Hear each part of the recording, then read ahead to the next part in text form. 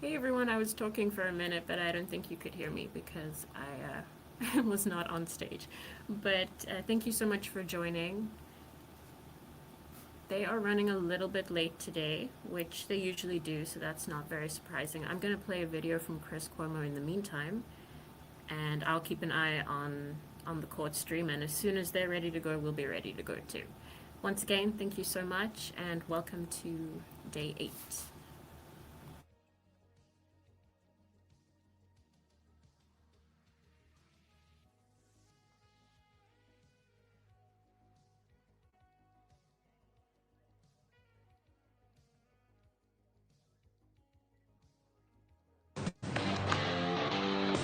Cuomo Crime Time. Did you subscribe to the podcast? We're getting a lot of great feedback. We take you inside these cases, not just the clickbait narrative, but what do the players say? What does the evidence actually show? For instance, Lindsay Clancy, okay, the postpartum suffering mother, admits to killing her 3 young kids. The defense believes this case, this trial, is not about what happened, but what motivated what happened.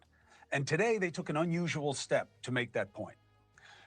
Lindsay Clancy waived her right to contest certain facts about the killings and the evidence thereof, likely the forensic exams and the details, DNA and other evidence that goes to establishing each cause of death. She won't challenge that evidence. She won't challenge how it was found or processed or the chain of custody and all that. Why? Because she doesn't want this to be about that. But it is very unusual. And we got to hear her speak for the first time to the judge. Watch for yourself. You understand that by signing the stipulation, you're agreeing that the Commonwealth does not have to prove these certain facts that are contained in the stipulation. Do you understand that? Yes, Your Honor. And do you understand by signing or going along with that stipulation, you are basically relieving the Commonwealth of its burden to prove those certain facts? Do you understand that? Yes, Your Honor. Is that what you want to do at this point? Yes. All right. Have you gone over this stipulation or the summary of the stipulations with Attorney Reddington? Yes, I have. All right. Need any more time to do that? No, thank you. Are you doing this willingly and voluntarily? Yes, I am. All right. Has anyone forced you or threatened you to enter into this stipulation? No, Your Honor. Why does the judge do what is called the colloquy? So that later on, if the defendant says, hey, I had ineffective counsel, he or she didn't do all these things they could have done, this is presented and said, this is why. Okay, so is this unusual? Yes. Is it the right move? Let's discuss with a much better mind. Criminal defense attorney, former prosecutor, Mark Eiglarsh. Mark, good to see you once again. What'd you make of it? I do it all the time. It's not that rare. In fact, anytime I can stipulate to something I know is going to come into evidence that can shorten the trial and give me the tiny little advantage of being able to say, ladies and gentlemen of the jury, we didn't challenge X, Y, and Z because that wasn't in controversy. We focused on what was in controversy, which in this case is her mental state. And so this doesn't change that analysis, although it may make the juror feel that there was some integrity to the cause here. But ultimately, this is consistent with your theory that the defense hasn't even put on its case yet, and it wants to get through the prosecution part as quickly as it can. That's correct. You're eliminating nerd evidence in part, to get the DNA folks to come in and the crime scene people to say why, the blood drops were there. That's already conceded to. The crime is something they agreed to.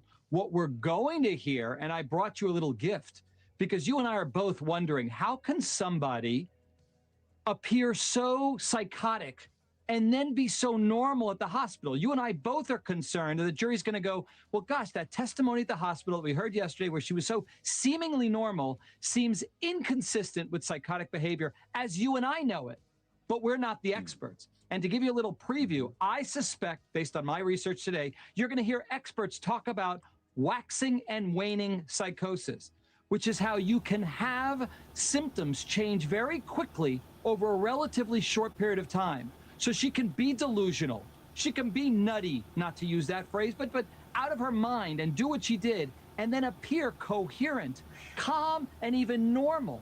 That's what the experts got to sell these jurors on, because it is her truth. I think that's a really important aspect, what he's saying there.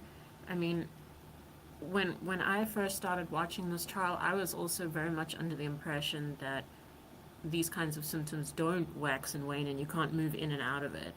But with the amount of experts that we've seen on these shows up until now, it seems like that's quite a misconception that I had and what I think a lot of people have. And the problem is that I think that's what the state is relying on pretty heavily when it comes to their argument, because one of the main things they like to talk about is how planned and calculated everything was. And now we're hearing that that's not something that seems to be surprising a lot of the experts. So that is pretty interesting, and I do think that if they can find the right expert to explain that, it's going to be an issue for the state for sure. They're also going to say, like Dusty was just saying, that's why she was lucid in the ER. I think they're going to argue she actually wasn't lucid. I think they're going to argue that she was absolutely in a state of shock, and that it's completely consistent with finding comfort in mundane details and seeming not to be able to focus on, the obvious crisis that you're in. You will have clinicians who say that is not. I wouldn't do that. Is not uncommon. I wouldn't do that. You don't want to debate what she did. I wouldn't do that. No, there's two. All right, I think that we're pretty close to going live with the proceedings, but they do tend to go straight into a sidebar, so I'm not going to switch to that feed yet. I am aware that they have turned on their cameras, but rest assured I'm keeping an eye on everything. I'm not going to let us miss anything, but let's carry on with this video so long. Many credible people who have no axe to grind, not part of the state, who came in there and said, no, she seemed to be absent of any psychotic symptoms. So you want to have an expert explain. But you said yesterday they only knew her for 20 minutes. You said yesterday they only knew her for 20 minutes. Who are they to be making that judgment? That's true. That's true. However, they also didn't know the history. They don't know how she was a great mom, and then what she did, of the months leading up to this. She didn't know very much. But the truth is, you can concede that the people who had contact with her and thought that she was seemingly normal, they don't know about this waxing and waning. They're not analyzing her to understand the full picture. This comes down to experts, Chris. And it's tough. Let me concede. This is a tough defense. It rarely works. But if it's ever going to work, it'll work in a situation where experts, not ones with red noses and flowers that shoot water from their lapel and oversized shoes. I'm talking about real, articulate, Harvard, credible witnesses who come in there and expertly explain what she was suffering from and why she did what she did. So, taking a look at the trial record of that nanny case in New York, because there's a similar statute, and even though she wasn't the mother of the two kids she killed, obviously that's why it's called the nanny case, there is a very similar dynamic. After she stabs those two kids, she then stabs herself in the neck repeatedly, okay? Doesn't die, obviously, which is why she was on trial. In that case, they argued the waxing and waning of psychosis as a function of psychotic break. When you can be in the depth of psychosis and then it can wane, and then you realize what you did in the state of that psychosis, and you do something to try to hurt yourself because you're so horrified, like she did with the knife, like she did jumping out the window and paralyzing herself. And the jury didn't buy it. And I got to tell you, I read it, learned about it, and I was pretty convinced. But I was alone in that. But maybe they put a little twist. Chris, maybe they say she was still psychotic, and the voice that told her to kill her kids also told her to kill herself. We don't know. And it did. And she did say that. She did say, and her husband Patrick said, that the voice was telling her, you have to kill the kids. It's the only way you can then kill yourself. And here's the other thing. We learned about benzos in her system. Anyone on that jury who knows about benzos, because my wife was like, oh, I know a lot of people who've gone through psychosis, withdrawing from benzos, benzodiazepine, drugs that were found in her system, but we don't know to what extent. So maybe she was weaning from that. We know that she had essentially a Long Island iced tea of psychotic cocktail in her system. We know that she had way too many drugs and probably the wrong kind. Yeah. That's what the experts are going to say. So those who are in judgment and or like you who are concerned, let's just wait. I know the odds are against her, but let's just wait. She didn't do this for no reason. There's a reason why she did this. I think the odds are against her because we don't have a justice system when it comes to mental illness. We have a legal system. I was laughing about the benzos because I thought you were going to say, your wife said, I know all about those. I need them to deal with you. But you didn't. So I jumped the wrong joke. I left that part out. No. Yeah, I did. Unfair and prejudicial. I moved to strike. Granted. Mark Aguilar, thank you very much. I appreciate That was kind of funny, to be honest. I also thought he was going to say that. All right, so that was a short video that we were just going to play before. I am going to go to the court feed. You know how it is with this this court. we cannot rush them. They do things on their own time.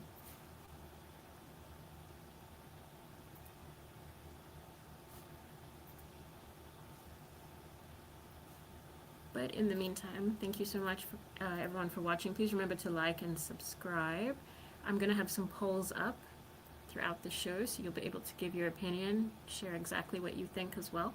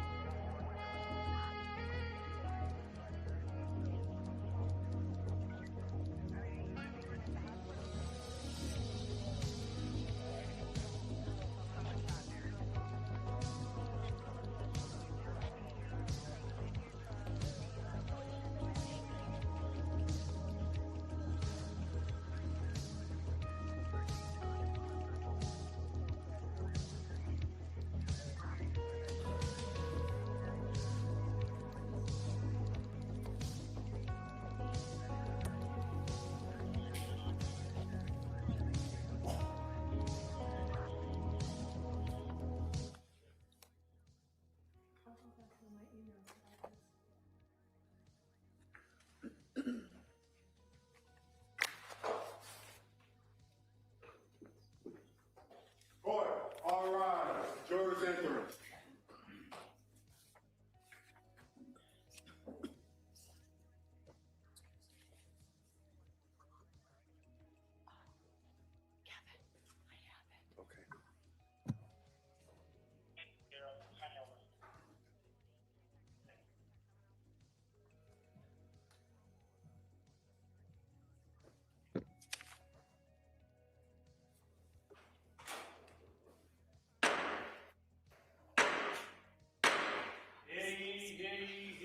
All persons having anything to do before the Honorable William Sullivan, Justice of the Superior Court now sitting in Plymouth, and before the Commonwealth.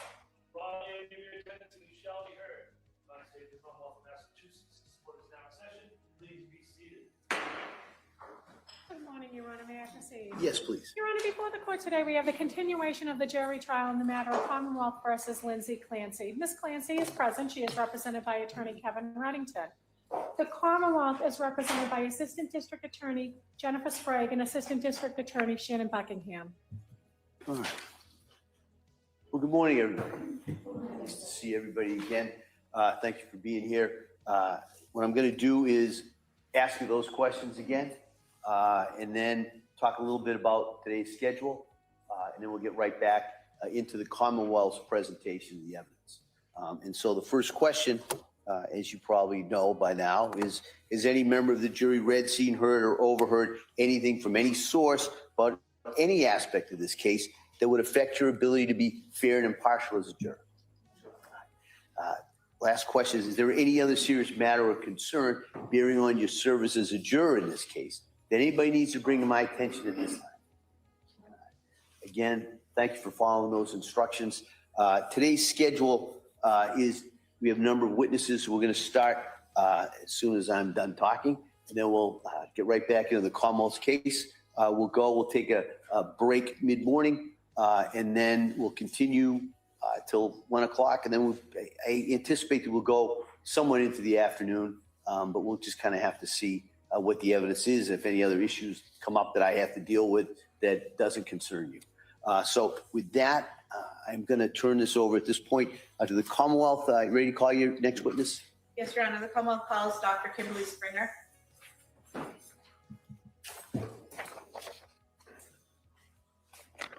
Just for the record, we do the same objection. Okay, thank you.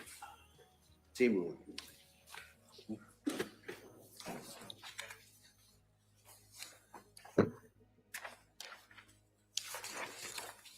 Come on, man. Stop right here, raise your right hand for a second. Good morning. You solemnly say that the testimony in the evidence you shall give to the court and the jury is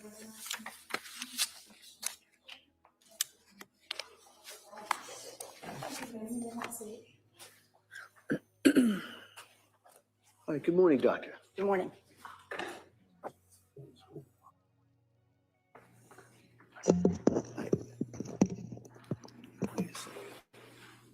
All right, Commonwealth, could I see Counsel just over here for a second? Just for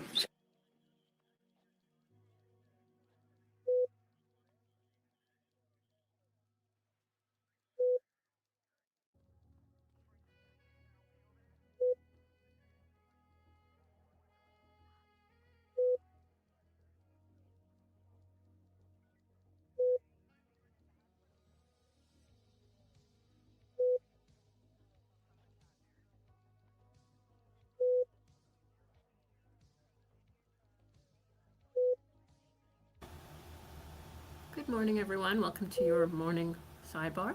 Thank you for joining. We appreciate your patience too.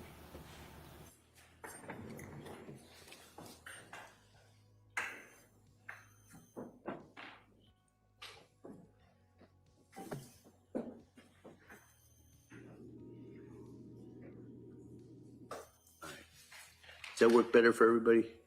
Okay, all right. All right, Commonwealth? Thank you, Your Honor. Good morning. Can you please state and spell your name for the record? Yes, it's Kimberly Springer, Kimberley Springer. Where do you work? At the Office of the Chief Medical Examiner in Boston, Massachusetts. And are you a medical examiner? I am. How long have you done that? 20 years. Can you describe for us your educational background? Yes, 4 years of college at Wellesley College in Wellesley, Massachusetts. 4 years of medical school at the Chicago Medical School in North Chicago, Illinois.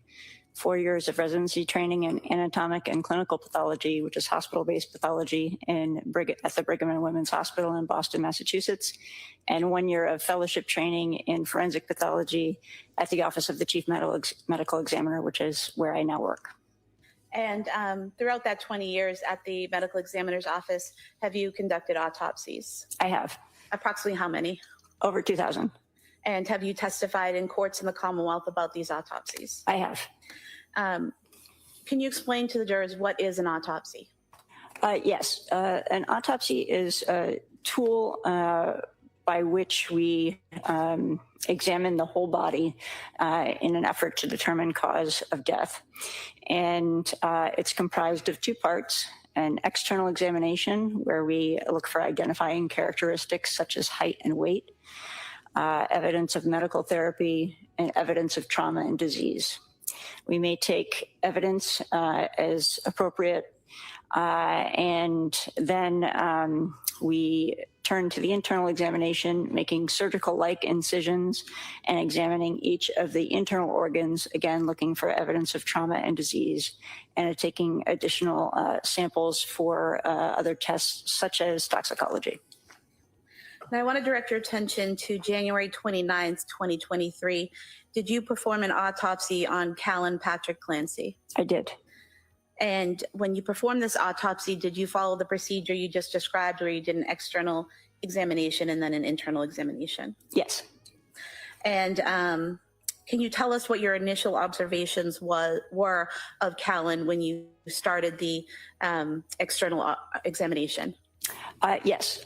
So Callan had some therapeutic procedures in place, or therapeutic equipment in place, including a thermometer in the left nostril, a nasogastric tube in the right, an endotracheal tube down the throat, a Foley catheter draining urine, intravascular catheters in the right hand and right wrist, and an intravascular catheter in the left foot. There was some adhesive residue, possibly from other therapeutic procedures as well, on his chest. And there are additional needle marks that I saw on his body. In general, should I keep going? Or? Well, what were your general observations? In general, he was, we measured him at 26 inches long and 24 pounds. He had general edema, and those are the general. So when you were talking about therapeutic things, are those things that were done by a medical provider at a hospital or some such setting? Correct. Okay. And what do you mean when you say he had general edema? It means that he had his whole body had more fluid than one would expect in a person or an 8-month-old who had not been in the hospital. It's very common for someone coming from the hospital to have had been given fluids such that they have excess fluid and swelling. Did you make observations of any injuries or trauma to Callan? Yes. If we could have photo 9960.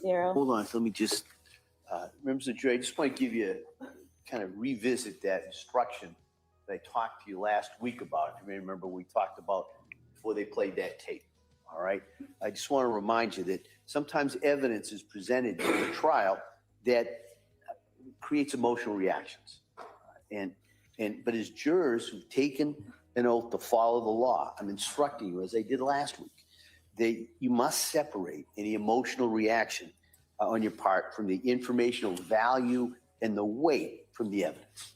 You must not be influenced in any way by the unpleasant nature of the photographs and testimony that you're going to hear this morning or throughout the whole trial as well. So you must find the facts in this case based only on the evidence. But you can't find those facts or base those facts on sympathy, anger, passion, prejudice, or pity against either side. So I appreciate that. I just kind of wanted to remind you of that. And with that, come on. Thank you, Your Honor. So photo 9960.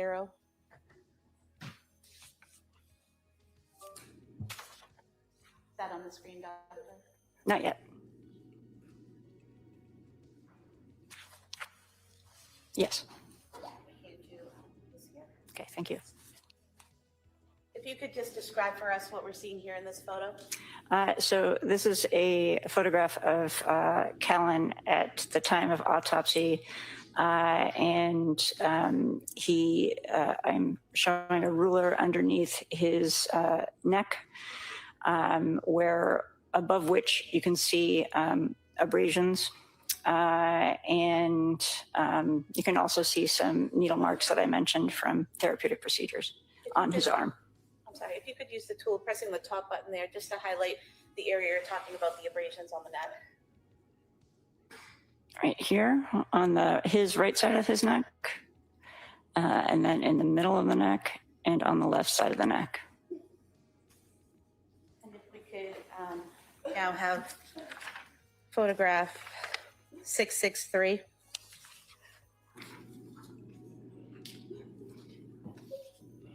If you could tell us what we're seeing here in this photograph, Doctor. This is another photograph showing a bit more closely, again, the abrasions of the neck. There's one on the front of the neck, the shorter one that's about half an inch long by 1/16 inch. For those more familiar with the metric system, a centimeter is 2.5 centimeters is about an inch. A 1/16 of an inch is about 1.5 millimeters. So this is half an inch by 1/16 inch. And then on the right here, this is about 1.5 inches by a 1/16 inch. And then showing 9952. May I go back to that for 1 second? Go back. For one. Could we go back to that photo, please? 9960. I'm sorry, 663. I just want to point out between the ruler and the abrasions, you can see a paler line. That's a normal infant neck fold. That's not a injury. Thank you. And 9952, please. If you could just point out for us here the injuries of significance to you. Here, sorry, I think I did that. We could go back to the prior photo, please. I got it. It's the top end. Yep. Okay, so these again are the abrasions on the left side of his neck, and there's the one on the front of his neck. In addition, on the left side of his forehead is a 3/16 inch by 1/16 inch abrasion, and I think you can also begin to see petechial hemorrhages, which are dot-like hemorrhages underneath the skin on the face. And what are petechial hemorrhages? Petechial hemorrhages occur when there is rupture of the small blood vessels underneath the skin surface, and they are from an overpressure of the small blood vessels such as capillaries or venules, and blood escapes out and makes a dot-like hemorrhage. We could have photo 9954. If you could explain for us what we're seeing in this photograph, please. In this photograph is Callan's right side, also showing the back of his neck. So that abrasion that could be seen in the first photo showing the front of his neck, that abrasion continues along about 3 inches in all toward the right posterior back of the neck. And if we could have photo 9955, please. Is this a close-up photograph of what you just described? Yes, I can show that right here. Thank you. Could we have photo 636, please? And if you could describe for us what you see here in this photo, Doctor. First the abrasion is in poor focus, but it's in the picture on the left side of the photograph, and then the most in the photograph, one can see those petechial hemorrhages better along the cheek, on the eyelid, all of those. We could have photo 654, please. Can you describe what we're seeing in this photograph, Doctor? Yes, this is an abrasion near the hairline on the right side of the forehead. And that is up here. That is about 3/8 by 1/8 inch. And then photo 656, please. Can you describe what we're seeing in this photo here, Doctor? This is looking at the top of Callan's head, and on the top right part of his head toward the front, near the forehead, is a 1/8 by 1/16 inch abrasion. And then photo 657, please. You can describe what we're seeing here, Doctor? This is the abrasion on the left side of his forehead with a ruler this time. In addition, the petechiae are also in pretty good focus on this. And then photograph 9916. If you can describe for us what we're seeing in this photograph, please. So these are some of the, I forgot to mention at the very beginning, there's a intravascular catheter in the right groin. This is Callan before we took off his medical therapy, and it shows some of the needle marks that he had. So on his, this is his right lower extremity. This is a look of an intraosseous catheter attempt with a central puncture mark and a round abrasion around it. And then here's the right groin line and the left foot line. And if we could have photograph 9917. Okay. Are we seeing the same thing here on the left leg, those same IO attempt marks? Exactly, yes. Thank you.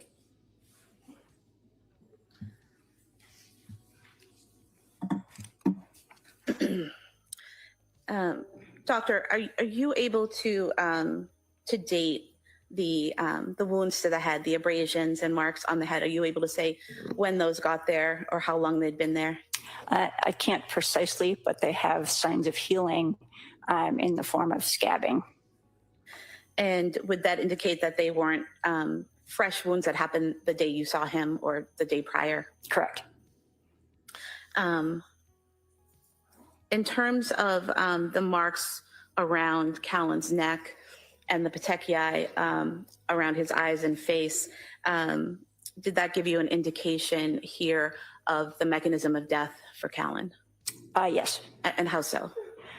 It is consistent with a ligature strangulation, given that the abrasions are linear around his neck and there are petechial hemorrhages above those lines of abrasion. And how is it that when someone is strangled with the ligature, that causes petechiae in the face and eyes? So what happens is that the blood vessels that supply blood to the neck are compressed. And so there are jugular veins, which are a lower pressure system, and carotid arteries, which are a somewhat higher pressure system. And so as the vessels are compressed, if there is a backup of blood in the head, there can be an increased pressure in those small blood vessels that I mentioned, and they can rupture, causing the petechiae. But basically, is it similar to a balloon filling up, but it's not air, it's blood and pressure in the face? Yes. And so when that pressure gets too great, is it that the capillaries are basically bursting and causing those little red marks? Yes. Most texts say capillaries, some say venules, the small blood vessels. And how is it that this process, the strangulation by ligature, causes death physically? How does it physically happen? So the blockage of blood, either both to and from the head or just from the head, will cause a lack of oxygen to arrive at the brain. And there can be an element of airway compression as well, such that the lungs can't oxygenate properly. So that lack of oxygen is what causes the brain to die and the organs to fail. And based on your examination of Callan, did you come to a determination based on your training and experience to a reasonable degree of medical certainty as to the cause of his death? Yes. And what was that? Complications of mechanical asphyxia. And why is it complications of mechanical asphyxia instead of just the asphyxia itself? Because he was resuscitated, and so his heart began to beat again. So from the 24th to the 27th, there was a continuation of support of his organs to in the hospital. And so if he had a stopped heart at the scene, and in that case I would have just said mechanical asphyxia, but since there was a 3-day hospital stay, I said complications of mechanical asphyxia. So the word complications doesn't mean that something happened at the hospital to cause his death. It's just that the strangulation caused his death, but he didn't die for a few days. Correct.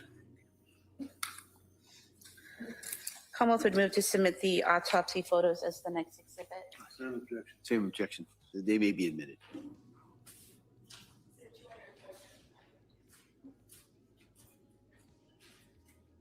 Commonwealth would move to submit the death certificate of Callan Patrick Clancy as the next exhibit. That may be admitted. I have nothing further. Counsel? All right. Thank you. You may step down, doctor. Thank you. All right, counsel, can I see just briefly?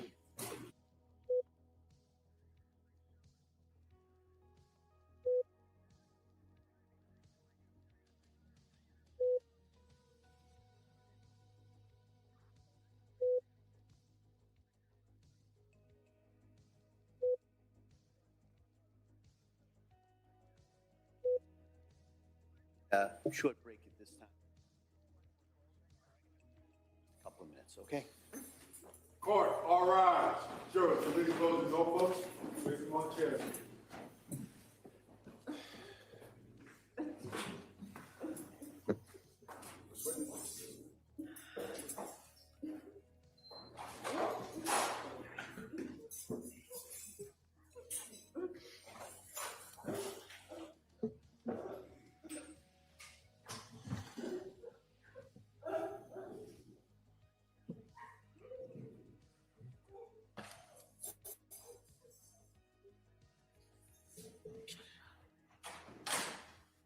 All right, this court will be in recess.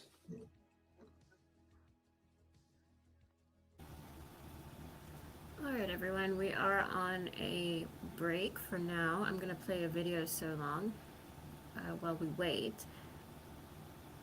Ms. Lindsay Clancy is obviously very, very upset, so I think that part of the break is to just give her a moment before they move on to the next witness. They did say that it wasn't going to be long, but I'm not sure. I guess that will depend on what she needs.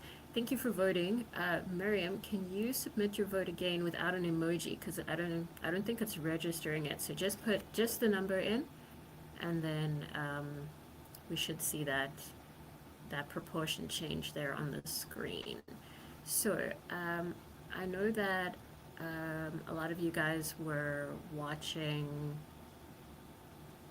yesterday and the day before when CJ was playing that interview with I think it was Joshua Ritter and that psychiatrist. He calls himself Dr. Yosef. I'm going to play a video of his as well while we wait. I think that will be... Oh, sorry. I think that will be an interesting one to go through while we wait. Thank you, Miriam. Sorry about that. I also do that where I write my number and then I explain why, and StreamYard's like, no, we don't want to know why. We want to know why. You can tell us, but not StreamYard. So let's switch to this video. I'm really looking forward to hearing what this guy has to say. And while we're watching, please do remember to vote and remember to like, subscribe, share, everything. Thanks, guys.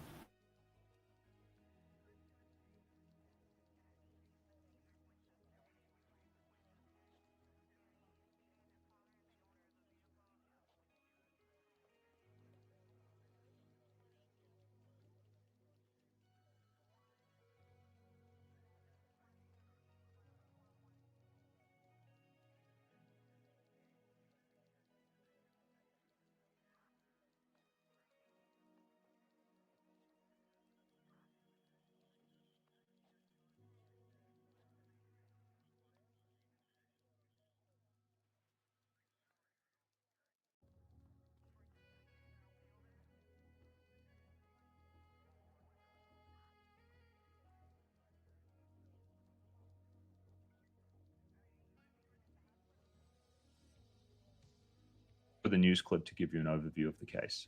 Lindsay Clancy sat without emotion in her wheelchair during this. To take her own life by throwing herself out the second-story window of her home. She ended up permanently paralyzed. Now, Lindsay was charged with 3 counts of first-degree murder, and her jury trial begins in 4 days on July 20th. However, what makes this case very interesting is that Lindsay is blaming medical malpractice for the death of her children and her paralysis. She is alleging that the psychiatrists who were looking after her treated her with a dangerous cocktail of medications that led to psychosis and the events that unfolded. And so today I'm going to be breaking down this case as a board-certified psychiatrist, an expert in psychiatric drug side effects, and also as someone who sees multiple people with serious adverse reactions to psychiatric medications in my private practice on a daily basis. So let's jump into it. We're going to start with a news clip to give you an overview of the case. Lindsay Clancy sat without emotion in her wheelchair during this pretrial hearing. She's charged with first-degree murder for the strangulation deaths of her 3 young children in their Duxbury home in January 2023. Clancy's lawyer is mounting what in essence is an insanity defense. And an involuntary intoxication defense. It's expected he'll try to convince a jury that Clancy was not criminally responsible, that she was over-medicated in treatment for postpartum psychosis. From a human nature standpoint, I wouldn't want anyone to have to be in there to look at gruesome photographs of little babies slaughtered and cut up and butchered and autopsy photos. No, but that's what they want to do. So that's part of a trial. We'll make a decision if she's going to have to sit there through it. This trial is expected to last 4 to 6 weeks. Jury selection is slated to begin on July 20th. Okay, so let's jump into some of the details of what actually happened in this case. And what I'd like to share with you off the bat is when you're assessing for involuntary intoxications, essentially a defense that the drug made you do it, you are always going to be looking for alternative explanations for the behavior. Now, in something like murder, what are the alternative explanations? Well, the person had a past history of aggressive behavior. Maybe they were abusive. Maybe they had problems with alcohol. Maybe they had severe unstable mental illness. All of those things could play into it. Now, what's interesting about Lindsay Clancy is she had none of these things. She had no prior history of severe mental illness. She had a few episodes of mood instability following the birth of her first 2 children. However, aside from that, she was a doting and loving mother of 3. She was a wife. She was a nurse, and she never had any of these problems. She didn't even take psychiatric medications previously. So essentially, the prosecution, who was going to try and pin murder on her, is trying to say that she was secretly a psychopath or something like that she was harboring these feelings and they were premeditated, and it just came out of the blue and no one expected that. I think that's actually a pretty weak case. And what I want to do with you now is actually go through the argument her lawyers are putting forward for her malpractice case. So let's jump into it. Okay, so this was filed at the start of this year. Okay, so we're going to bring here. So after the birth of her 3rd child, she went into an episode of postpartum anxiety and depression. Recognizing that something was wrong, she went and reached out to her doctor, Dr. Jennifer Tufts online, who put her on Zoloft. And then Lindsay experienced a severe adverse reaction to this. She did not sleep for 48 hours, had racing thoughts, worsening anxiety, and felt awful. This was a dramatic departure from previous sleep patterns and an obvious warning sign of medication-induced activation consistent with bipolar disorder.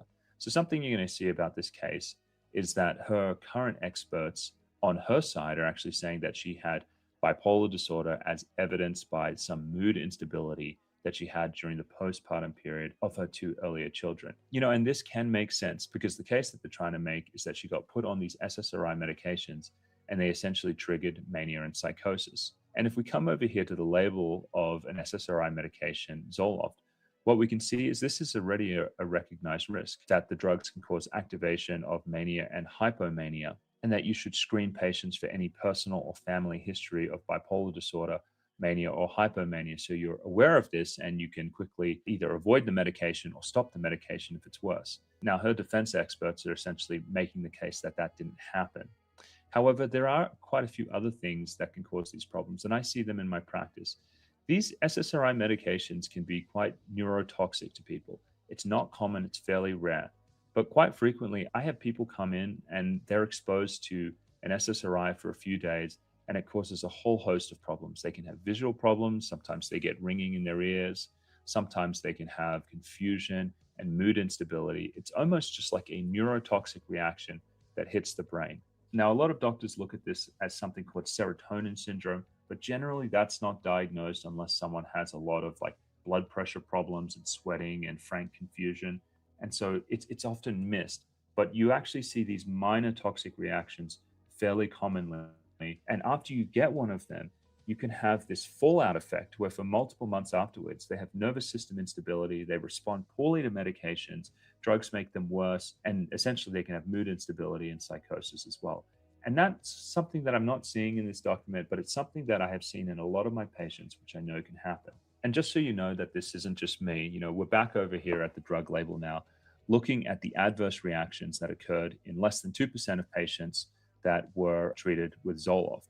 And if you come down here to nervous system and psychiatric disorders, they observed ataxia, so that's unsteadiness walking, coma, convulsions, decreased alertness, lethargy, syncope. For psychiatric disorders, there was aggression, bruxism, which is teeth grinding, confusional state, euphoric mood, and hallucinations. And so these are all things that the manufacturer found during the clinical trials. And so the drug companies are also seeing the same thing. Now, jumping back over here, another thing that I want to show you is that when her dose went from 25 to 50, that made things worse. Now, in drug safety, we call that a dose response reaction. And so if you're feeling bad on a drug and you go up on the dose and it makes you worse, that's a pretty good sign that the drug is responsible for making you worse. And so I just want you to remember that, because what happens after this is very interesting. She goes back to the doctor, and the doctor essentially discontinues the Zoloft and prescribes a cocktail of medications for sleep. However, even after stopping the Zoloft and starting these other medications, she still has profound insomnia and distressing cardiac palpitations. Again, for me, this seems to be a sign that she had a toxic reaction initially to the Zoloft, and now it's causing some global problems. That's why you're having heart palpitations, insomnia. I know it's not in here, but she may have had some visual problems, some ringing in her ears, different things like that, all signs of a neurotoxicity. She ends up going back to the hospital, and the doctor prescribes her trazodone for sleep, but that's not helpful. Again, once someone's had a neurotoxic reaction, they typically do not respond well to additional medications. Out of desperation, her mom, who is a nurse at a different local hospital, the South Shore Hospital, she contacts their perinatal behavioral health program, asking for additional help. And that's where she meets nurse practitioner Paul, who prescribes Prozac. Now, here is why this doesn't make any sense. If you had done a proper history, you would say, okay, well, there's this dose response reaction to the Zoloft that made her worse. I'm probably going to avoid drugs from a similar class. Remember, Zoloft and Prozac, they're in the same class of medications, SSRI medications. And so if someone's having a neurotoxic reaction to an SSRI, you're not going to expose them to another one, because that can further irritate the nervous system and make her worse. And so here's what they find happens afterwards. After merely 4 days on Prozac, Lindsay reports that the medications intensify her insomnia. She immediately informs her providers, and the Prozac is discontinued. This was the second antidepressant that caused activation and worsening insomnia, a critical red flag for bipolar disorder the providers failed to recognize. Yes, bipolar disorder, but also drug toxicity. Afterwards, Nurse Paul goes on to prescribe, again, a cocktail of sleeping medications. So Ambien, potent sleeping medication, Remeron, potent sleeping medication, Klonopin, potent sleeping medication, and anti-anxiety med. Now, in most cases, you would expect this to work. You would expect it to put someone down. But as I've mentioned before, if you've had a neurotoxic reaction and you've destabilized your nervous system, people don't respond to drugs in typical ways. And so let's see what happens. Well, after taking these drugs, Lindsay experienced dissociation, perceiving the world around her as unreal, distorted, and distant. She's unable to determine what was real. She became disoriented, forgetful, confused, and disconnected from her own body. She was unable to drive and unable to be left alone. This is not a typical reaction to these drugs at all. This is a sign that someone is responding extremely poorly to medications. And that should be a clue to anyone looking after her that, hey, more drugs is likely not the answer to this person. This nervous system is not responding well to these medications. So after getting put on these medications, she ends up following. Thank you for voting. I just wanted to jump in and say, because with the point that he just made, I also think that's kind of important to emphasize, just to keep things very balanced. He's saying, that reaction that they're describing there is not a typical reaction. So, I don't want anyone to take his video as a call to have an opinion about any of these medications and stuff just based on the medication. He's he's asserting that there's unique responses and that he has witnessed in his professional capacity a lot of people having this, what he calls not typical, but not good. So it's very complicated, and we can tell that he's definitely of the opinion that medication played a role in this case, but I don't want people to think that everybody's responding the same way in terms of all of these drugs. And also, just thank you to everyone for voting so far. We love when the opinions are balanced, and we see a little bit of everyone who has different thoughts on the matter are watching together here in our community. Please remember to like, share, and subscribe, and we will carry on here with Dr. Yosef.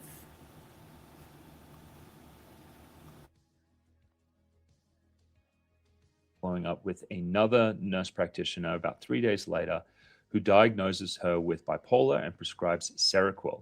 Now, most people would expect, hey, you've got the diagnosis right, bipolar disorder, and Seroquel is FDA approved for bipolar disorder, along with a lot of other antipsychotics. Okay, we've got the right drug now. Shouldn't this work? However, look at what happens. After starting Seroquel, Lindsay's condition took a dramatic turn for the worse. She developed suicidal ideation and began experiencing what she describes as intrusive thoughts, which were auditory hallucinations. The voices said, "I will not be the same. I want to die." She communicated her escalating internal turmoil to her husband, parents, and providers. She described her emotional state as emotionless and like a zombie, attributing this profound blunting to Seroquel. On top of this, she ends up losing 15 pounds, has no appetite, and is experiencing panic attacks and confusion, and has a lack of attention over several days. She becomes so frightened by the hallucinations that she calls the suicide hotline seeking help, but they don't hospitalize her because she doesn't have a plan on how she's going to kill herself. She does it again with Aspire Crisis Support. Again, they don't hospitalize her because she doesn't have a suicidal plan. Her husband then follows up with her and her nurse practitioner. Her husband is Patrick, and here's what he says to her. Lindsay is 10,000 times worse. Oh, okay, so that's crazy. I didn't realize that you could call those hotlines and they would not hospitalize you because you don't have a plan. I mean, you're still calling because you have the ideation, right? It's not like, is there a checklist where they're like, well, do you have a plan? No? Okay, then this is not serious. That doesn't seem right to me. I didn't know that, but, I mean, surely it's bad enough that they're thinking about it enough to phone. You can't be like, well, you don't have a plan, so you're not that serious. That's a little bit shocking to me. Since she's taken this medication, and asked if they could get Lindsay off the medication and start from scratch to see what's going on. He asked if there could be some mistake, like using the wrong medications, and Nurse Joletta acknowledges it's possible, but despite this, she continues to increase the Seroquel dosage towards 400 milligrams a day. Now, this is just absolutely heartbreaking what is going on here, because the intuition of the husband and the intuition of the patient is correct, that these drugs are actually hurting her. She has this initial bad reaction to the Zoloft. She's destabilized. And it's almost like every time she gets exposed to another one of these drugs, because she's had this toxic reaction, they're making it worse and worse and worse. I see this a lot in patients with protracted withdrawal injuries and bind. These are different adverse psychiatric drug reactions which cause essentially nervous system damage. And after they happen, every time you take another medication, it causes a quote unquote kindling reaction, which is essentially further damage to the nervous system. Because once you destabilize the nervous system, additional drugs often make it worse. And so this nurse doesn't pick up on that. They have this kind of this sense that, hey, better be safe than sorry. Let's just use more medications. And they end up increasing the amount of the drug. Patrick then calls the nurse's office to report that Lindsay had a devastating week. It was the worst day for Lindsay. She had horrible thoughts all day, auditory hallucinations every day, felt debilitated, not interested in anything, can't get out of bed. The hallucinations are now loud and continued all day, saying, I will never be the same. I'll never be me again. You are damaged. You'll never be the same. The only option is to die. So this is someone who is having a severe toxic reaction to medications at this point, and she's essentially being tortured. She goes on to tell her husband, I have thoughts of harming the kids. She also told her mother about these thoughts because she was in a psychotic state. She began to have paranoid delusions that people could hear her thoughts, and then she would be locked up in a hospital and have her children taken away. Now, this can be like a real stretch for some people, that it's like, okay, yes, you can be confused, you can have these adverse reactions, but at what point like does it start to become like homicidal? And I've followed a lot of these cases. The one that comes to mind was, I think it was a California woman who was smoking cannabis. And sometimes this can cause these delirious type reactions. But I've also seen this in my own practice. You actually feel like you descend into hell. When you're in a state where your brain is dysfunctional and you have severe anxiety, you're constantly in a negative mood state, you haven't been able to sleep, you sometimes feel possessed, almost like possessed by a demon. And you hear these voices, and you start to hear voices that are saying, you know, the only way that you're going to get out of this is if you kill yourself or if you kill other people. And you can be completely consumed and taken over by these delusional, delirious, fever dream type thoughts. And so that's what happens. Shortly after this, Lindsay ends up being hospitalized at McLean Hospital. Now, this is Harvard's hospital. This is the best psychiatric hospital in the United States, supposedly. And the doctors there advised Lindsay to stop the Seroquel and the benzodiazepines, and they prescribed trazodone for sleep. And a few days later, Lindsay asks if she can go home because it's her daughter's birthday, and they allow her to go home. And potentially she may have gotten better at this point if she wasn't started on additional medications. However, she ends up seeing Dr. Goodhart from McLean, who speaks to her for only 10 minutes and offers her more antidepressants. They suggest amitriptyline to her other doctor, Dr. Tufts, who ultimately prescribes the amitriptyline to her. Now, again, this is crazy. You know, this person has had 2 bad reactions to antidepressants that are clear, you know, the Zoloft, and then also the Prozac, and then she was also on the Seroquel. And now they put her on another antidepressant, amitriptyline.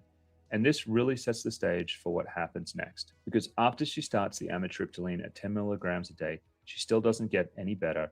And then Dr. Tufts, her psychiatrist, increases the amitriptyline to 20 milligrams per day, and that makes her worse. And this is the day before she ends up killing her children. And so this is kind of graphic now, but I want to read through this. And, you know, I advise you turn it off if you don't want to hear this, but this is what happens on July 24th. Lindsay wakes up severely depressed with suicidal thoughts. She gives her children breakfast. She takes her daughter to the pediatrician because she complained of a stomach ache. She goes home. She goes to the backyard with the children. They build a snowman, and they send a picture to Patrick and her mother. She begins to experience suicidal hallucinations all day nonstop. Later in the afternoon, the voices begin saying, "You should harm the children." Lindsay thinks about dinner and realizes that she hasn't prepared anything, and so she asks her husband about takeout. Now, this is like what the prosecution says. This was a premeditated thing because she told her husband to get out of the house and get takeout.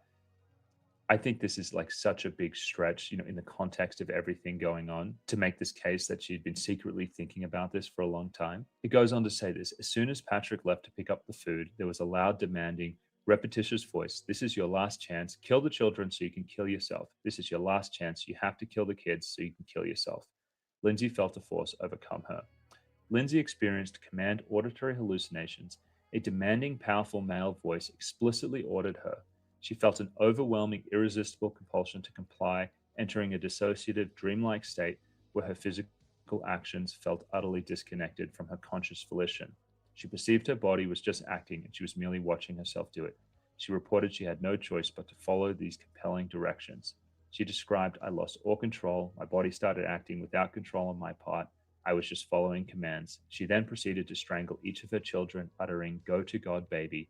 Following these acts, she undertook a severe suicide attempt, ingesting a substantial quantity of various medications, self-inflicting lacerations to her wrist and neck, and jumping from a second-floor window approximately 20 feet to the ground below. For our non-US listeners, that's about 6 meters. That is a massive drop.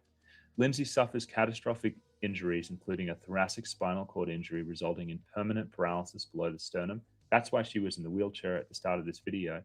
And she suffers multiple closed fractures of her cervical and thoracic vertebrae. Lindsay consistently maintains her actions were compelled by a hallucinatory voice, not a conscious decision, and expresses profound and enduring love for her children. I don't know anyone that could hear this case and not just feel utterly enraged by what happened to her. I mean, the senseless loss of life of these 3 children for no reason, when it was so clear that she was responding poorly to these medications. I don't know when the psychiatric establishment will wake up and realize that you can't just keep on throwing drugs at problems. Sometimes the drugs make people worse. Sometimes you have to take them off them. You have to monitor them. You have to keep them safe. You have to admit that, hey, these drugs can make people toxic, and now we just have to wait for you to recover. But they never do any of that. There's this sense that more is always better. And to me, we're going to see what happens in about a week's time when this case unfolds. It'll probably be wrapped up within 2 months. But to me, right now, the most telling thing is that her husband, Patrick, is standing by her during this. Could you imagine being the husband? You've definitely had those thoughts, was this premeditated? But for him, the person who lived with her every single day and watched her go through this, if he is looking at her and saying, this was due to the drugs, this was not my wife, to me, that speaks volumes. I'm going to be watching this case with a lot of interest because psychiatric drugs are certainly going to be on trial. And I think the cautionary tale in this is that, hey, more drugs is not always better. And so if you feel that you're getting worse on these medications, listen to your intuition, talk to your doctor, start thinking about coming off. And if you're really struggling about coming off, that's actually something we do. And so you can check the link below this video. And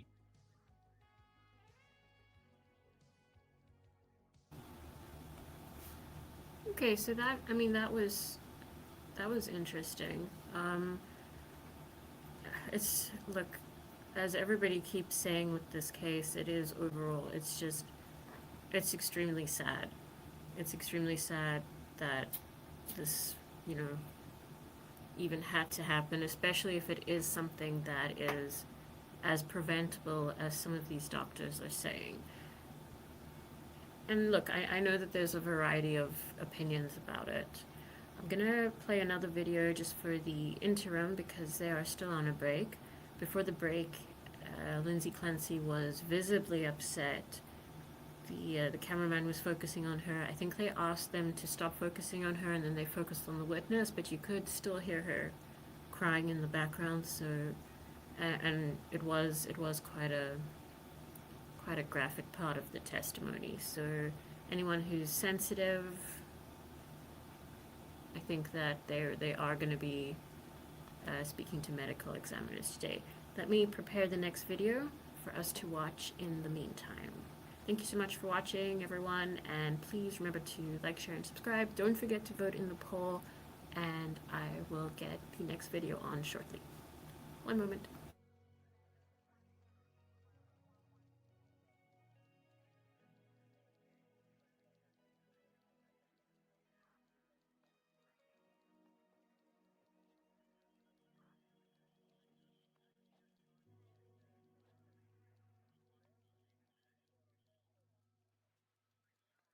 We return back to the matter of Commonwealth versus Lindsay Clancy. All parties are present, including the defendant, excluding the jury. All right. Counsel, we ready for the jury? Yes, Your Honor. All right. Officer Bilal, bring in the jury.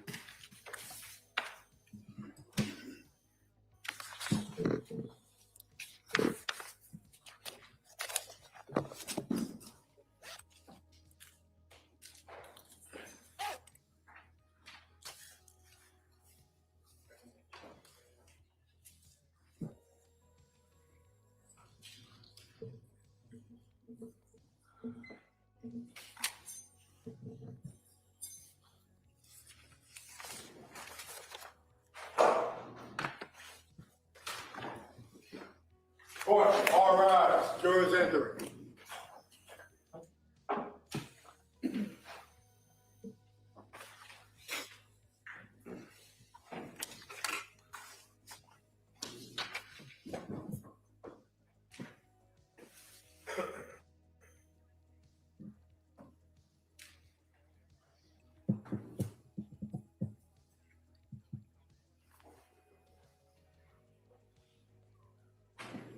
This court's now in session. Please be seated.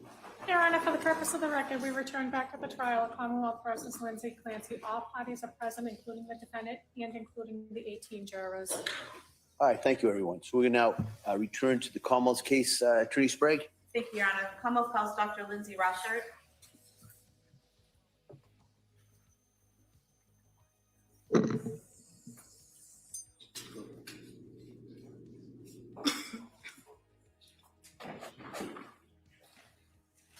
Good morning. You stop right there. Raise your right hand to the question. Good morning. Do you solemnly swear that the testimony you give is true?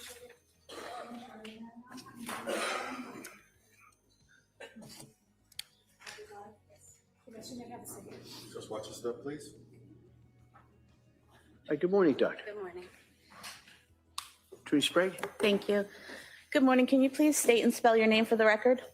Lindsay Rosshirt, LINDSAY ROSSHIRT. And what do you do for a living? I'm a pediatrician. Where do you work? I work at Quincy Pediatrics. Back in 2023, where did you work? South Shore Medical Center. And how long had you worked there at that point? In 2023, I think I had been there for about 7 years. And could you just briefly describe for us your educational and training background that enables you to be a pediatrician? Yes, I completed medical school at UConn and then did my pediatrics residency at Mass General. And when you were working at the South Shore practice in 2023, were you assigned as a pediatrician for the Clancy family? Yes. And how long had you been their pediatrician? I'm sorry, how long had can you repeat that question? How long had you been the family pediatrician for the Clancys? I believe I started seeing them around 2019.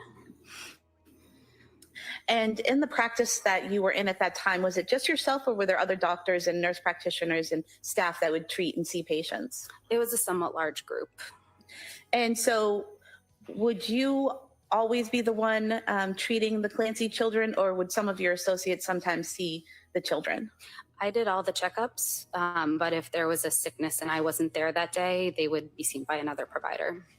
And by checkup, are you referring to a physical or well visit? Yes. And then if, for example, one of the children were ill and the family called to make an appointment, they would see who's available? Yes, they would always check my schedule first, but often have to see someone else. And would you have access to their records as their lead pediatrician to review if they came in for a sick visit or something like that to keep yourself updated? Yeah, often at the time of the checkup is when we will go back and see what visits they've had since the last time we saw them. This time I'd move to submit the pediatric records from South Shore Medical Center for Cora, Dawson, and Clancy. Any objections? That may be admitted.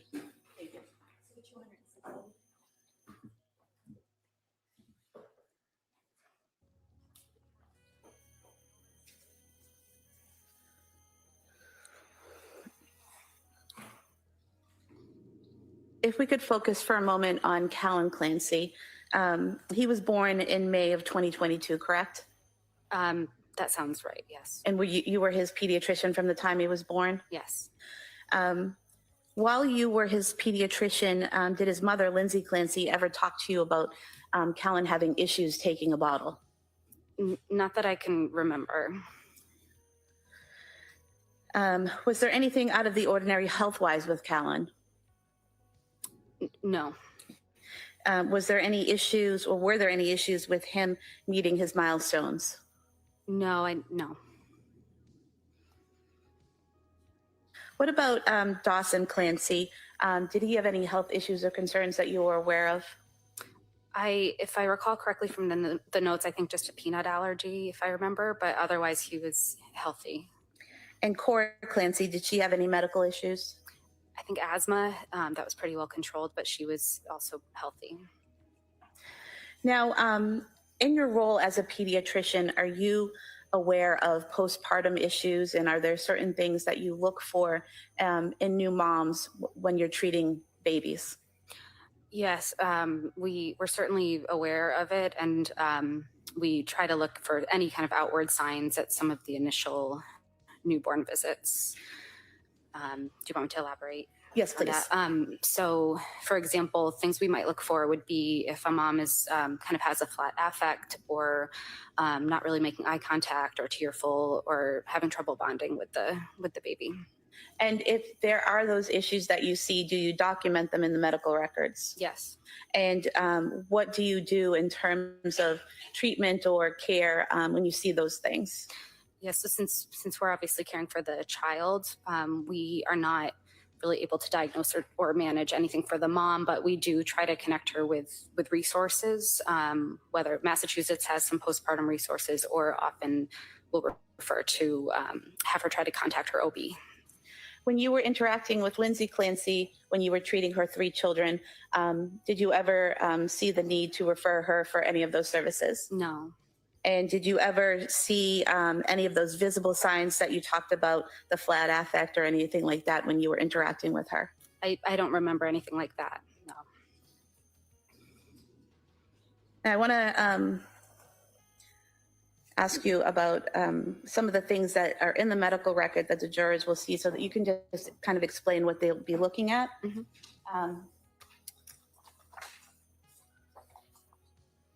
Showing you a record here from January 18th, 2023.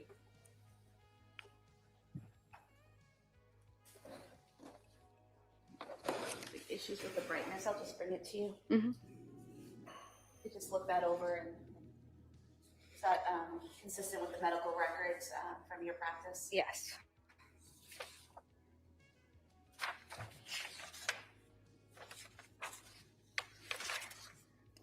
And so, for example, with this visit, Callan Clancy, 7-month-old male, here with mom for bilateral ear pulling and fussiness. So is that typical in the medical records where you'll document the patient being seen, the age, who they're there with, and what the issue is? Yes. Okay. And how do you get a history? Say when a kid comes in and they're sick, how do you get the history of their symptoms and what's going on with them? So we usually do a brief review in the chart just to know what their anything on their so-called problem list for medical conditions, and then in the room we ask the parent the story. In pediatrics, usually we have to rely on a guardian, especially when it's like a 7-month-old who can't speak for themselves. So it would be whichever parent or person is there giving you their concerns and the symptoms and communicating with what's going on. Yes. And if there were any issues with communicating with the parent present, would that be documented in the medical records? Yes.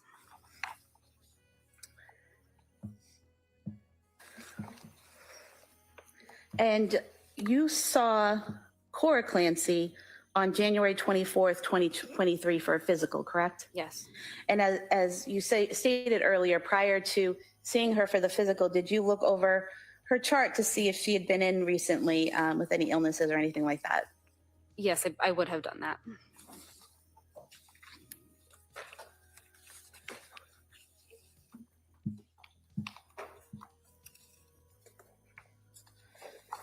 And so would you have seen this note when her mother brought her in on December 27th, 2022 with some vomiting and sore throat?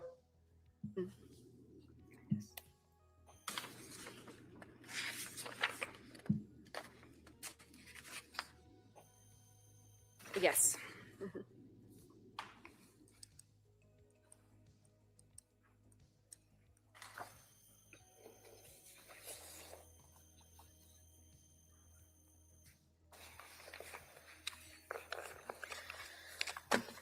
And again, if there had been concerns at that appointment, they would have been noted in the record? Yes. And then as the pediatrician, if you'd seen some concerns, would you have addressed them with the parent? Yes. And that didn't happen on January 24th, correct? Correct. And speaking specifically to January 24th, 2023, that was Cora's 5-year physical, is that right? Yes. And sometimes in the record, it's called a well visit? Yes. And what were your observations of Cora that day? As far as I can recall, it was a very normal visit. Cora seemed to be behaving normally. I mean, no kid's happy to be there for a checkup, but I didn't notice anything out of the norm. She seemed perfectly well behaved, and mom seemed appropriate as well. Mom seemed appropriate? Yes. Did you notice anything out of the ordinary about Lindsay Clancy's demeanor or behavior or interaction with you? No. Was she able to give you a history of how Cora was doing and what milestones she was meeting? Yes. Was she able to answer your questions? Yes. Did you have any trouble understanding her at any point? No. Did she seem to have any trouble understanding you? No. Did she have, visible tears or a flat affect or anything like that? No. Did you have a discussion with Lindsay Clancy about Cora having some stomach aches? Yes. And what was your evaluation of that and your recommendation? So we talked about the belly pain she was having. It from what I could tell, I thought constipation might be possible because it's something we see a lot in kids. So I had suggested we try Miralax, which is a common stool softener we use, and wanted her to see me within 2 weeks if Cora wasn't feeling better. Okay. And when you recommended the Miralax, was Lindsay Clancy receptive to that? Yes, I believe so.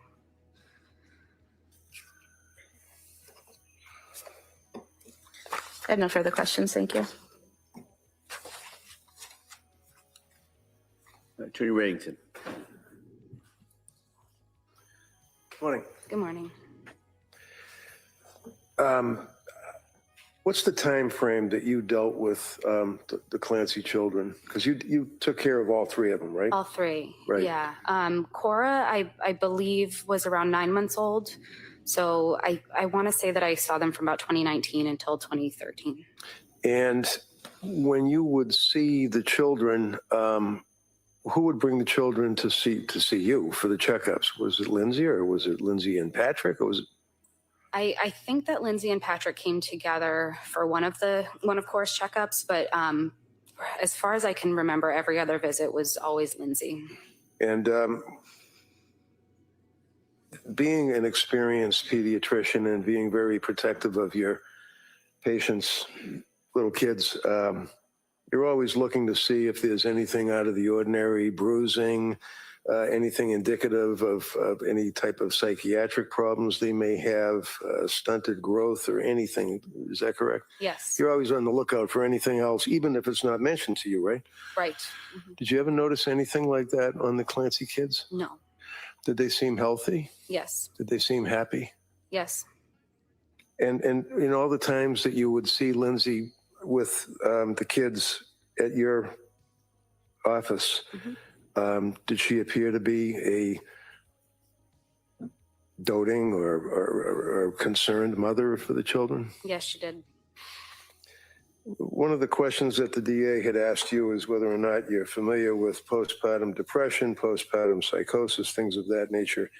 Would you agree with me, in your experience, extensive as it is, that a person can be suffering from postpartum depression and or postpartum psychosis and still talk?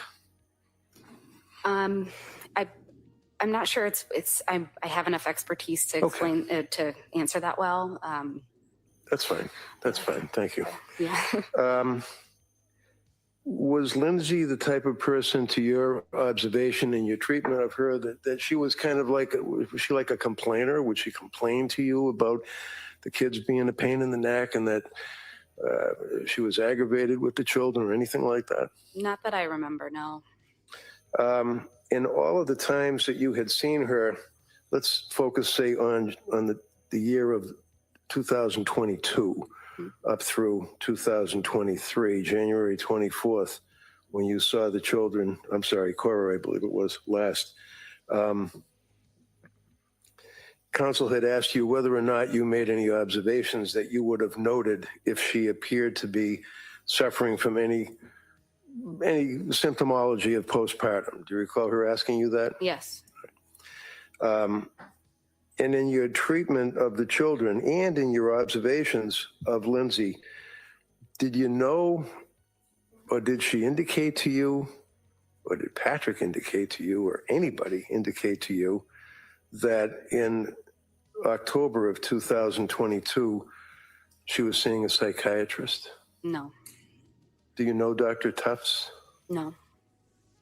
Did you know that after seeing Dr. Tufts that she was placed on a selective serotonin reuptake inhibitor, SSRI, Zoloft? No, I didn't know that.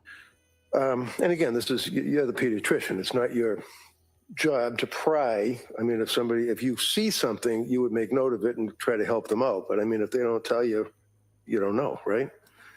Did you know, fair to say that you didn't know that she was then seeing a Dr. Paul, and then Paul left the practice and nurse practitioner Gelada? I didn't know that. Okay. Do you know them? No. The only reason why I ask if you know them is that South Shore Medical Center, is that affiliated with South Shore Hospital? I believe it was already owned by the hospital at that time. Okay. Latasha Dukes, nothing about her. No, Any medications? Did you know about her being on any medications? no, I didn't. She didn't complain to you and say that she had insomnia and that she was unable to sleep or having difficulty like that? Not that I can remember.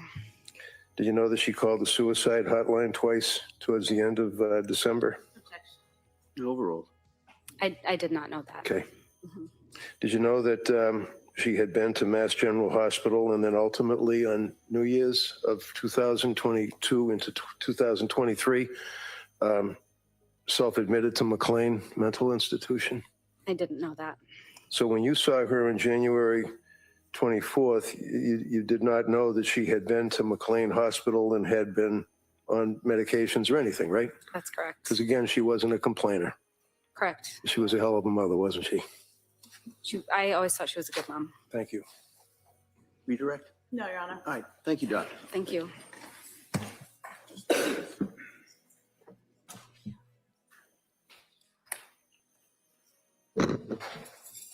Commonwealth calls Susan Freon.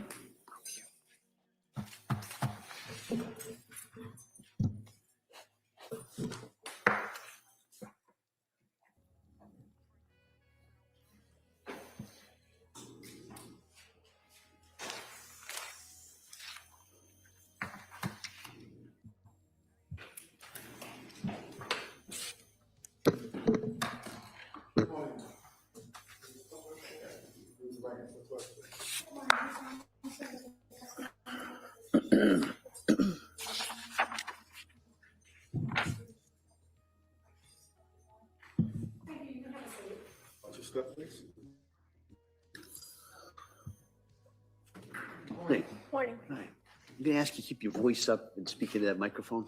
All right. Attorney Sprague, please. Thank you. Can you please state and spell your name for the record? Susan Freone, SUSAN FRAONE. And your date of birth? 11/26/82. Where do you work? Learning Sprouts. And how long have you been working at Learning Sprouts? Almost 6 years. What is Learning Sprouts? Preschool daycare.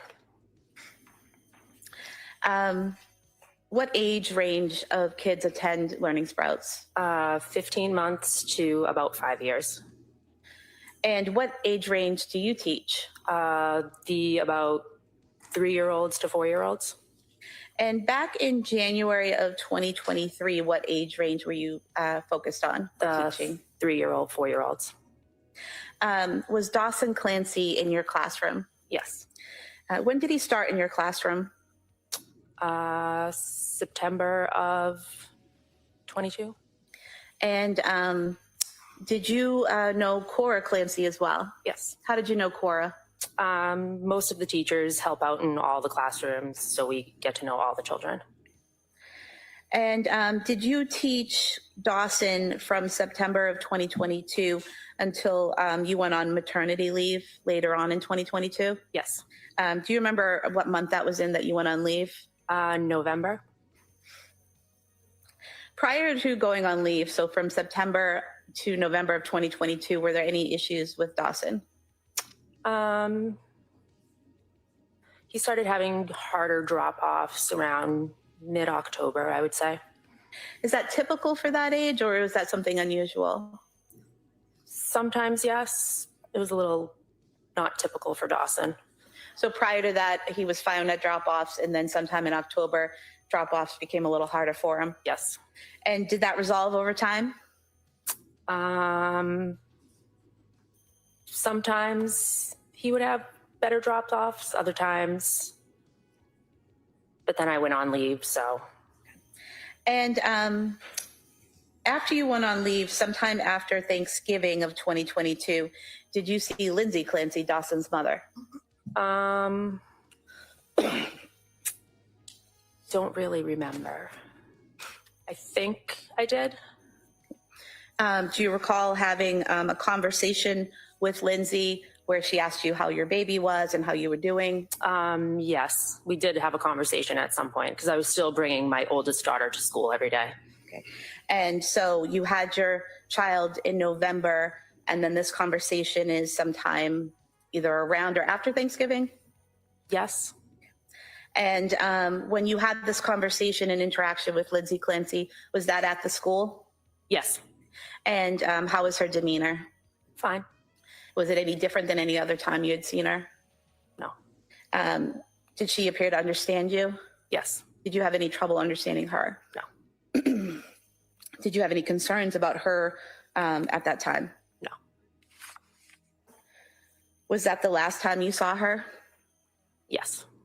And you're a mandated reporter, correct? Yes. So if you had seen anything about Dawson's behavior or about the parents' behavior at any point that caused you concern, you would have had to report that, correct? Yes. And at no time did you make any reports about the family or the children or the parents? No. When you had that conversation with Lindsay Clancy sometime in November of 2022, did she ever say anything about insomnia or not feeling well or being depressed or anything like that? No. Thank you. Cross. Morning. So how long did you, in your capacity as a teacher at Learning Sprouts, know the Clancys? I started at Learning Sprouts in November of 2020, and Cora was in preschool at the time. Okay. So you obviously saw the kids on a fairly regular basis. Yes. And forgive me, what is a drop off? What does that mean? I'm sorry. When the parents drop the children off at school. Okay. And when district attorney asks you were there difficult drop offs, what does that mean? Sometimes when parents drop the children off, they'll be a little clingy or they cry.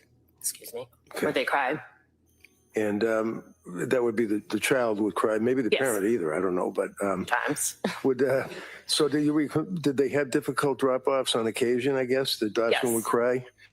Yes. How would Lindsay react? Was she okay? Did she seem concerned as a parent? I wasn't seeing as much of Lindsay. I was seeing more of Patrick. Okay.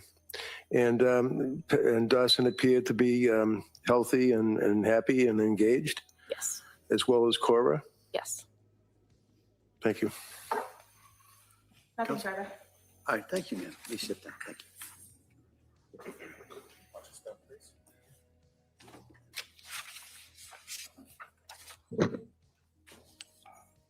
Commonwealth would call Susan Bertolo as the next witness, please.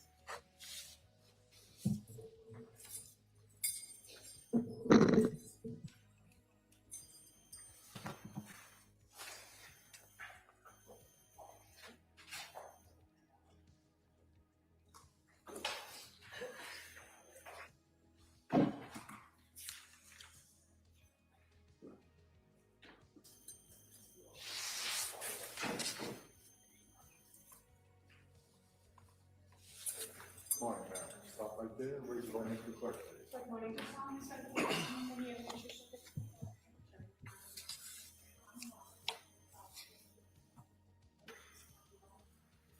Ms. McLeese, watch your step, please. Good morning. Good morning. All right, I'm going to ask you to speak into that microphone. Okay. All right? And keep your voice up so everybody can hear you. Okay. All right. Come on. Thank you. Good morning. Could you please tell the jurors your first and last name? Susan Bertolo. And if you could just speak as loud as you can into that microphone, okay? Yep. Can you spell your last name for the record? Bertolo. And what city or town do you live in? Plymouth, Massachusetts. And where do you work? Leaping Frogs Preschool. Prior to working at Leaping Frogs, did you work at another preschool? Yes. Where was that? Learning Sprouts in Duxbury. And how long had you been with Learning Sprouts? 4 years. Did you teach a particular age group at that preschool? Yes, I taught the older preschool group. Okay, and at Learning Sprouts, are the classes kind of divided up in some way? They're divided by age, toddlers, younger preschool, older preschool. And is there a particular label to the rooms that they're in? Are they referred to in a particular way? Yes, we were sunflowers. So your group, the 3 to 5 year olds, is the Sunflower group. Yes. And can you tell us a little bit about how the day is broken up for kids in the Sunflower group? Sure. So some children came in early at 8, and then the rest of the kids came in at 9:15. And then some were half day and some were full day. And as far as, excuse me, your role with the kids in the sunflower room, you primarily interacted with them in the mornings, correct? Correct. And when the kids get dropped off, is it fair to say the bulk of the kids get dropped off around 9? Yes. And does that happen kind of like in a wave where parents drop off and they're kind of taken into the room as a group? Yes, so the way our classroom was set up, we met them. They were dropped off to us at the door, and then we brought them into our classroom. And they stayed with you in that classroom throughout the morning, correct? Yes. And the kids who stayed for the afternoon, did they stay with you in the sunflower room or did they go someplace else? No, they did not stay with us. We closed up our room, and our kids, the majority of our kids, we had a couple, went over to the sweet pea room, which was across the hall. And so are you familiar with Cora Clancy, or were you familiar with Cora? Yes. And was she in the sunflower room with you? Yes, she was. Drawing your attention to September of 2022, what was her schedule, if you can recall? I believe she was scheduled, I don't remember the days. I think she came 3 days. Okay, and for the 3 days that she came, do you remember if she was just in the morning group, or were there any days that she eventually did an afternoon? So in the beginning of the year, she was 3 days and then went full day. And then towards the end of her time in our room, she did one afternoon, I believe. No, I'm sorry, one half day. Okay. So fair to say you then interacted with her at least 3 days. Yes. In the morning, and then she went to the sweet pea room in the afternoon? Yes. And who was the teacher in the sweet pea room? Stephanie. Would you be present when Cora was dropped off in the morning? Myself or my coworker, Karen. We took turns. And fair to say there were always the two of you assigned to one room with the number of kids in the class? Correct. Now, as far as drop-offs for Cora, did you have the opportunity to interact with parents at drop-off? Briefly. And for Cora, who used to drop her off? Both parents dropped off, Pat and Lindsay. Did you see one parent more than the other? I recall seeing Pat more, but we took turns, so we didn't really ask each other who dropped off. When you say we took turns, you mean yourself and Karen? Karen, correct. Now, with the limited interaction at drop-off, did you have opportunities to interact in other ways with parents? Yes. And how did you interact with parents in other ways? Email, or typically our class dojo, which is an app for the class. And that's something that can be done on the phone or a computer? Correct. And were the Clancys, meaning Patrick and Lindsay, fairly active or responsive to the dojo app? Yes. And do you know, or do you recall, who would be more responsive? Lindsay. How was Cora as a preschool student? Amazing. She was wonderful. Was she, in your opinion, ready for kindergarten? Yes. I'm going to draw your attention to January 23rd of 2023. Do you remember Cora coming that day? Yep. And do you recall who dropped her off? I do not. Did you notice anything different about Cora that day? Yes. And what was different? She needed to use the bathroom several times more than she normally would.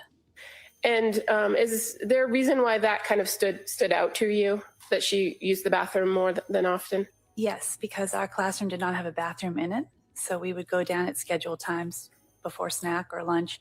And if a child needed to go, one of us would take that child. And that particular day, she went several times extra. And so between you and Karen, you were kind of taking her more often to the bathroom. Was she complaining of any belly pain or any other issues? She didn't complain. But the fact that she asked to use the bathroom was of note to you? Yes. And when Cora transitioned that afternoon to go to the sweet pea room with Stephanie, did you pass along those observations to the afternoon teacher? Yes, I did, because that was something that you would want a parent to know. It was unusual. And during that morning group, you didn't feel it was necessary to reach out to either Patrick or Lindsay to report that, did you? No. But you reported it to Stephanie to pass along for the afternoon? Correct. And on that particular afternoon, were you at Learning Sprouts during pickup time? Yes, I was. And that wasn't always the case, was it? Not every day, but I often would help out in the toddler room if they needed me to stay. And that is what I had done that afternoon. So on that particular afternoon at pickup time, did you have the occasion to see Lindsay Clancy? Yes, I did. And did you have an opportunity to speak with her? Yep, we spoke quickly, and I just was letting her know. And she did already know, but we just spoke quickly that she had gone a few times. So you were letting her know about Cora going to the bathroom? Correct. And how did she respond when you told her that? She said, I don't remember exactly the words, but basically that she wasn't glad that she wasn't feeling well, but she already had a doctor's appointment the next day so that she would let them know. And that interaction was fairly brief, correct? Correct. But appropriate? Yep. And they left that day? Yep. Did you notice anything different about Lindsay Clancy after you told her that or in that brief interaction than any of your other interactions with her? No. And you are a mandated reporter at the preschool? Correct. So if a child were to come in with any concerning marks or bruises or was saying something about things that were happening in the household, you would be required to report those to the Department of Children and Families? Yes.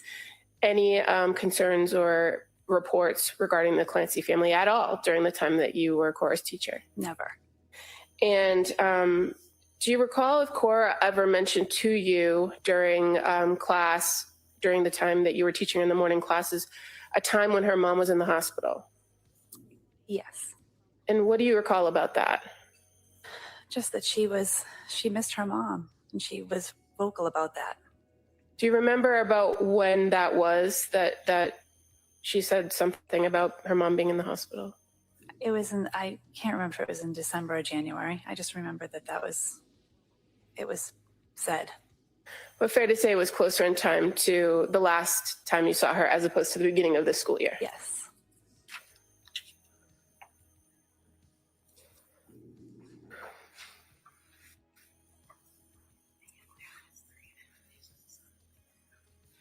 Just to briefly go back to Cora's schedule, I know you say you can't remember exactly which days she came, but by January of 2023, Cora was coming for 3 full days and 1 half day, correct? Yes. Okay. Thank you. Mr. Reddington. No questions, thank you. All right. Thank you, ma'am. Thank you. Thank you.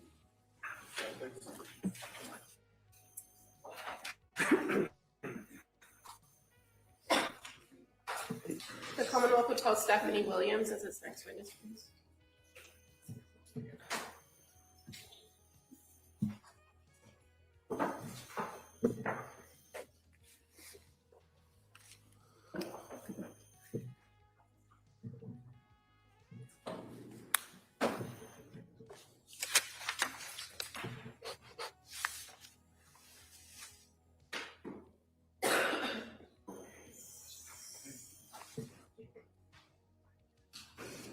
Come on.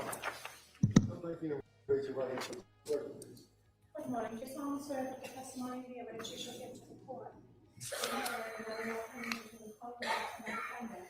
Shall be the truth, the whole truth, and nothing but the truth. Thank you, ma'am. You may have a seat. Watch your step, please. Hey, good morning. Good morning. I'm going to ask you to speak into that microphone. Keep Okay. your voice up. Pull that down a little bit for you. That's it. All right. Counsel. Thank you. Good morning. Good morning. Could you please tell the jurors your first and last name? Stephanie Williams. And Williams, that's just common spelling? Yes. What city or town do you live in? I live in Sagamore Beach. And what do you do for work? I'm a pre-K teacher. And where do you work? At Learning Sprouts Children's Center. And where is that located? In Duxbury. And how long have you worked for Learning Sprouts? About 6.5 years. What age group do you teach? I generally teach the pre-K children, the 4-year-olds that are going to be turning 5 and going to kindergarten. And at the Learning Sprouts preschool, fair to say that the different rooms are given a name?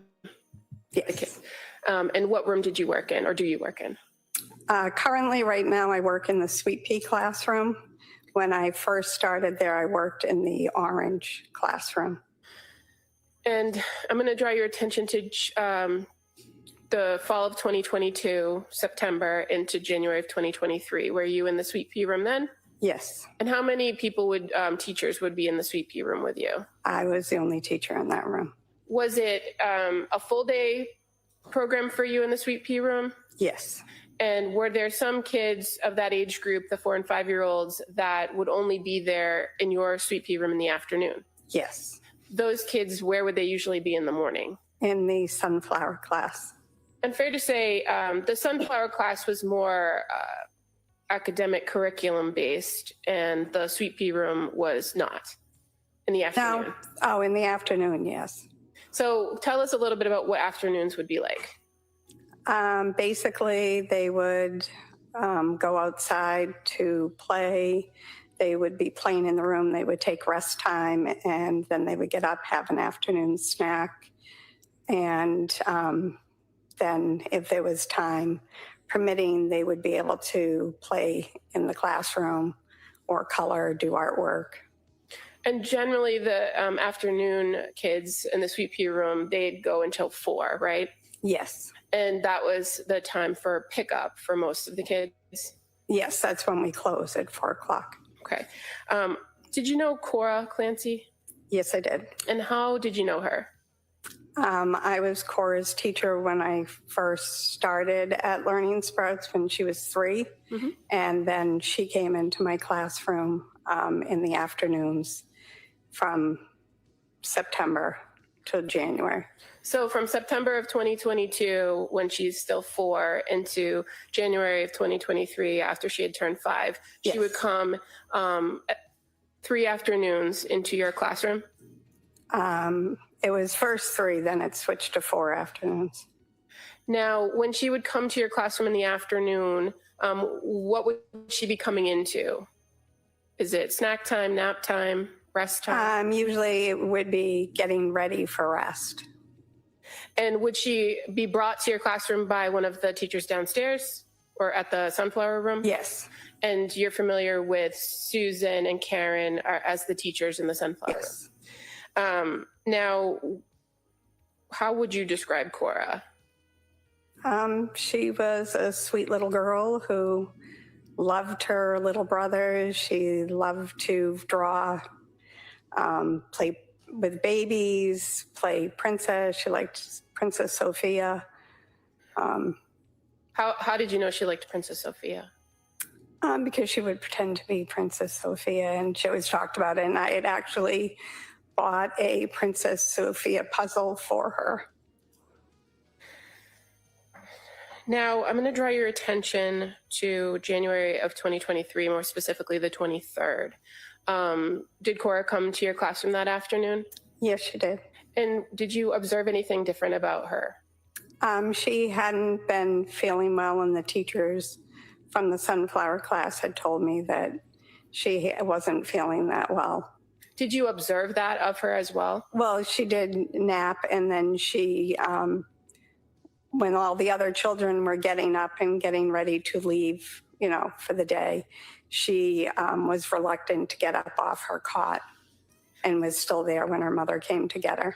Did Cora say anything to you why she wasn't feeling well? If she just did, I think she just said her tummy hurt. And so you just kind of let her rest for the afternoon. And so who picked her up that day? Lindsay. And so normally in pickup, does the parent come to the classroom to pick up the child? They usually come to the door and we send the child out. And that would just be the door of the classroom, not the Yes, building? because I had a door that led outside. Okay. So on this particular afternoon, Lindsay Clancy came to pick Cora up at the door. And so what, if anything, did you tell Lindsay? I told her that Cora had napped and she had said she wasn't feeling well, that the other teachers had told me that she hadn't been feeling well and that she was still laying on her cot. And what did Lindsay say or do after you told her that? She came into the classroom and picked her up off the cot and said, "Oh, baby, come on, let's go get Dawson and we'll go home." And so at that moment, when she came to the classroom, she hadn't already picked Dawson up? No, she went upstairs to pick Dawson up. When she came into the classroom and told you that and picked up Cora, did you notice anything different about her than any of the other times you had interacted with her? No. In any of the time that you had interacted with Lindsay Clancy from September of 2022 to January 23rd of 2023, did you notice anything different about her? No, she was just a very loving mother who cared about her children. And did she share anything with you about her family or about anything that was going on in her household at that time? No. And you, as a preschool teacher, are a mandated reporter, correct? Yes, I am. So if you were to observe something either on the child or from what the child said or behavior of a parent, you would be required to report that? Yes, I would. And as far as the Clancy family went, you didn't notice anything and you didn't report anything, did you? No. Thank you. All right. Mr. Reddington. Thank you very much. All right. Thank you, ma'am. Please step down. Thank you. Watch your step.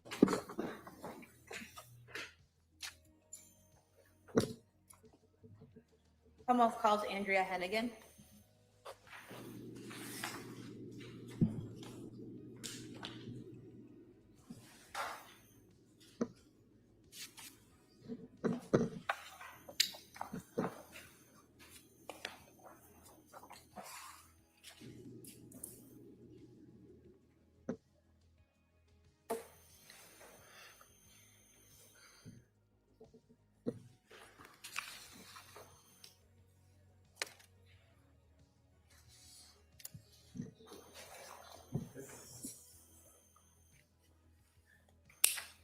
Good morning. Can you start right there? Raise your right, the clerk, please.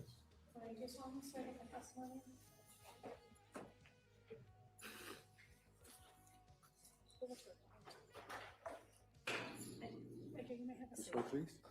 Watch your step, please. You're welcome. Good morning. Good morning. All right.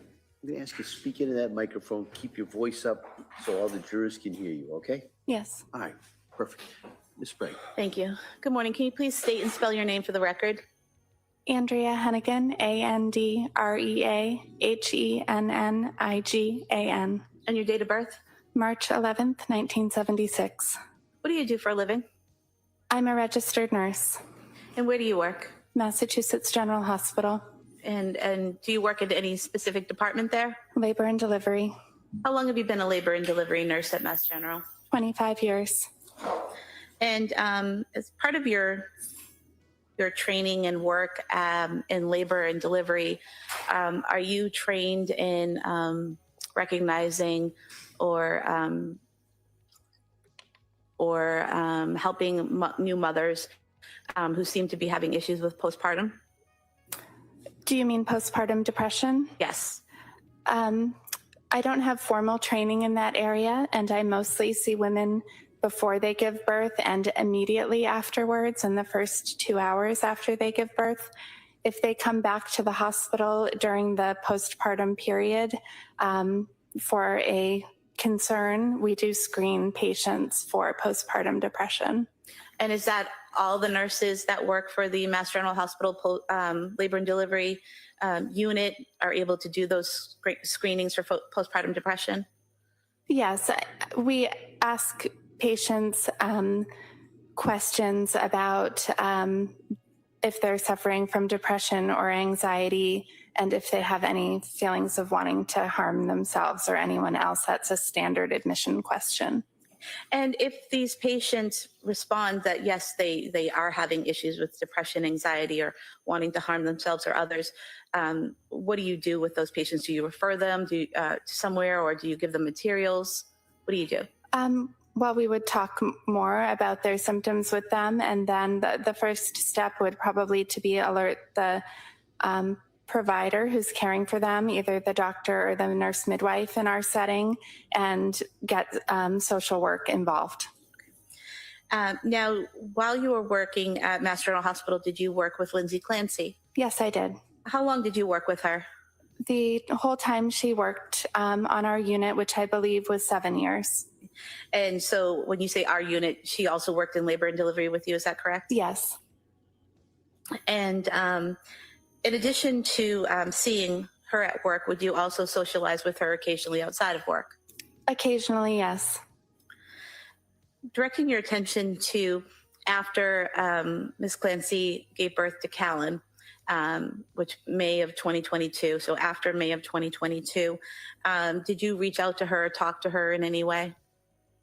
Yes, I saw Lindsay twice from when Callan was born until January. I saw her in June and in November, and we would send each other text messages.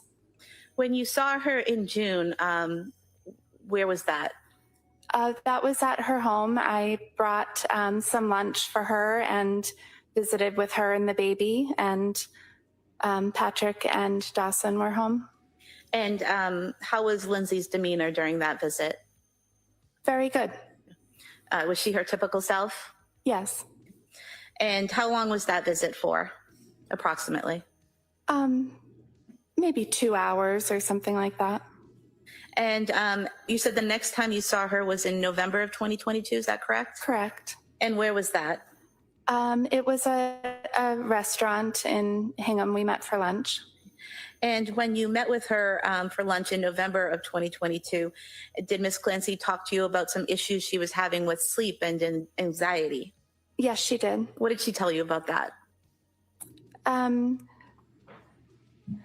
During the lunch specifically, I don't remember her exact symptoms. Our conversation surrounded her upcoming return to work, and Lindsay was feeling that she wasn't in a mental state ready to go and take care of patients. She talked about insomnia and some not feeling herself. I believe she might have used the words like brain fog or something like that. And while you were having lunch with her and having this discussion, did you ever have any trouble understanding what she was saying? No. Did she ever appear to have difficulty understanding what you were saying in response? No. Was there anything different about her speech pattern? Not that I recall. When you were discussing these issues with Lindsay about having some insomnia and being concerned about going back to work, did you give her any advice or do anything to help? Yes, it was myself and 2 other nurses that we work with who Lindsay was friends with outside of work, and we were all encouraging her to get the help and support that she needed with medication if needed, and therapists, and giving her any ideas we could think of in our personal and professional lives that may help her. And did Lindsay tell you that she was looking to find some type of medication that would help her sleep and help her with her anxiety? Yes, I believe we talked about medication, and she was going to be meeting with a new therapist shortly. And during this conversation or after it happened, did you ever have any concerns about her harming herself? No. Did you ever have any concerns about her harming the children? No. Did you give her some names of obstetrics or social workers? I did. After our lunch, I recall that I reached out to another friend of mine who had had a pregnancy loss that was challenging for her and had met with obstetrical specific social workers and support groups. And I asked that woman, could you share those names? And I sent them to Lindsay. Did you have some text messages between yourself and Lindsay around Thanksgiving of 2022 in which she told you about a program she was going to try? We did have text messages around Thanksgiving. I believe the program you're referring to was something that her mother-in-law had told her about at South Shore Hospital that was more specific to perinatal issues rather than a general social worker, someone who specialized in this area. What does perinatal mean? During pregnancy, birth, and after birth. So this was a program more focused on women either during their pregnancy, while birth, during birth or right after birth, as far as you know? I mean, as far as I understood it, I just understood it to mean someone who was familiar more with postpartum depression or anxiety was my understanding. Okay.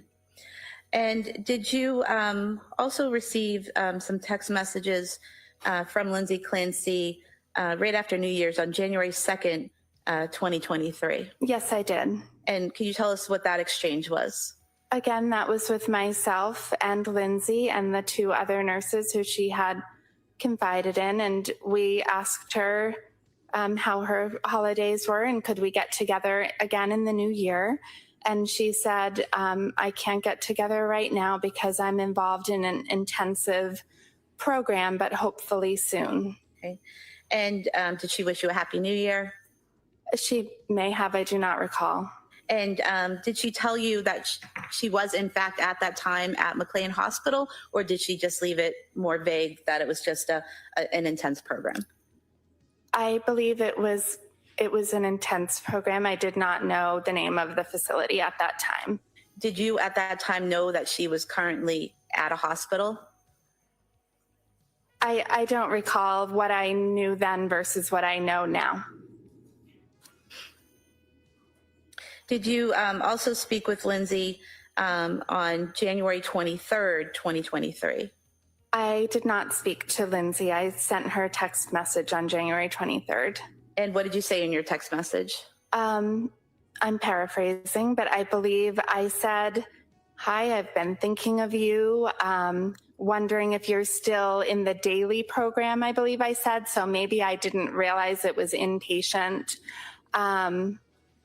And she responded. And what was her response? Again, I'm paraphrasing, but she said something like, I'm no longer in the program. I'm continuing to work with my psychiatrists to find the right medication that will allow me to sleep at night but still function during the day.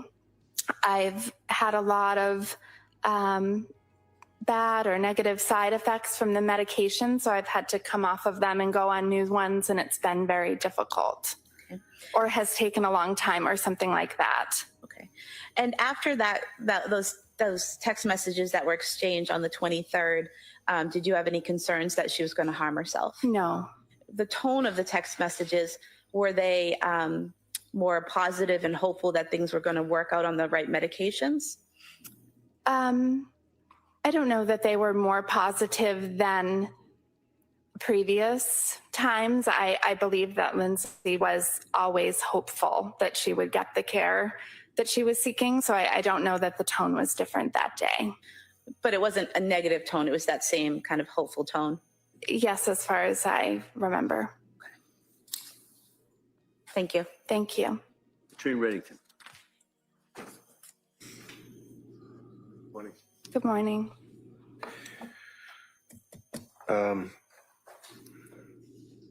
So even during the, say, the difficult times that she had, she was always trying to be hopeful and always tried to have a positive outlook on her health. That was my impression, yes. And you obviously are a good friend. Yes, I believe so. And you've known her for what, 7 years? 9 years now, right? Yes, I believe since 2015, if that's when she began working at Mass General. Right. So she was like a 24-year-old kid when she first started there, right? Yes. And you basically knew her right out of nursing school, all the way up through. Yes. Till she finally had the baby, the last baby, right? Mm-hmm. Can you tell us, what was her work ethic? Was she a good nurse? Was she a caring nurse? Tell us what your observations were. Granted that you're a friend and you might be biased, but tell us what you thought. Yes. Lindsay loved being a nurse and was excellent at it. It was a second degree for her to go to nursing school. And you could tell with Lindsay, it was more of a calling that she really cared so deeply, specifically about caring for pregnant women and women giving birth.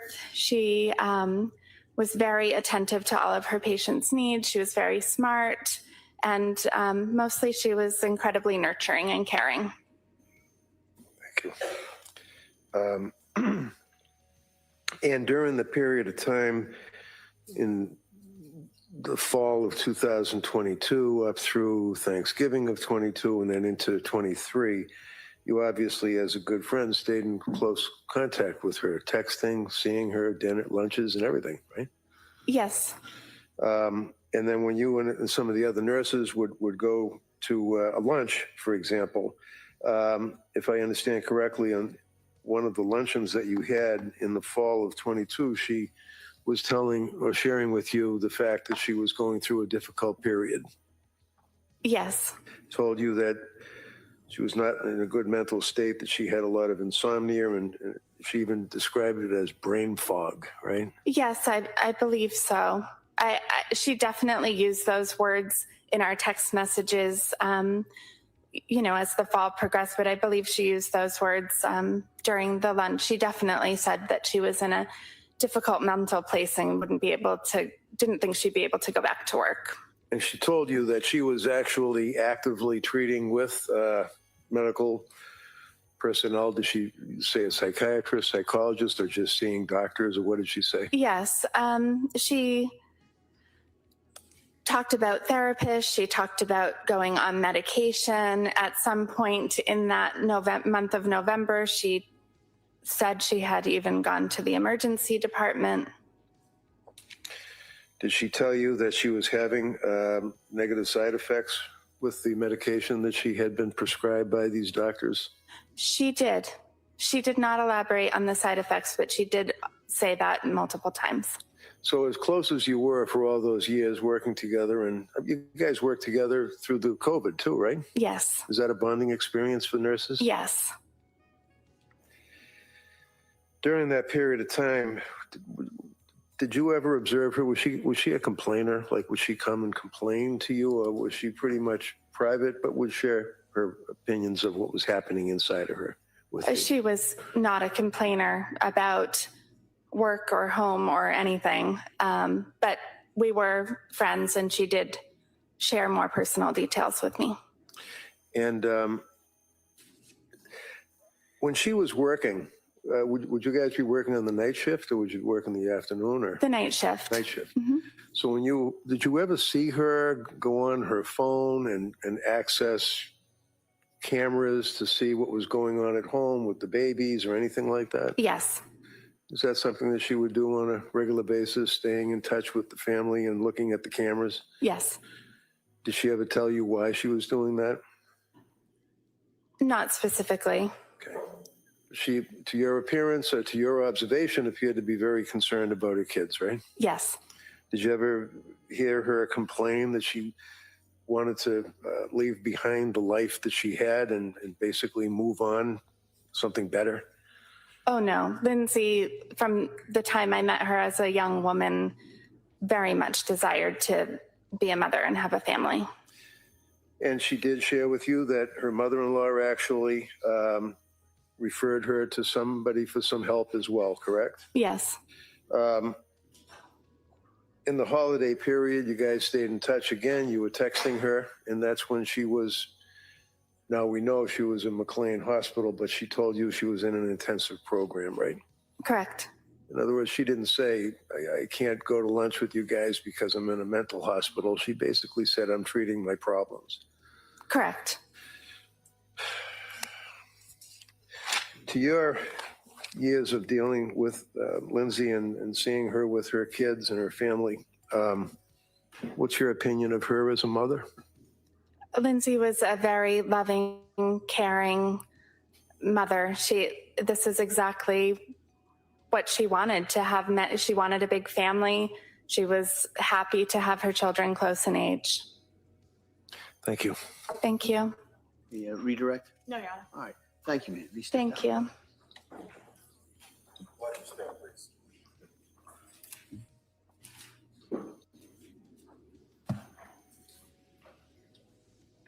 Almost calls Bethany to call this.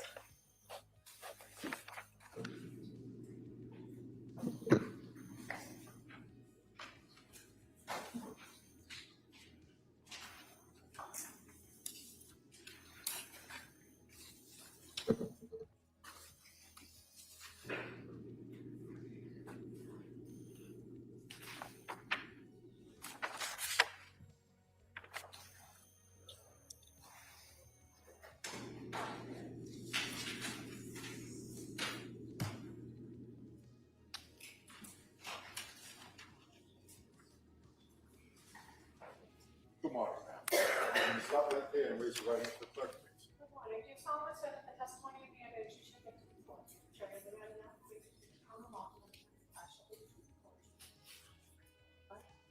Give me a name and have a seat. Watch your step, please. All right, good morning. Good morning. Counsel? Thank you. Can you please state and spell your name for the record? Bethany DeColibus, BETHANY DECOLLIBUS.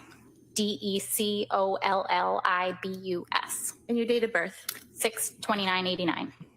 What do you do for work? I'm a licensed marriage and family therapist. And do you have your own practice? I do have a private practice. How long have you been in this line of work? I've had the private practice for about 6 years, but I've been licensed for close to 12. And in your practice, do you do in-person therapy or telehealth therapy? I do telehealth therapy right now. Do you know Lindsay Clancy? I do. How do you know her? We were friends as new moms in the same town. Would that be Duxbury? Yes. And how often would you see her? I'd say probably weekly. And where would that occur? Our kids were involved in similar activities, music classes, gymnastics classes. We'd schedule play dates. What was her typical demeanor? She was active, engaged, friendly. Did you ever notice any distinctive changes in her rate of speech or the way she spoke? No. Did you ever see any extreme changes in energy or weird behavior? No changes in weird behavior, but I did notice that she appeared more tired. I'm sorry, I didn't do that. Could you repeat that? You could state that again. Oh, I was answering the second part of your question. I didn't notice any changes in behavior, but I did notice her appearing more tired over time. And was that after she had Callan or before that? Afterwards. And how often would you see her after she had Callan? Weekly. So still going to the same types of places where you would run into her and engage with her. Is that correct? Yes. And other than seeming more tired, was there any other change in her demeanor or personality or behavior? No. Did she tell you during that time that she was having trouble sleeping? Yes. And did she give you any specifics on that? Just that it was very difficult to get sleep, difficult to fall asleep even when kids were asleep, and that it was an ongoing struggle. Did that cause concern for you at that point? I think for a period of time, it felt normal, but after it seemed to continue and not let up for her, I definitely worried about her and was concerned. When you say it seemed normal, what do you mean by that at first? I would say for a period of time seemed reminiscent of, sleep troubles that, I remember having and that, remember friends talking about. But I think over time, I started to worry more and realized that it wasn't improving for her.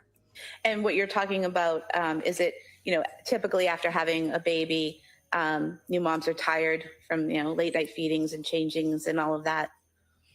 Yes. And then with Lindsay, she stayed tired? Yes. Okay. Did she talk to you about seeking out help from doctors? She did. And did she talk to you about seeking out medication to help? Yes. And do you recall any specifics about those conversations, about what types of doctors or what types of medication she was seeking? I don't know about the different types of doctors or the types of medications. Did you ever talk to her and she relayed that she was looking to find a therapist? Yes. And do you know if she ever found a therapist? At some point, it did sound like she had found a provider to work with. Being a therapist yourself, did you ever offer to give some referrals or anything like that? Or did she ask for any? I can't remember. And you said that she continued to appear tired, correct? But other than appearing tired as the weeks went by, did you observe her and having any problem interacting with people or doing the typical behaviors that you would do at the events you would usually see her at? No. Did she appear to have any trouble doing day-to-day tasks or interacting with anyone? Not that I saw.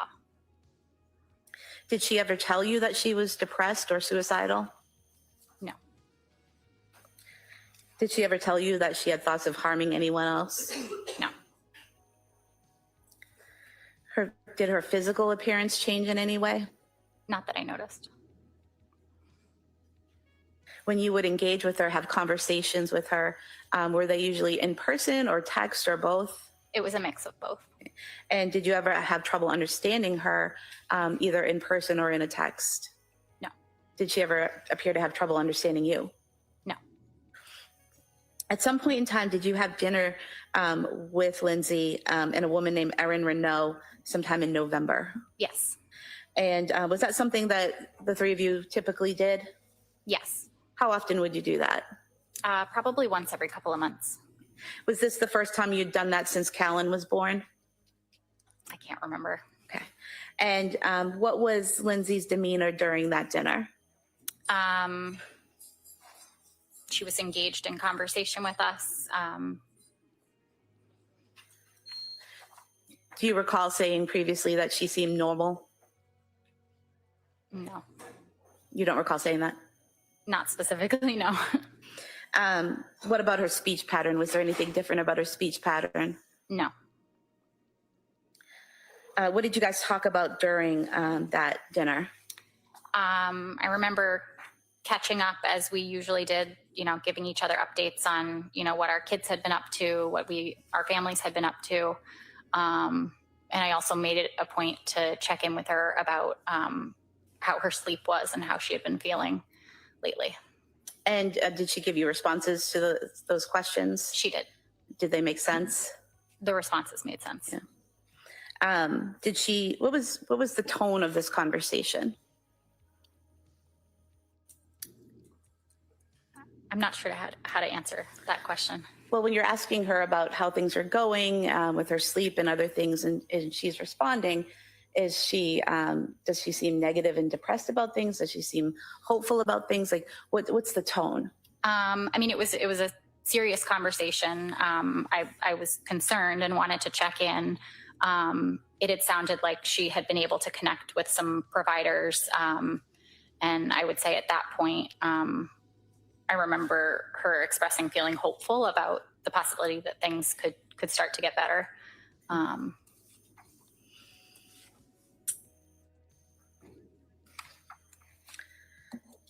And during this conversation at dinner, did she ever mention that she had suicidal thoughts? No. Did she ever mention that she had homicidal thoughts? No. Did she ever tell you that she was hearing voices? No. Did she ever tell you that she was having intrusive thoughts of her own? No. At any point in time while you're engaging with her, did it look like she was responding to something internally, like a voice, or seeing something that wasn't there? No.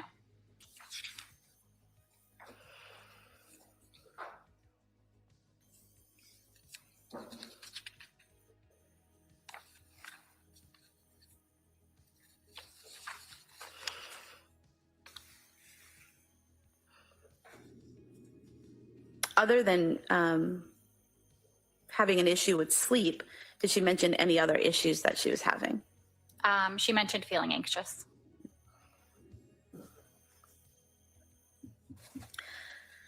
And after this dinner, did you next see her at Cora's birthday party in January?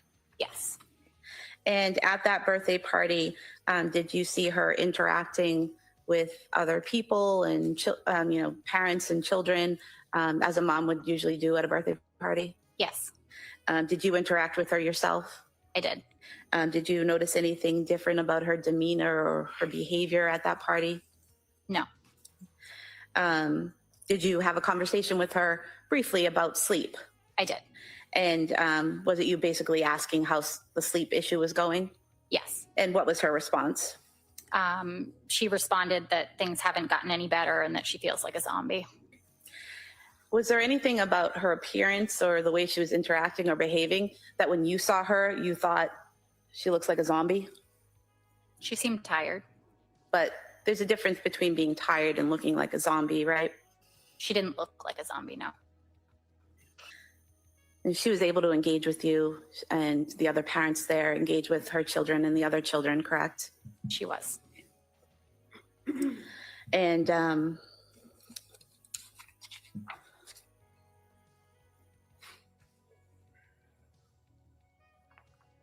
you recall stating previously that at the party she seemed fine?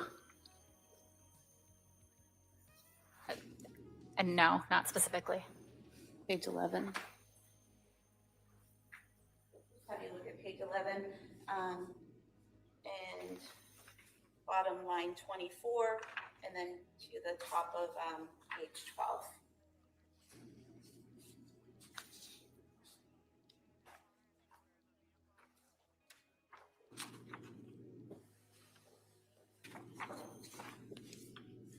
Does that refresh your memory as to a conversation you had with the police back in 2023 where you said that she seemed fine at the party? Sure, yeah. I have no other questions. Thank you. Mr. Bennington. So, Marty, Morning. fair to say that you were obviously pretty good friends with Lindsay? Yes.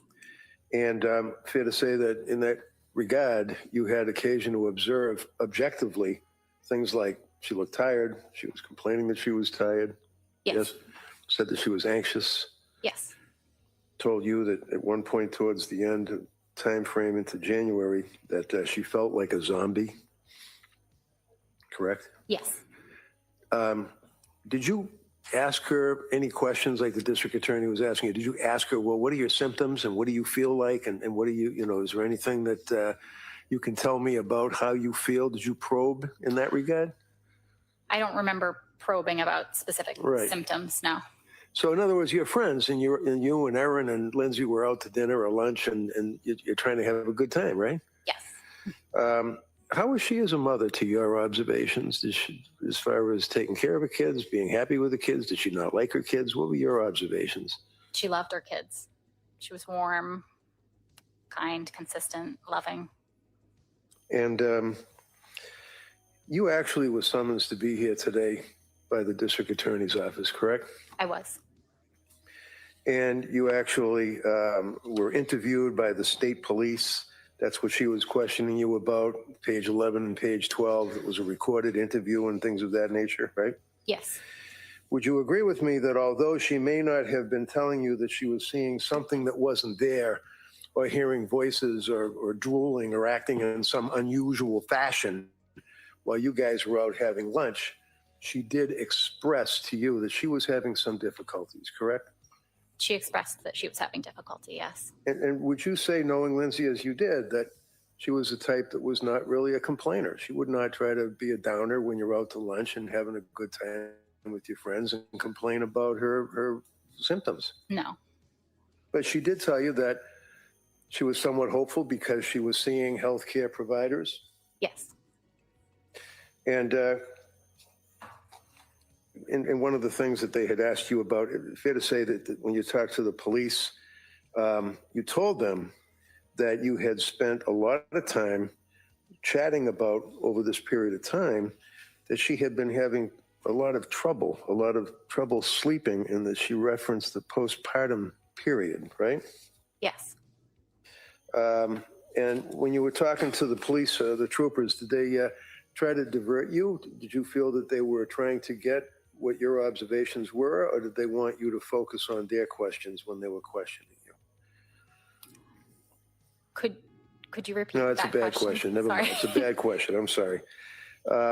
But nevertheless, you actually told them that you had been in touch with her. You'd been to the house, right? I had been in touch with her, yes. Yeah, and you knew Patrick. Yes. Other than socializing with your friends and with Erin and going out to lunches, you guys would also text, correct? Yes. I mean, that's a way of keeping in touch with each other. Yes. And she would respond to your inquiries about fun things and about kids, right? Yes. but also on occasion you were concerned about her and you'd ask her how she's doing, right? Yes.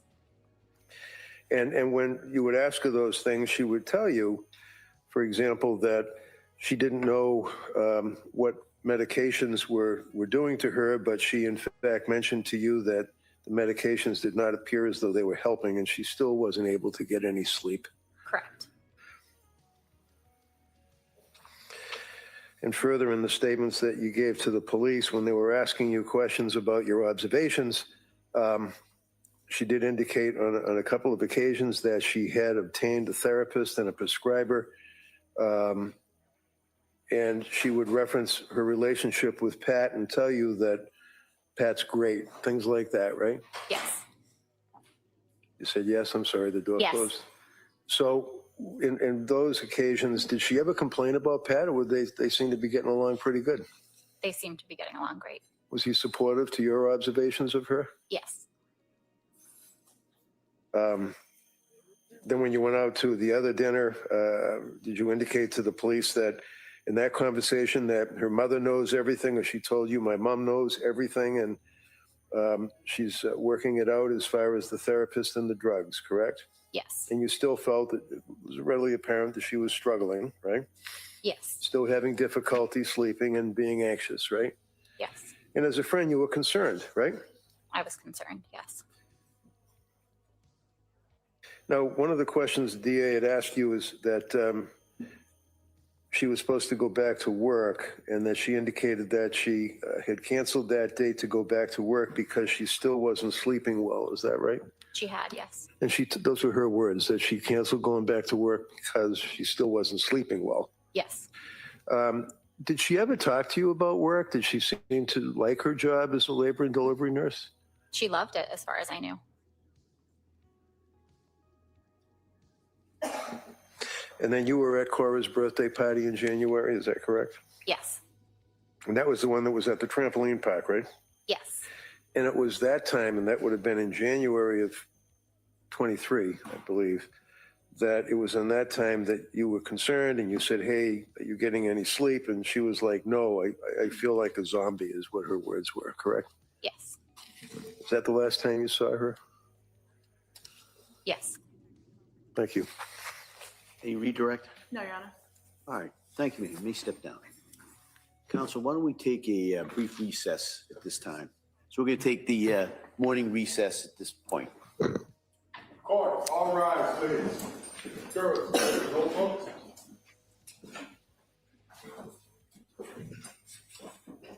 Okay.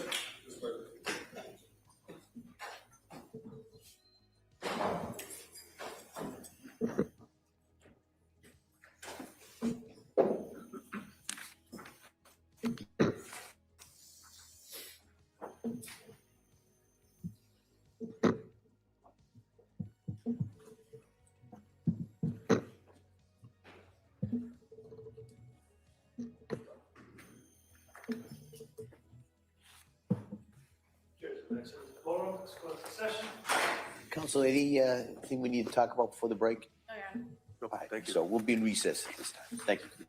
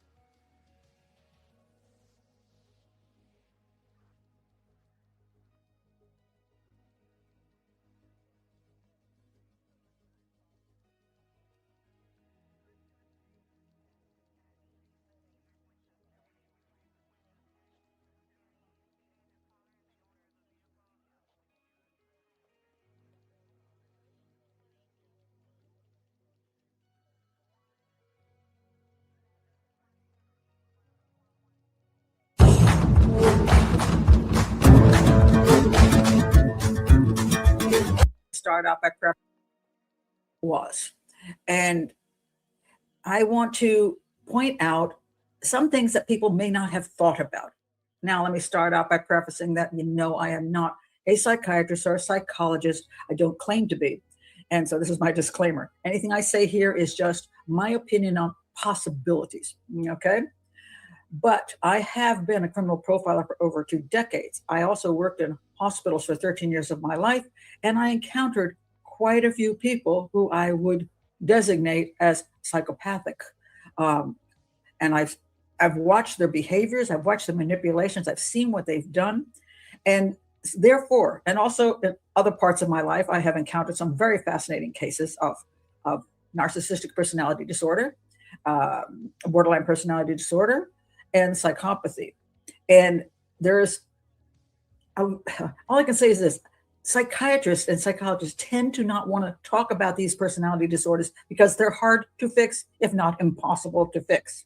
So they prefer to have something they can do something about. So they often downplay any kind of narcissistic personality disorder, which includes a psychopathy. It's just a kind of, it's a continuum, and it's just like psychopathy is at the very end, where at that point, that person really, quite frankly, feels zero empathy for anybody but themselves. So I want to talk about, does Lindsay Clancy's behavior possibly signify that she had a narcissistic personality disorder or psychopathy? All right. And so I wrote this on somewhere on Facebook. And when I wrote it, I thought that, I just wanted to get this out. And then I thought, I want to come on here and explain it a little further so people can understand how things really work in real life, and without getting all emotional about it, but just helping people understand. Okay. As a profiler, I can find her to have psychopathy. I'm not saying she is one. As a profiler, I can find Lindsay Clancy to have psychopathy and depression. Now, so people think because I don't deny that she was depressed. Most people get depressed at some point in their lives. They get depressed for a whole bunch of reasons. And having a bunch of children can be depressing. It doesn't mean you necessarily have postpartum depression. It just means that you're depressed postpartum because children are a lot of work, and they're a lot more work than people realize. And since pregnancy is one of those things that people can do without really working that hard at it, don't have to get a degree, don't have to go through a training course, you just have sex and you're pregnant. And then you're a mother. And what do? And most of us aren't well trained to be mothers either. And in societies where we get a limited amount of support, where women these days rarely stay home with their children and have great support systems around them, like aunties and mothers and sisters helping them with the new baby, and even on into, as the children grow, they get so much help. A good portion of women having babies suddenly realize, oh my God, what have I done? I might love this baby, but I didn't realize it was going to be so much work. And then I was going to have to leave my job and miss all my adult friends and ruin my career. And my husband's not helping me out enough. But it can be quite traumatic, not because you have any chemical imbalance in your brain, but because you've changed your whole life just like that. And even when you're pregnant, women get through pregnancy because they get a lot of attention, and they may not have the best pregnancy. Some women just really don't love their pregnancy, but still they get a lot of attention. Oh, what's inside? How's the baby? And they go on with their lives. They continue working and doing whatever else. Well, the minute that baby is born, your life turns upside down. And you either are ready for that new life and can move on with it and be thrilled with it, or not so much. And there's all kinds of variations in between. So for all women out there, and for men out there who have children, it changes your life, and you deal with it. And hopefully you deal with it in a way that you realize that the enjoyment you get from your children to be able to have a family is so wonderful that you can make it through those other things. But not everybody ends up feeling that way. Okay? I just want to point that out. Depression is not an unnatural thing when somebody's life changes radically and they're having difficulty dealing with it because it's not what they expected. So I have no problem with Lindsay Clancy being depressed, with or without any kind of postpartum depression, that she had. The chemicals in her brain did something to her. As she had each one of these children, apparently it got more and more difficult for her. And when she had her last baby, it got worse. She says this, which I find interesting. I think I sort of resent my other children because they prevent me from treating Cal like my first baby. What? What? It's not your first baby. It's your third baby. Of course you treat the third baby differently. You have other children running around and, what did you think was going to happen? The other two were going to disappear and you're going to start all over again. Oh my God, I never knew what I could focus 100% on that baby. That's not, and not because she's having standing and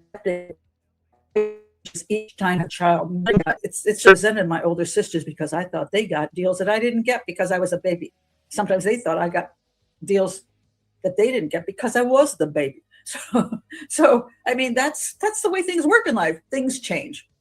But she says, I think I sort of resent my other children because they prevent me from treating Cal like my first baby. Does this mean that she's a psychopath? No, I'm not saying that. I'm just saying she's having issues. I want to feel love and connection with all of my kids. And that's concerning. She does not feel love and connection with all of her kids. Why not? I don't know. All right. And she once described Dawson, a middle child, as the most difficult human I've ever encountered. That child is not that old. I'm not sure what her issue is with him, but interestingly enough, she had a lot of support when she had these children. Before she had the children, she seemed to say that she wanted to have tons of children, which is like, really? You're a nurse, you want to work, but you want like a whole baseball team? No, if you really want that many children, maybe what you need to be is a stay-at-home mom. But if it's or you're just saying that so you can be impressive. Oh, I just want so many kids. And then you started having those kids and you're like, these kids are not that easy. And by the time she had the third one, she's like, I don't know about these kids. And that, I guess it's this one. He's a handful. Well, everybody's got that handful kid,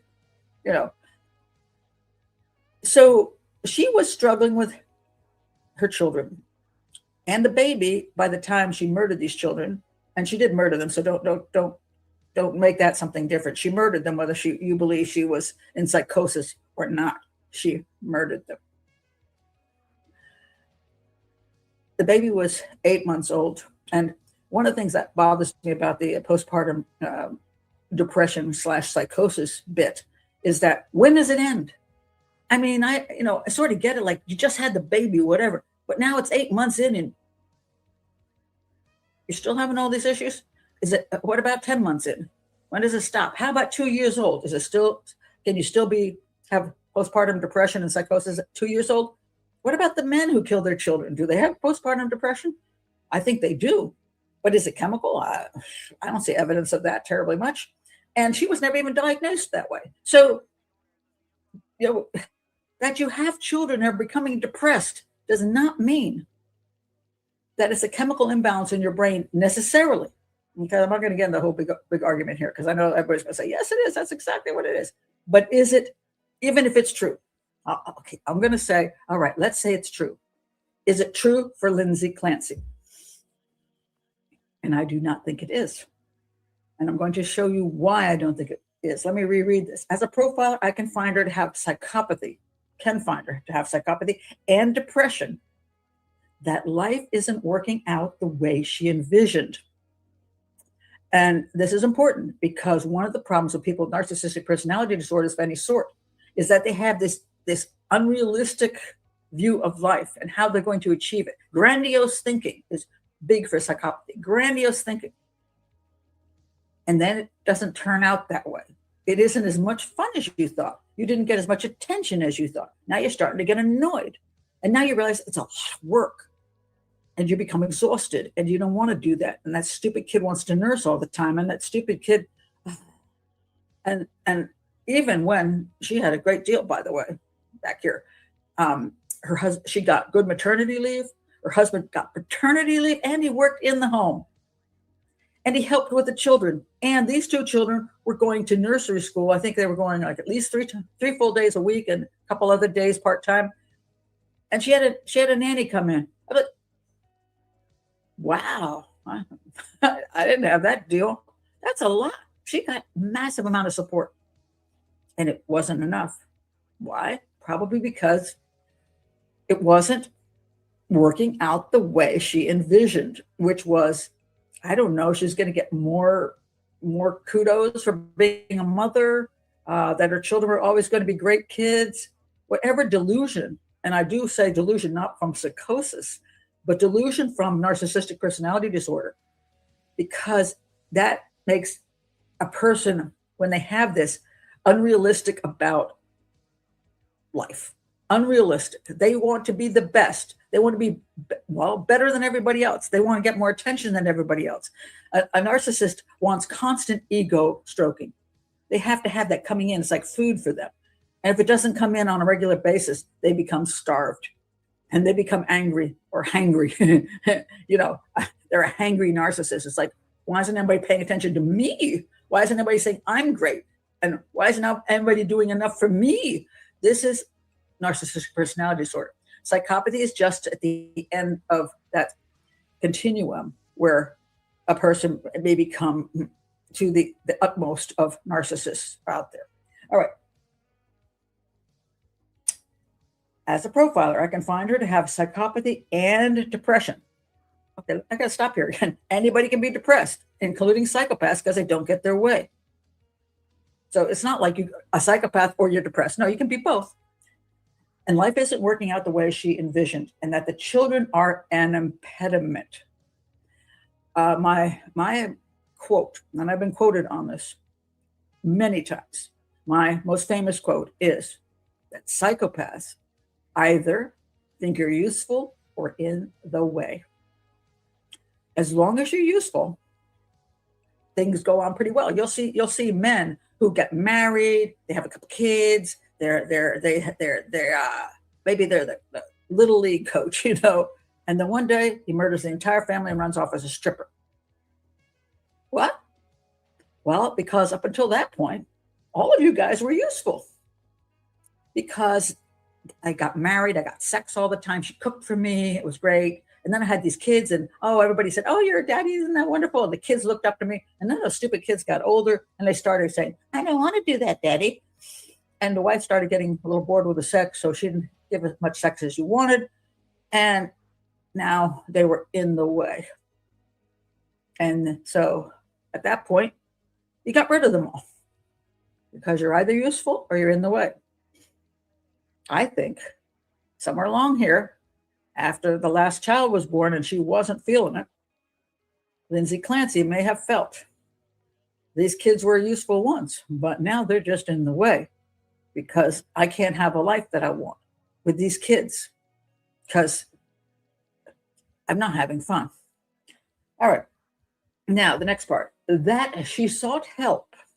People go, oh my God, she sought help. Therefore, she couldn't be narcissistic personality disorder or a psychopath because they don't seek help. Not exactly true. They will seek help when it's useful to them, not when you think it's useful, when they think it's useful, either because they're trying to manipulate somebody for drugs.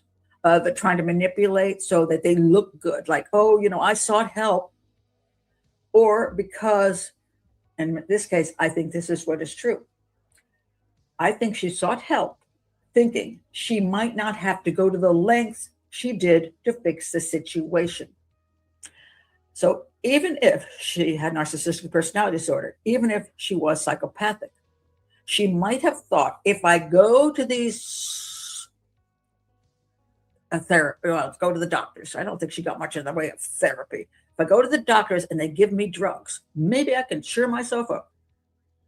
Maybe that'll work. And I want to do something drastic because I don't know what to do because I'm not happy. but I don't know what to do. So maybe they can fix it for me. I think that's very possible for her to decide that. And so she goes and they give her stuff and she tries it and she's thinking it ain't working. And she does check out about sociopathy. Can you fix that? Well, why are you looking that up? Maybe because at that point you're realizing maybe my problem is not solvable with drugs or even therapy. Maybe I got a problem here. So she went seeking help, trying to change what she hoped could be changed in some way, so maybe she wouldn't have to go to the final option. All right, so I think what happened was it didn't work. Now, just because she went and tried to get help,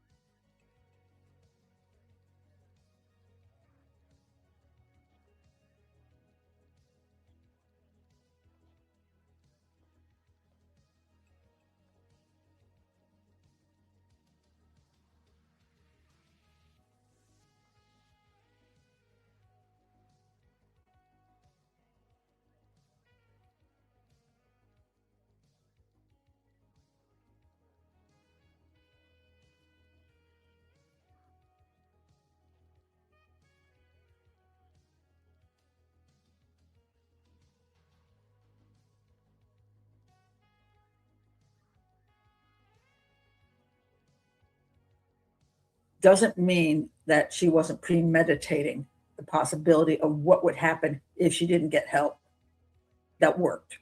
Doesn't mean she didn't plan. At somewhere along the way, she might be saying, you know, this is kind of useful just in case this stuff doesn't work.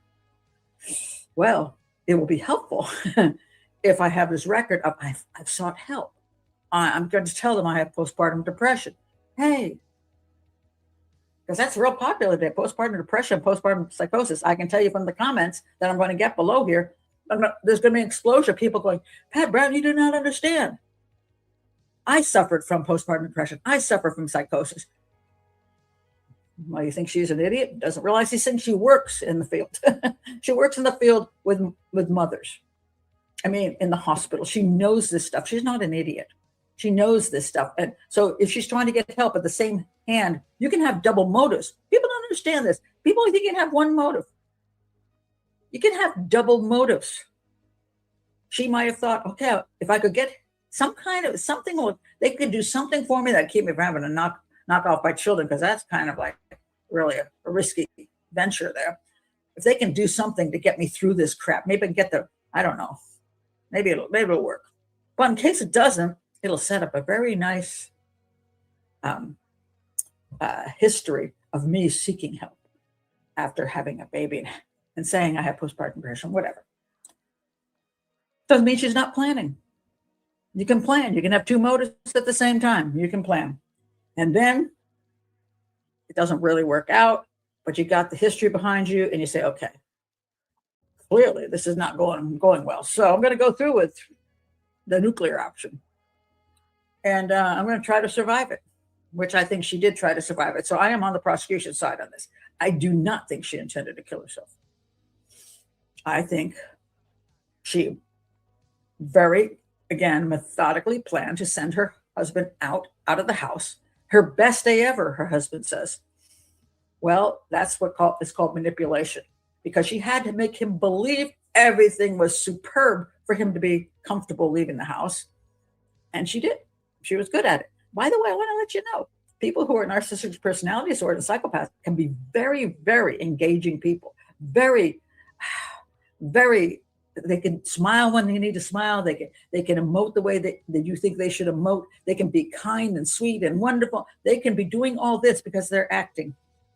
They're acting as a person would act if they were not psychopathic or severe narcissism, because they think, okay, this will get people to like me. And it works like a charm. People do like them. And they see the smiles and they're like, oh my, that's a nice person. People fall for it all the time. I'm going to talk about her husband, Patrick, in just a little bit, because people said, well, what about him? Okay. So let's go back to her, though. I think she did try to survive it. I think her plan was to get him out of the house, tell him the best day ever, get him all psyched up to think everything was cool, get him away for that hour, planned it out perfectly. As soon as he walks out the door, she's off strangling her children, one after the other. And it's not an instantaneous thing. It's not like somebody had a gun and just went like this one time. She strangled one, and the terror and horror of that child dying, she could see. I don't know if she strangled her from the front or the back. I am not privy to that information. I at least haven't seen it yet. But she watched the child die in front of her. The child she brought into this world. The three children, for some reason, people seem to forget exist. They're like, oh, I feel so bad for Lindsay. She's going through hell. These little children thought that was the woman that cared about them, the woman they trusted. They went through hell. These two children, that little baby, as they're being strangled to death by the person they believed loved them, which they apparently were wrong about, probably because she was a good actress as far as being a mother too. So she strangles one of them. And then after that one dies, and she sees them go cold and blue and stop breathing, and their eyes no longer move. Didn't bother her a bit. She went to the second one. She did it again. That child, just the terror that child must have felt. She did it again. And after that happened, she went to the baby. I guess the baby, I don't know if the baby's last. None of us really know. And then she did that to him too, until all three of them are lying dead in front of her. That's cold-blooded as hell. I'm sorry. I don't find that psychosis. I find that cold-blooded and very meticulous. All right. Then somewhere in the middle of that, hubby calls and says, hey, hon, I'm at the store. And she's like, okay, blah, blah, blah. Doesn't seem to have any problem talking to him. She didn't have any problem talking to the stores before she sent him out. She didn't have any trouble making orders. She was clear of mind of everything else except for the one moment in time, some male voice came out of nowhere and said, you better kill them quickly now so you can kill yourself. Get out of here. To me, that people would fall for that. It is a little frustrating to me because she never experienced this kind of thing on a long-term basis. It's just popped up after she planned to send her husband away for enough time for the voice to pop up and tell her to kill her kids, and methodically. And apparently just one time, kill the kids. And then she killed one and didn't, hey, should I kill some more? She apparently didn't ask that question. So anyway, she kills three kids. And now she's going to kill herself. She's a nurse. She knows exactly how to kill herself. She goes upstairs and takes some medicine she knows will not take effect before her husband gets home, because she knows her husband is coming home. Now, there are people who've made the mistake of thinking their partner's coming home or is in the next room and is going to come in and check on them. And they do something, something that will kill them in let's say 30 minutes to an hour. And they assume somebody's going to be there before that happens. That's what you call an attempt. That's not what you call, actually, I wanted to do myself in. It's an attempt that you knew was going to be interrupted. If you didn't want to be interrupted, she had a car outside. After you kill your kids, you jump in your car, you drive down the road 150 miles an hour and you slam into a tree. You take the knife with you. You go any place and you make sure you're dead. She didn't do that. What she did was take some medicine, because by the time she finished killing off the three children, her husband was already on the way home. She knew he was going to be there in a few minutes. She knew that medication was not going to take effect. Now I know, oh gosh, there's some people out there going, well, but she was in psychosis. She didn't think clearly. And the defense is using that same statement for everything. Well, if she did that, it's because she wasn't thinking clearly. She was in psychosis. And then, of course, she does everything clearly. It's like, well, psychosis doesn't always make you think unclearly. Make up your mind. Which one is it? You can't think clearly, or you do think clearly? All right. So she takes medicine. She knows drugs are not going to take effect. Then she goes and puts superficial cuts on her wrist, the wrong direction, and then her throat. Does it cause bleeding? Sure. She works in a hospital. Bleeding, if you bleed like a pig sometimes. especially from the smallest cuts. And it looks terrible. It does. I mean, it does. It looks horrible. But man, to actually, if you actually have to cut some major artery for yourself to bleed out to the extent that you need to bleed out in a short amount of time. And she knew she wasn't bleeding out. She knew she was just throwing some blood around. It's not a big deal. I mean, if anybody's ever cut themselves in the kitchen, man, it looks like a crime scene. And all you did was cut your little finger a little bit. She knew enough. She did that. And of course, the defense attorney is perfectly happy to have the public see all of these pictures of the blood on her body. Look at the blood all over her body. It was not that big a deal. Sorry. I've seen murder scenes. Yeah, no. That was that. And then people say, oh, well, she was going to do these things, but she didn't do it. She just panicked and didn't do each one of them well enough. And that's why she threw herself out the window. I agree with the prosecution. Although I will admit, I have not seen the pictures that the prosecution says there's blood that's on the windowsill and blood that's going down the shingles, which indicates to them that she she got on the windowsill and tried to hang out the window and drop in order to not kill herself. And I personally think that's very likely. It's only a second-story window. Even if you jumped out, you wouldn't know you're going to kill yourself. If you jumped out with your feet going to the ground. Of course, they say she threw herself out the window head first. I don't believe that's true. But there's going to be people say, well, you didn't see the picture, so you don't know. Okay. All right, Mr. Defense Attorney, let us see those dang pictures. I can't find them. Maybe if you can find them, link me below where the heck those pictures are. Because I did AI on this one, and I'm like, where are the pictures? And supposedly AI said, well, the defense didn't want the public to see those. I'm like, why not? Didn't mind us seeing all the pictures of the blood all over her body at the hospital. Why can't we see some blood on shingles? Why not? I don't know. I said, maybe I missed something here. And so if you know, put it below. But if the prosecution is what they're saying is true, she hung herself out the window. She wasn't trying to kill herself. What she probably did was miscalculate the fact that the ground was solid. And maybe when she pushed off, she dropped or lost grip because her hands were slippery. She fell in a way she didn't expect to fall, and it caused paralysis. And probably when she woke up, she was like, oh my God, what the hell? I'm paralyzed. This is horrible. Not the kids were dead, but that I'm paralyzed. And she asked for a lawyer. Because, after you murder your children, personally, I just ask for whatever religion you are, ask for a priest, ask for a pastor, say, I deserve to die. I didn't manage to kill myself, but I deserve to die. I don't need a lawyer. But anyway, I think it's calculated. I don't think she intended to die. I think she intended, after she gave up, couldn't figure out how to make her life work. Children were not useful anymore and in the way, but she couldn't figure out how to get them out of her life. Now people are going to say, oh, well, she could have just divorced. Oh, people murder constantly instead of divorce. Why? Because when you get divorced, you have to go through court. You have to deal with child custody issues forever and ever and ever. And your kids are still around to annoy you, So if you get rid of everybody, you don't have to deal with any of that. It's just, they're all gone. And everybody feels sad for you. And, you have good funerals and everybody pats you on the back and says how terrible. And then you can get dates because you said, I'm a widow. I'm a widower. My whole family, they were murdered. But you don't have anything to deal with anymore.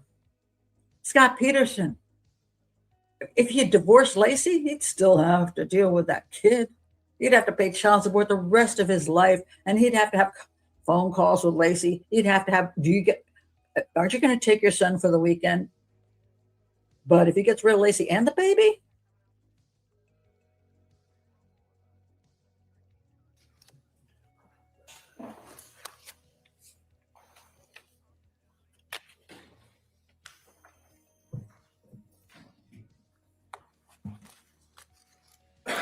Counsel, can I see it sidebar just very briefly?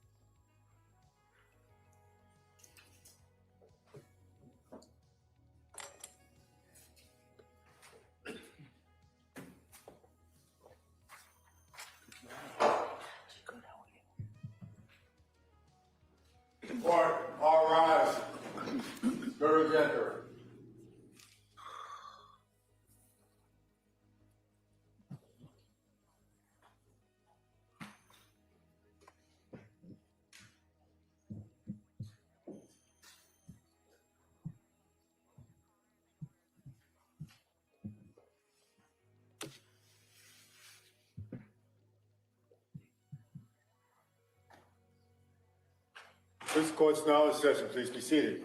Your Honor, for the purpose of the record, we return back to the trial of Commonwealth versus Lindsay Clancy. All parties are present, including the defendant and including the 18 jurors. All right. Everyone, thank you. Commonwealth, call your next witness, please. Thank you. Commonwealth calls Amy Bevins.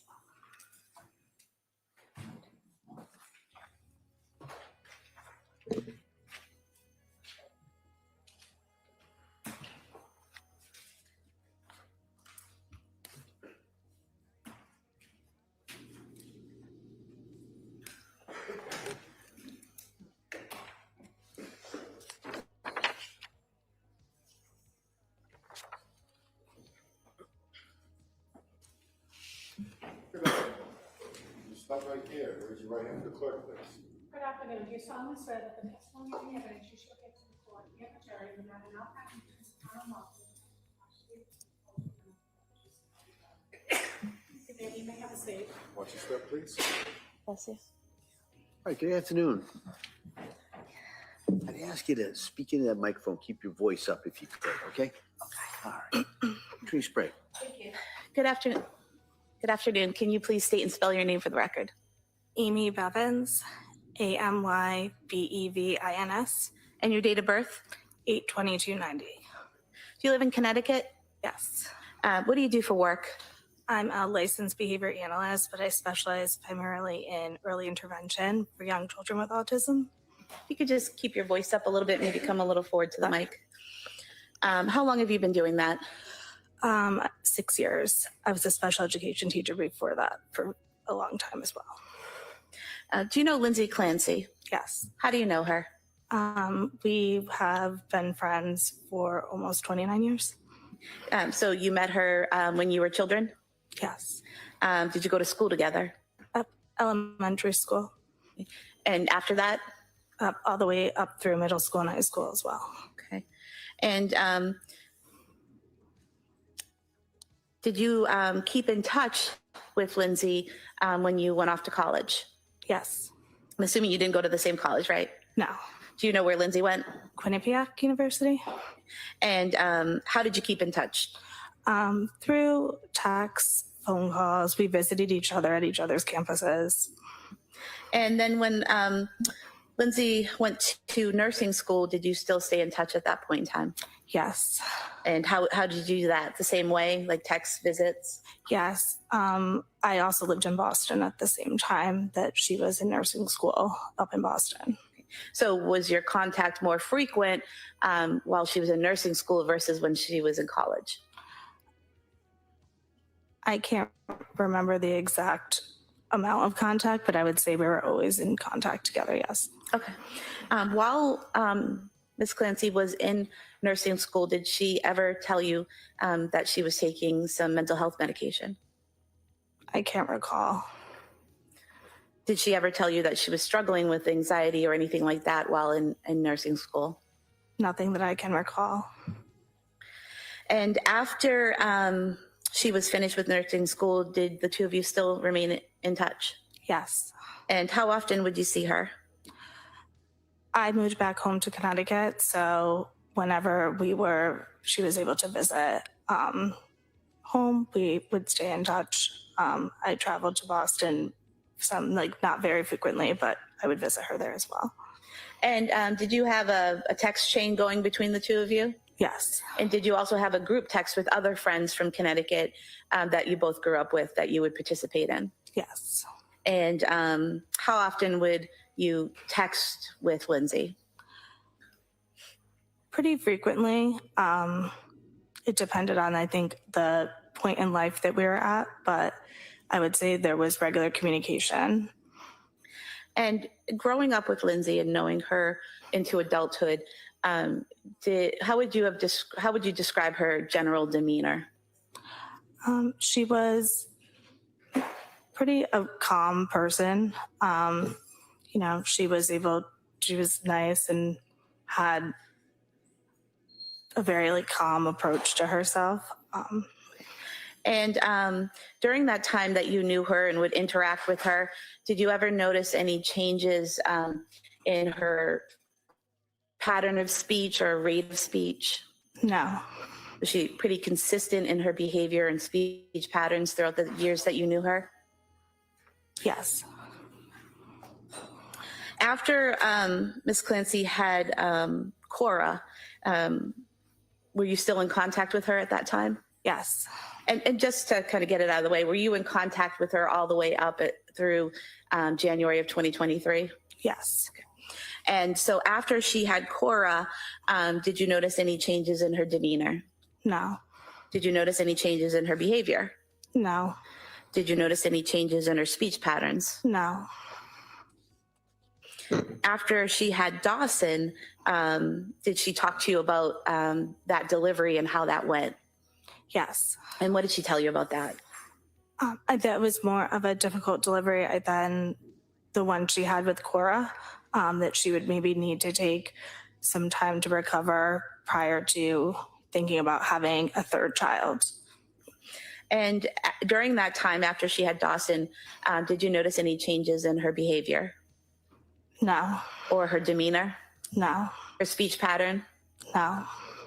Was there anything about your interactions with Lindsay during that time that caused you to have concern about her harming herself or someone else? No. And then after she gave birth to Callan, did you notice a change in her demeanor at that time? No. Or her behavior or rate of speech? No. Did you see her in Connecticut in November of 2022? Yes. And why did you see her then? What was happening?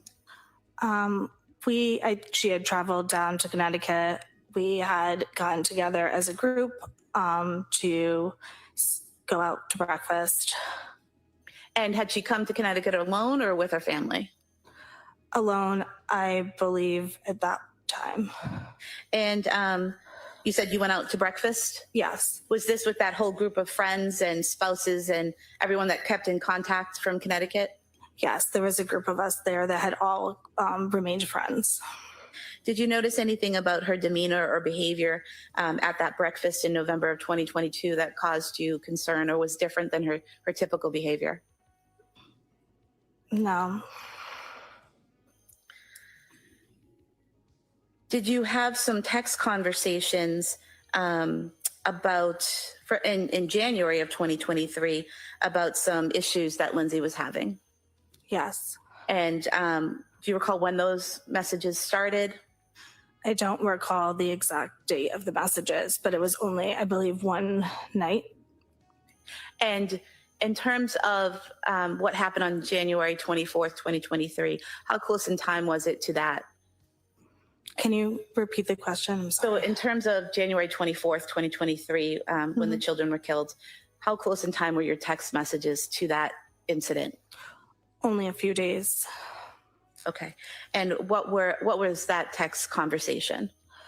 She had shared that she had been taking a medication that caused her to have some dark thoughts, but that she was going to, or had been tapering off that medication and was trialing new ones that would remove those side effects and be more helpful and therapeutic to what she needed. And did she tell you what those dark thoughts were? No. What was the tone of the conversation? Hopeful, I would categorize it. I remember it being something where there was conveying of hope and that it was going to be we were moving in a positive direction. So basically, would it be fair to say that Lindsay was telling you that she'd had some side effects and some dark thoughts because of medication, but was weaning off of those and moving on to something else that would hopefully help her? Yes. Did she ever express at any point that she wanted to harm herself? No. Did she ever express that she wanted to harm the children? No. Did she ever tell you that she was hearing voices? No. Other than saying that she had had some bad thoughts, did she say anything else that was concerning in that conversation? No.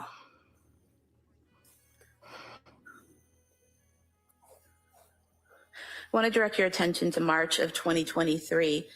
Did you visit Miss Clancy while she was at the Spalding Rehabilitation Facility? Yes. And how was that arranged? At the request of one of her family members who reached out to see if I would like to come visit. And you traveled to Massachusetts and visited Lindsay at the Spalding Rehab Center, is that right? Yes. And what did you do there with Lindsay that day? We made small talk. We played Uno. It was a pretty basic visit.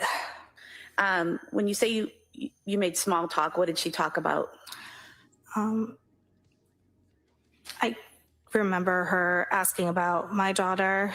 I remember her asking about any updates to life events for our friends. We talked about some hobbies that she was doing while at Spalding and then played a game. Do you remember what hobbies she was doing at Spalding? I can't recall specifically now. At any point in time, did she mention the death of her children? No. At any point in time, did she break down in tears and cry about her children? No.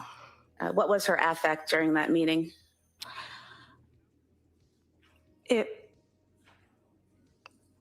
I don't remember exactly. Pretty neutral, I would say. Did she attempt at any point to harm herself? No. Did she ask you for help in harming herself? No. Did she talk about Cora Dawson or Callan at all? No. I have nothing further. Thank you. Mr. Reddington.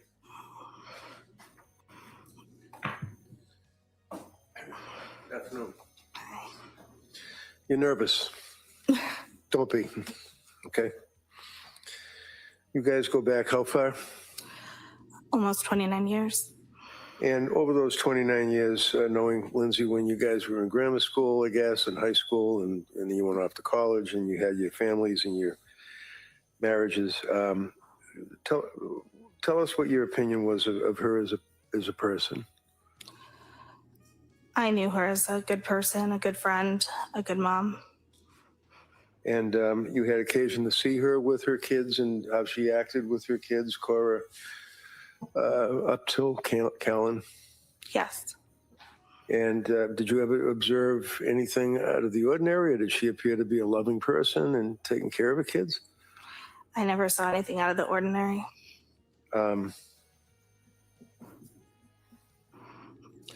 District Attorney asked you about the visit that you had when you were good enough to visit with her at Spalding Rehab. And this was when, in March of 23? Yes. And arrangements had to be made for you to visit with her. You had to get approval, and whether you know or not, I mean, I had to kind of help you out a little bit trying to get through the red tape to get in there to see her, along with her family approval and that type of thing, right? I don't recall any of that. But you were able to get in. Yes. To visit with her. And this would have been in the beginning of March, if you know, the middle of March, the end? I don't recall the exact time. Was she able to walk around and ambulate, or was she in a wheelchair, or what was her condition? Was she in bed? She was in a wheelchair. She was sitting up the entire visit. Did you ask her about why she was in the wheelchair and anything like that? No. You knew that she had been in the hospital from January 24th, right? Yes. And you knew that your friend had been charged by the police and had killed her 3 beautiful children, right? Yes. That was a bit of an awkward, uncomfortable topic, wasn't it? I think it would be for anybody, yes. Absolutely. And the district attorney asked you whether or not she cried and whether or not she told you about her children and anything to do with her children or that incident. You both basically stayed away from that entire subject, right? I remember also being told not to bring that up specifically, which at the time I figured that could be due to the recommendation of mental health providers, et cetera, who were treating her. Right. And who told you that? Her sister. Now, how long did you visit with her? It was brief, maybe 30 to 45 minutes.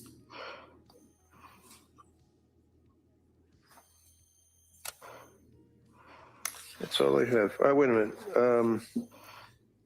Did you guys have a group get together in December of 2022, if you recall? I don't recall. Do you recall seeing her after Thanksgiving around that time frame in December of 22? I don't recall no. Do you recall having conversations with her around that time frame, which would be in December of 2022, that she was talking to you about medications and asking you questions about a particular medication? I don't recall the exact time frame of those conversations. Okay. You were summoned here today by the DA's office, is that correct? Yes. You were also on my witness list as well, right? Yes. And when I ask you about the conversations, the reason is you were questioned by the state police back in January of 23. Do you remember that? Yes. And one of the troopers had asked you whether or not you had any conversations with Lindsay, your friend, about medications, and you indicated that, and I quote, page 12, she knows that I'm pretty open about mental health, that I'm a big advocate of mental health, and she asked me if I knew, like, if I had tried a medication. Do you remember saying that? Yes. Okay.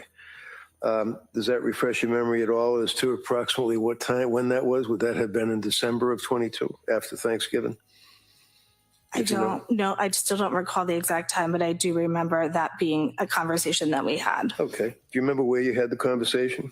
It was over text message. Okay.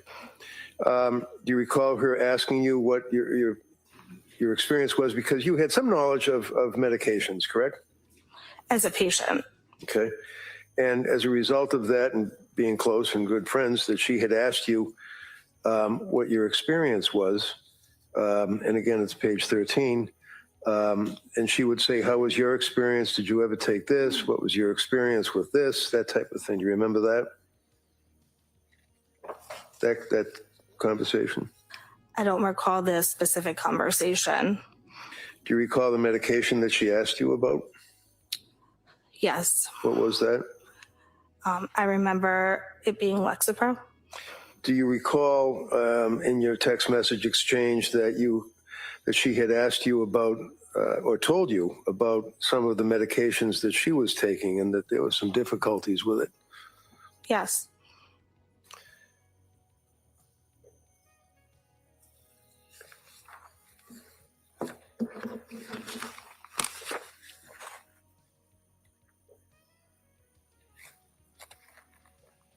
Do you remember that she had asked you whether or not you had noted or if you were aware of any side effects of medications? I don't recall. And after those text threads and with that understanding, being as close to Lindsay as you were, she then confided in you that she was having dark thoughts, as I think was the expression. That was a long time after the conversation that we had had about the medication. I do remember that being the first time I had heard any concern around her mental health up until that point. Okay, and what point was that, if you remember? Can you restate the question? Sure. Let me ask it this way. When she told you that she was having problems or difficulties with the medication and when she was telling you that she was having dark thoughts, do you remember when that was? Towards the end of January 2023. Okay. Do you remember, was that in person or was that a message, text message? Over text message. Did she explicate or did she explain what the dark thoughts were? No. And the next time you saw her after that was at the hospital rehab, correct? Yes. Thank you, ma'am. That's all I have. Counsel? All right, thank you, ma'am. You may step down.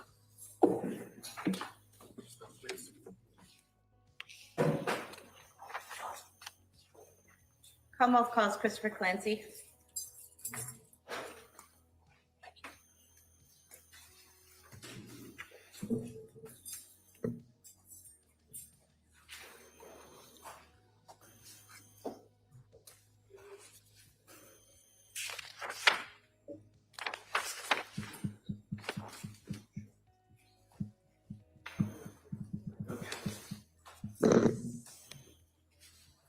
afternoon, sir. Can you stop right there, raise your right hand for the clerk, please? Good afternoon. Do you solemnly swear that the testimony in the evidence you give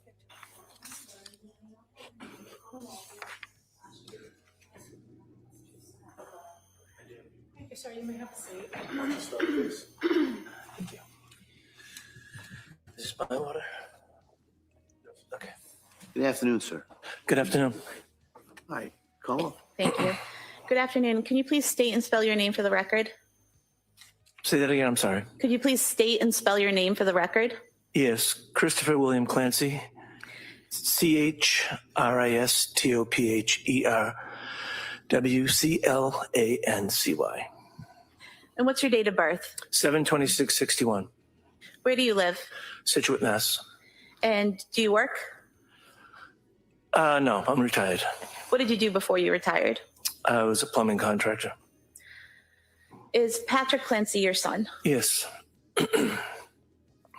When did you first meet Lindsay Clancy? I don't know what the year was, but I believe I met her for the first time at my at the cottage in Hull. That was my parents' house, and I believe that's when I met her. I think he brought it down there. Was that before or after she and Patrick had gotten engaged? That was before. And eventually they got engaged and got married, correct? Correct. And had 3 children, correct? Correct. So I want to direct your attention to the time frame after Callan was born in May of 2022. Did you have a chance to observe Lindsay interact with Callan? Yes. And what was Lindsay like with Callan? She was very mothering. And was she protective? I would say yes, like any mother would be. Do you recall describing her previously as very protective of him? I would say that she was very protective of him. Was she, in terms of how protective she was of Callan versus Dawson and Cora, was she more, less, or the same? I would say she was more of the same when the babies were little, when the babies were young. So was that something typical when she would have one of the children? She'd be very protective when they were first born? Yes, I think that's like any other mother, though. And how often would you see the family? We saw them regularly. They lived not too far from us. They lived in Weymouth first, and we saw them regularly. And then eventually they moved to Duxbury? Yes. And directing your attention to the time frame between November 16th, 2022 and Thanksgiving of that year, did you see them at your house? I think they did come up to our house one time. Might have been a Saturday or Sunday. Okay. And why did they come over that day? I think they just came over to say hi. And what was Lindsay's demeanor that day? Very good. And was there any difference in her behavior or speech pattern than what you'd seen with her previously? Not that day. And how was that visit? Very good. Did you then see them at or around Thanksgiving? Yes, we did. Okay. And where was that? That was at my daughter Laura's house in Hamilton. I'm sorry, I didn't mean in Hamilton. And did you interact with Lindsay that day? Yes. What was her demeanor that day? She seemed a little, how do you say it? Let me think for a minute. She seemed quiet. Okay. And did she seem to interact with everyone there as she normally would? Yeah, she was very close with my daughters and her sister-in-law. Do you recall them wearing coordinating shirts that day? I think so. And during dinner that day, did you make observations of Lindsay getting the kids settled down for dinner? I did. And did you see her interact with Dawson? Yes, I did. And can you describe that interaction, please? Mm-hmm. She was getting a little frustrated. Dawson was being a little silly, and she was trying to get him to sit down. And she was just a little bit getting frustrated with him, and I noticed it, so I got up to help her. And when you saw her getting frustrated with him, did you see her do something to get him seated? She took him by the arm to get him seated. It wasn't anything crazy. Right. You know. It's not like she hit him or anything like that. No. Right? She just took his arm and guided him to the seat. Is that Yeah, correct? Correct. But you could see that she was frustrated. I correct? could. And so you stepped in to help her, right? Correct. And what did you do to help? I got her a plate, I believe. There were a lot of people, so it's just a little chaotic. Now, directing your attention to the weekend before Christmas 2022, did you stop by their home that weekend? I believe we did, yeah. And who was there? Her parents. So it'd be Lindsay's parents, Lindsay, Patrick, and the kids? Yes. And were you by yourself or with your wife? I was with my wife. And was there a specific point for everyone stopping by and gathering that day?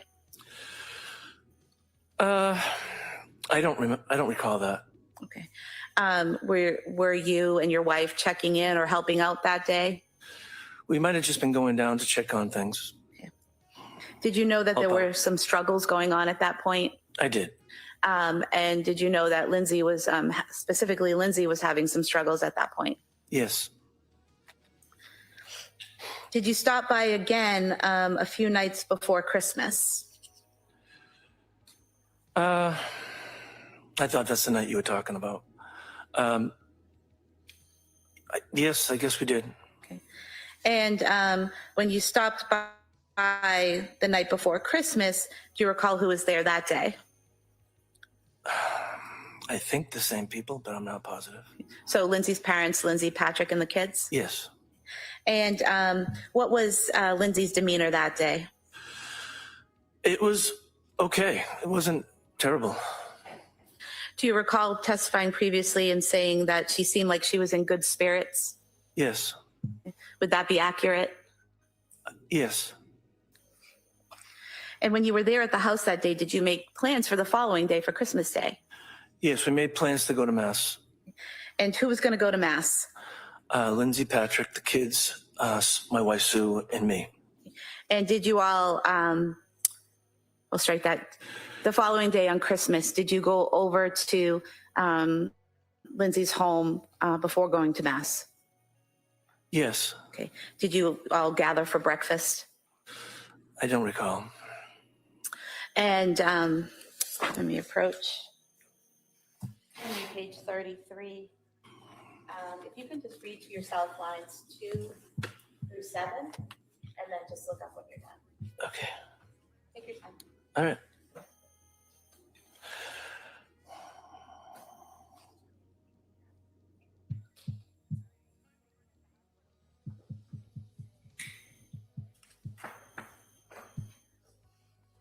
Okay. Does that refresh your memory, sir? Yes. So did you go over that day for breakfast? Yes. And how was Lindsay's demeanor that day? It was good. She looked beautiful. She had a beautiful dress on. And do you recall saying previously she seemed very happy that day?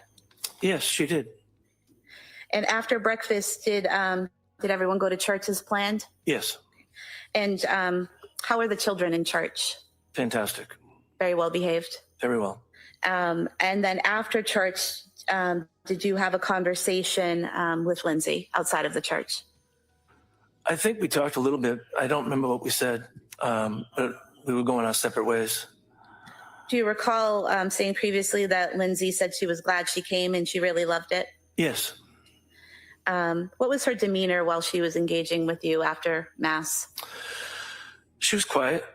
She said that she liked the Mass and she was really happy that she went. And do you recall saying before that, strike that, do you recall after that conversation, you guys hugged each other and went your separate ways? Yes.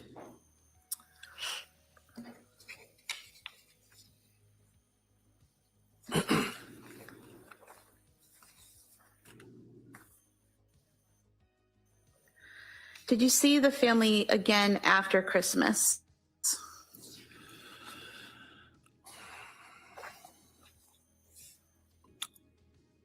I'm not sure. I'm not sure. Did you go to Cora's birthday party? No. Was it more of a kids gathering at a trampoline place? That's what I heard. Okay. Yeah. All right. Did you have plans to see them Tuesday, January 24th, 2023? No.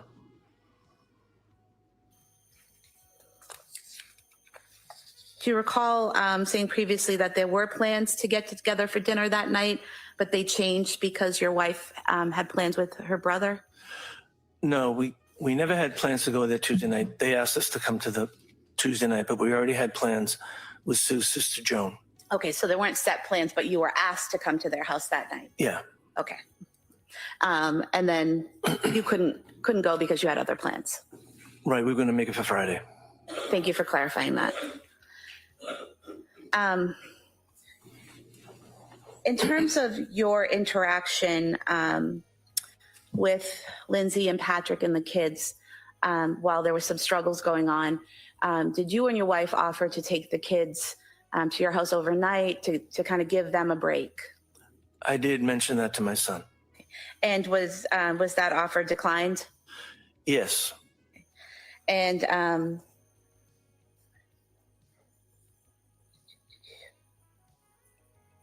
going back to Thanksgiving of 2022, when you were interacting with Lindsay, I think you previously said that her demeanor was good. She was quiet. Did you also say at one point she had a little blankness to her at times? She seemed to at times. And can you tell us like what that was? Just like a stare. Kind of staring off into the distance, distracted? No, just not totally interacting, just sort of. Okay. So at some points. Almost like nervous, kind of like. Nerves. Almost just like, something like that. Okay. So at some points she was staring a little bit, seemed a little nervous, but then in other times she was interacting with everyone as she normally would? Pretty much. Okay.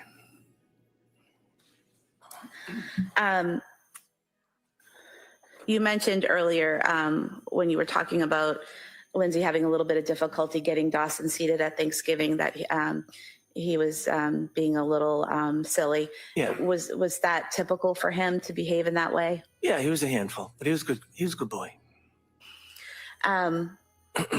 Going back to the night of January 24th, 2023, at some point in time that night, did you get a phone call from Patrick? In January? January 24th, 2023. Yes. Go ahead. Yes, we did. And what was his demeanor during that call? Is this the night of the? Yes. Okay. Yes. It was terrible. And did you and your wife leave your home and head to the hospital to be with him? Yes. Thank you. Attorney Reddington. Thank you. Good afternoon. Good afternoon. Mr. Clancy, just a couple of questions. You were summoned to be here by the DA, is that correct? Correct. And you gave statements to whoever wanted statements. You were very cooperative with the investigation, is that right? Yes. And being as you're the obviously grandfather and father of Pat, over the years from the time they were dating, engaged, married, kids, you and your wife were pretty close with both of them, were you not? Yes. Do you have an opinion as to how Lindsay was as a mother that you could see? She was very, very good. She fed them great. She did a lot of things with them. They did like the all-American family. And district attorney had asked you about Thanksgiving of 22, November 16th of 22. And she made reference, I think you had responded that she appeared to be quiet.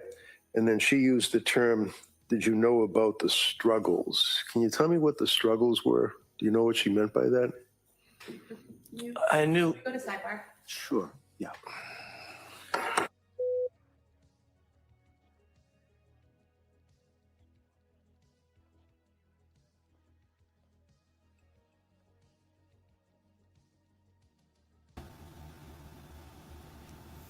I think we all saw that sidebar coming. I'm sure they're gonna have a quick discussion about what is meant by troubles, and they will be right back. In the meantime, please remember to vote in the poll. I have a new one up. Please let us know your opinion. Thank you, everyone.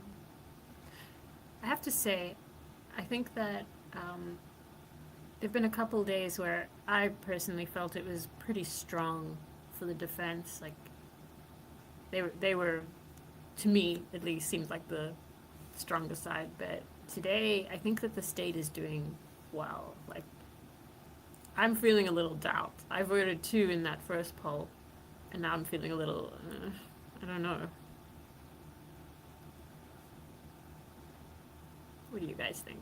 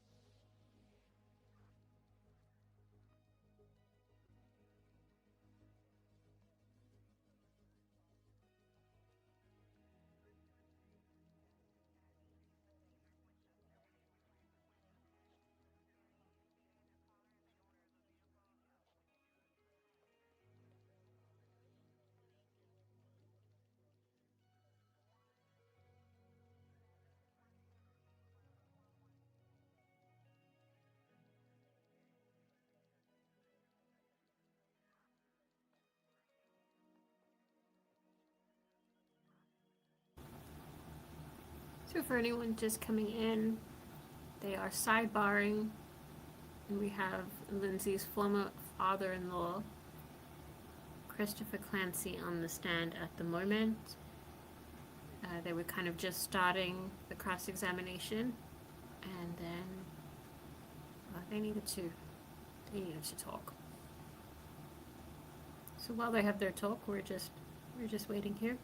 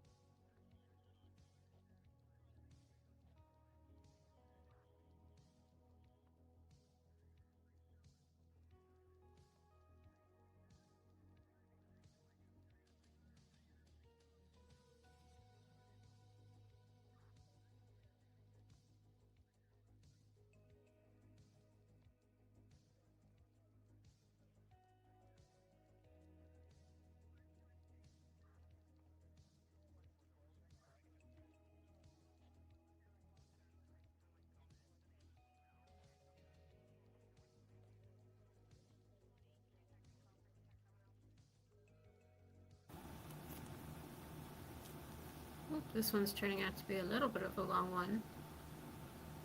I think it's about the word issues that came up under the direct examination.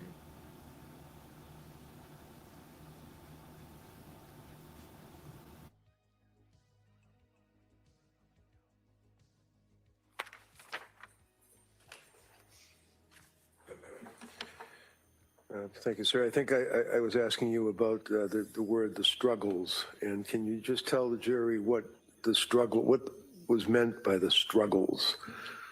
I knew she was having a hard time sleeping. I knew she just didn't feel well. I know she had gone to the emergency room where my wife was working. Those types of struggles. And just so, obviously for the record, your wife would be Sue? Yes. And she's a nurse, labor and delivery at South Shore? Yes. And did Lindsay confide, to your knowledge, yes or no, to your wife about some of her issues as a result of which your wife referred her to a person to speak to?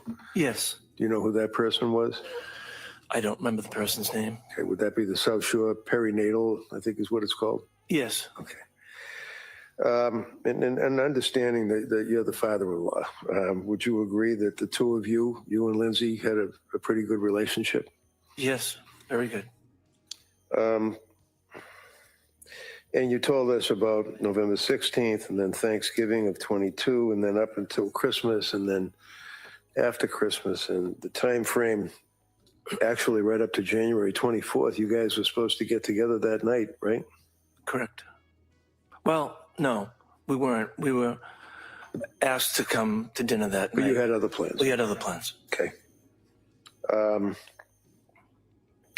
District Attorney asked you about, on a number of occasions, about the time at your home. I think it was on Thanksgiving when Dawson was acting a little rambunctious or silly, and that she guided him to his seat. Was she, to your opinion and what you could observe, did you believe that she was being abusive to him at all? No.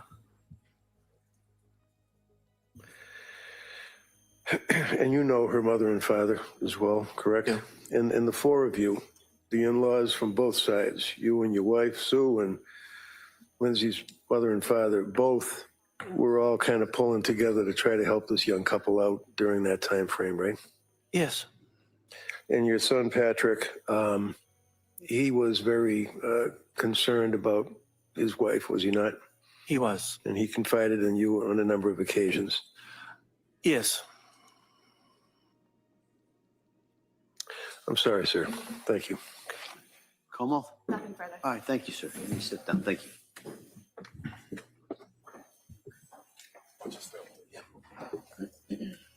Como, could I see you over here just scheduling?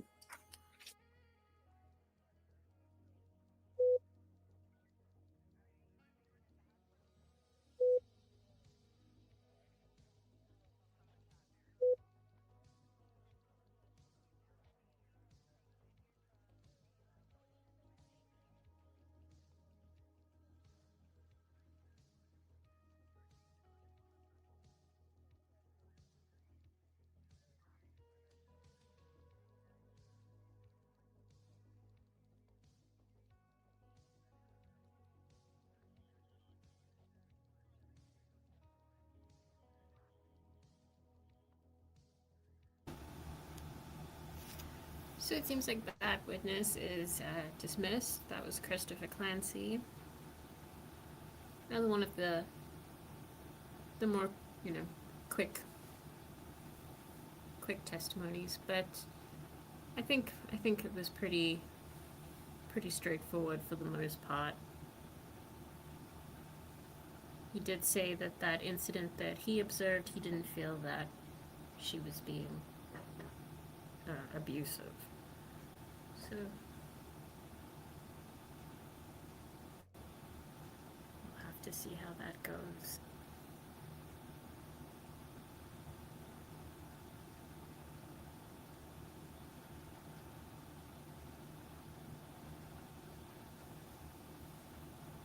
Start the next witness for just a couple of minutes. And we're going to break till 2 o'clock.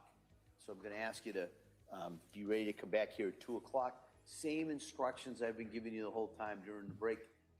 Don't talk about this case with anybody. Don't do any research about this. Don't look into anything about this case or any similar cases. And I'll see you at 2 o'clock. We have a next break. Okay, thank you. Court, all rise. Good.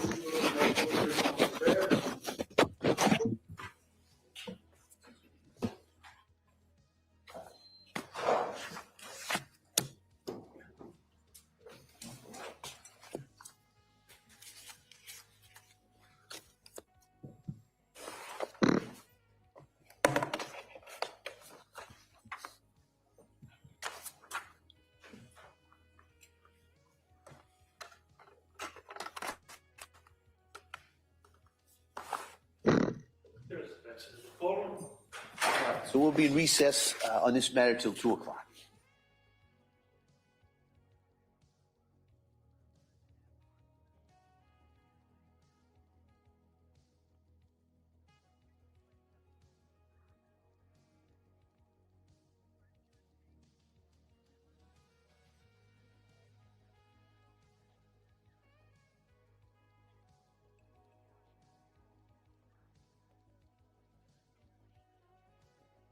a loving mom, Lindsay Clancy, Googles ways to kill, then murders her 3 tots dead in the basement with her own exercise bands.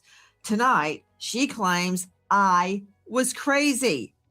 Good evening. I'm Nancy Grace. This is Crime Stories. I want to thank you for being with us.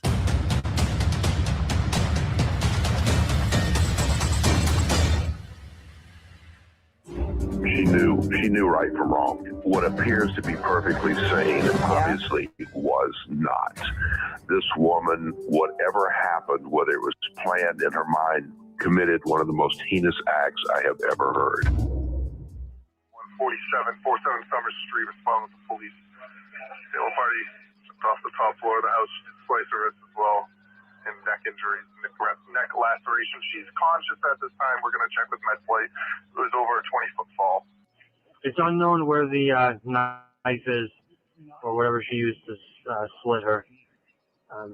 She's in the, looks like they're pinging around the back. We'll get that info now. She did use a knife at first, unknown where that is at this time. Let's start a mutual aid ambulance. I'm on the way. We're with the county. I got 2 pediatric arrests in the basement. As the 2 pediatrics arrests. We got a mutual aid on the way. You are hearing the 911 calls, at least part of them, because the initial 911 is from the father, the dad of those children. The judge has ordered that not be released. While we are not bound by that judge's ruling, we are adhering to it in the interest of justice. Instead, you are hearing back and forth between law enforcement. Is that the missing piece of the puzzle? Mom slits her own wrists and jumps out a window after killing all 3 of her children, the youngest just 8 months old. We have seen child murders by mommy many, many times before. Is this the fact that sets her, Lindsay Clancy, apart from other moms? Well, do I have to say tot mom, Casey Anthony? Instead of any remorse, she was in every bar in town on stripper poles. Okay, so that's not really a good comparison.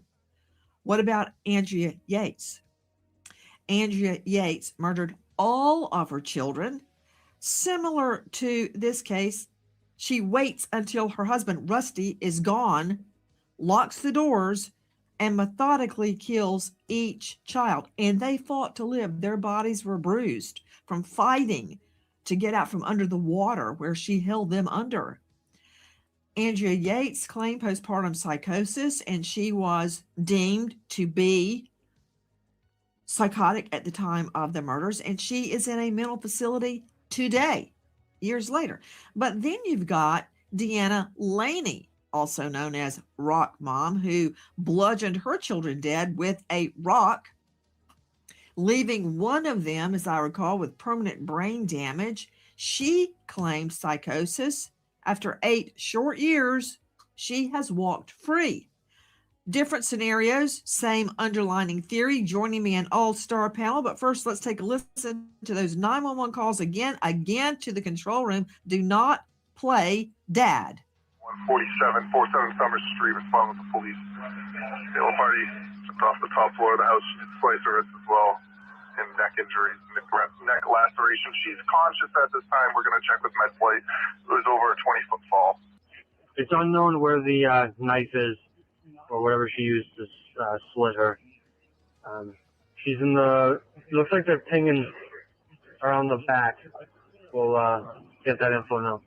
She did use a knife at first, unknown where that is at this time. Let's start a mutual aid ambulance.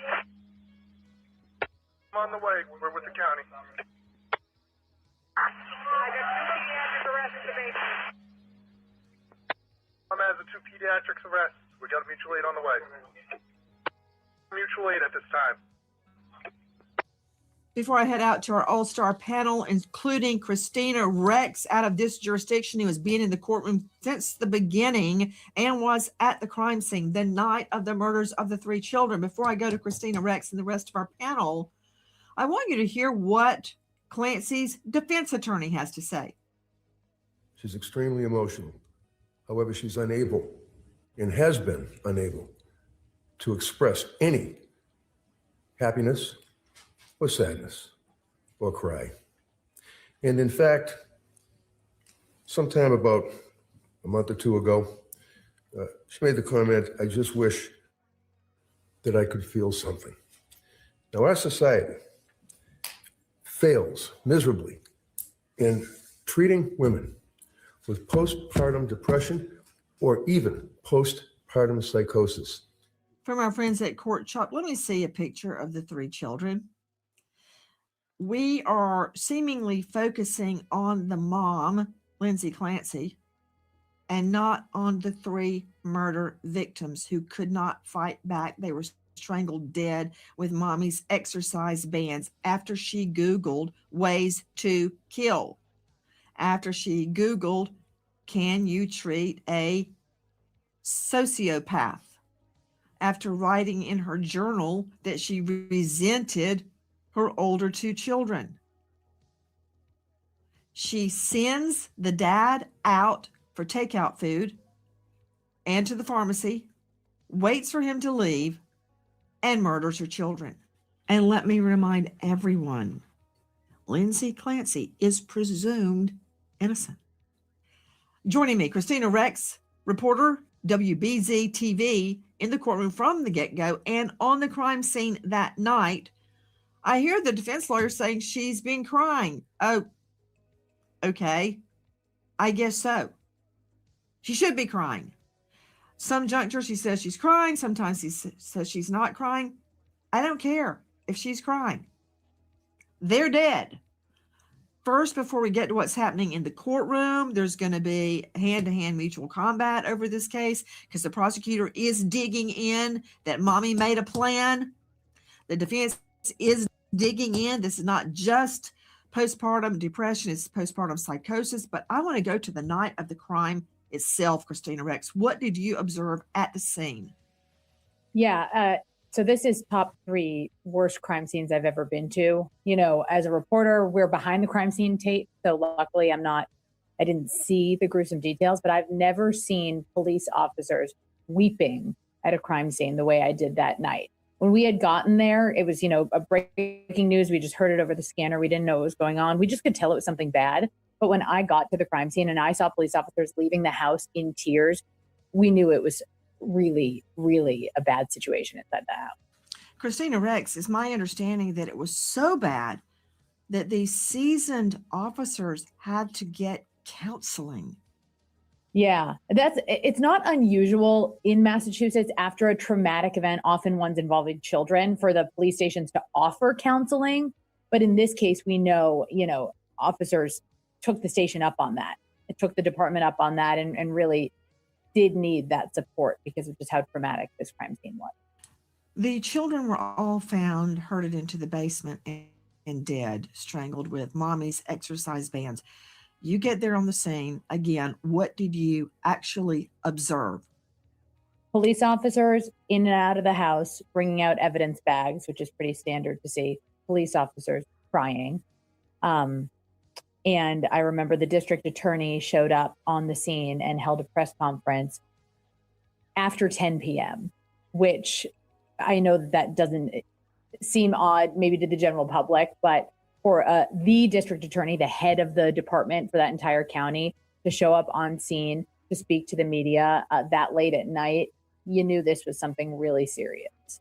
Were you there when the children's bodies were wheeled out? Yes, but in Massachusetts, often the medical examiner will bring a van and block the view of any members of the public or cameras as they bring the bodies out. So I didn't actually see them.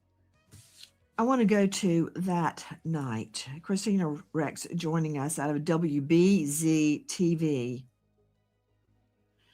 Was mommy taken into custody that night? Yes, but it's complicated. So she had injuries of her own. So she was taken to a hospital. She was actually taken to the local hospital near Duxbury where they lived, and then brought to Boston because of the seriousness of her injuries. You can see in the pictures here. So she was in custody in the sense that she was technically arrested and had police guards outside of her hospital room and at her hospital bed, and she wasn't allowed visitors, but not taken into custody in the sense of going to jail the way we would think of it traditionally because she was so hurt. Joining me is a renowned medical examiner, the chief medical examiner in Tarrant County, that's Fort Worth, Texas. He's an esteemed lecturer at the Burnett School of Medicine at TCU.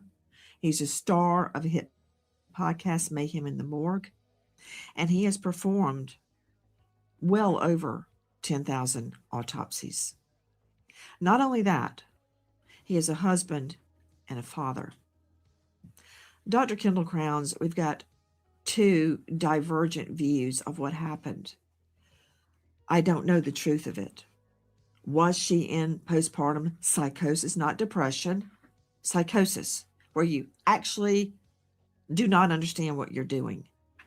In this case, she heard a, quote, unknown male voice ordering her to kill the children.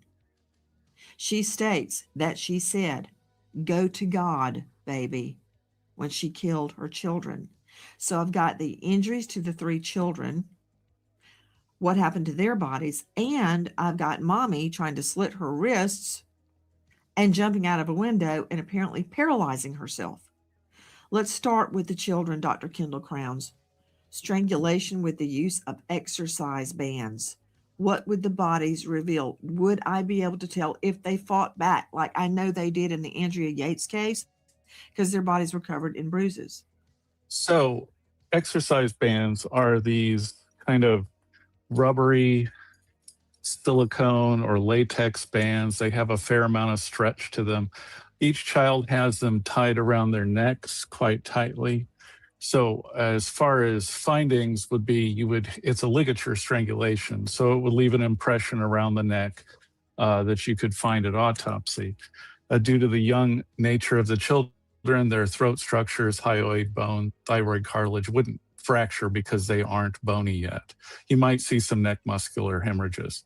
As far as them fighting back, the infant, of course, probably wouldn't do much of anything. The slightly older children, the oldest child could kind of grab at the ligature trying to pull it off, which would leave fingernail marks on the neck as she was trying to remove the ligature from about her neck. If she fought back against her mom, she might have scratched at her mom, but it wouldn't show many injuries to her hands. Children don't have a lot of strength, so you don't usually see a lot of offensive injuries on them, meaning like punching or something like that. Typically, what you're going to find in a case like this is them trying to get that ligature off their neck and seeing scratches around their neck. Dr. Kendall Crowns, if the children had been dosed with, let's just say, Benadryl as an example, how would we tell that? Because if they didn't try to fight back, were they dosed? So commonly in these type of cases, the mother does poison them or gives them a drug to put them in a sedative state so they aren't moving around and they aren't fighting back. And also the parent doesn't have to deal with them crying as well, which is going to be very difficult. Benadryl is a typical one that is used because it'll put a child into a sleepy trance-like state so they can be easily killed. One of the things we're going to look for in this situation is Benadryl in the stomach, which leaves kind of a pink residue in the stomach contents itself, depending on how much Benadryl was used. And then we'll also look at it in toxicologic testing, looking for specifically diphenhydramine, which is the non-trade name of Benadryl. Dr. Kendall Crowns, I want to move to the mom, Lindsay Clancy. I feel that there is enough evidence to show she knew what she was doing.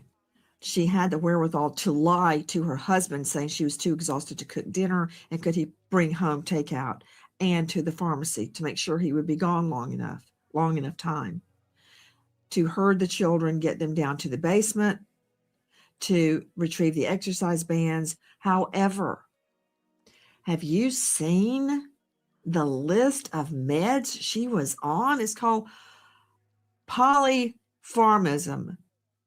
I don't know what doctors were giving her all these meds, but take all these meds and this alone would make you out of your mind. Listen to this. I'm going to give you the street names. The Latin names, the clinical names are unpronounceable to us regular people. Ambien, which is zolpidem, Klonopin, Valium, which is diazepam, Prozac, Lamictal, Ativan, Remeron, Seroquel, Trazodone. I mean, I believe she was on either 11 to 13 prescriptions, and each one is heavy duty. I'm not talking about a baby aspirin, doctor. Serious medication. Sleep pills, long-acting anxiety pills, sleep and anxiety, that's Valium, antidepressant, mood stabilizers, another anxiety and sleep, another sleep, an antipsychotic, another sleep. This woman had checked herself voluntarily into clinics before the murders. What are these meds, Dr. Kendall Crowns? I have to say, I mean, we knew about the meds. I knew the number of meds and stuff like that, but I hadn't heard them like listed out like that. And it does, I mean, that is like a dispensary right there. So, I mean, regardless of, you know, what your opinion is on, you know, whether this was some kind of a psychosis or not psychosis, whether she planned it, I mean, I think it is undeniable that that is a lot of medication. Of course, depending on how much of it she was taking and stuff like that. We did play a really interesting video from Dr. Yosef at the beginning of this video, so go ahead and check it if you're just coming in. Catch the replay later, and I'm trying to give you guys a variety of opinions on this, but like I say, a whole dispensary there. That is a lot of meds. Really is.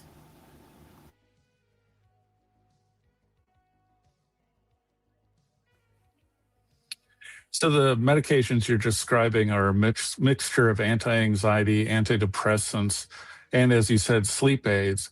She's obviously struggling with ongoing anxiety, depression, and this can all be brought on by pregnancy. It's a known clinical diagnosis. I'm not a psychiatrist, so I couldn't tell you exactly how it all works and what medications are best, but obviously she was going through something to be on that many anti-anxiety, antidepressive medications. So does it play a factor? I couldn't tell you, but again, it is something to consider. At approximately 6:11 last night, the Duxbury Police received a 911 call for a report of a suspected attempted suicide of a female resident who had jumped from a window at the home at 47 Summer Street. Upon arrival, Duxbury Police and Fire located the woman, and she was treated on scene and transported to a local hospital for treatment, where she remains at this time. She's been identified as Lindsay Clancy, age 32. First responders subsequently located 3 children in the homes under the age of 5, unconscious with obvious signs of severe trauma. A 5-year-old girl and a 3-year-old boy were transported to Beth Israel Deaconess Hospital in Plymouth, where they were pronounced deceased. They've been identified as Cora Clancy and Dawson Clancy. A 7-month-old infant boy was med-flighted to Boston Children's Hospital, where he remains for treatment as we speak. Preliminarily, it appears the children were strangled. How did they know that, Dr. Kendall Crowns? That was Timothy Cruz from Plymouth County, the district attorney at that time. How could they look at the bodies? That's from our friends at WMUR, and know the children, the babies, were strangled. So I believe when they are all found, they have the exercise bands tied about their necks.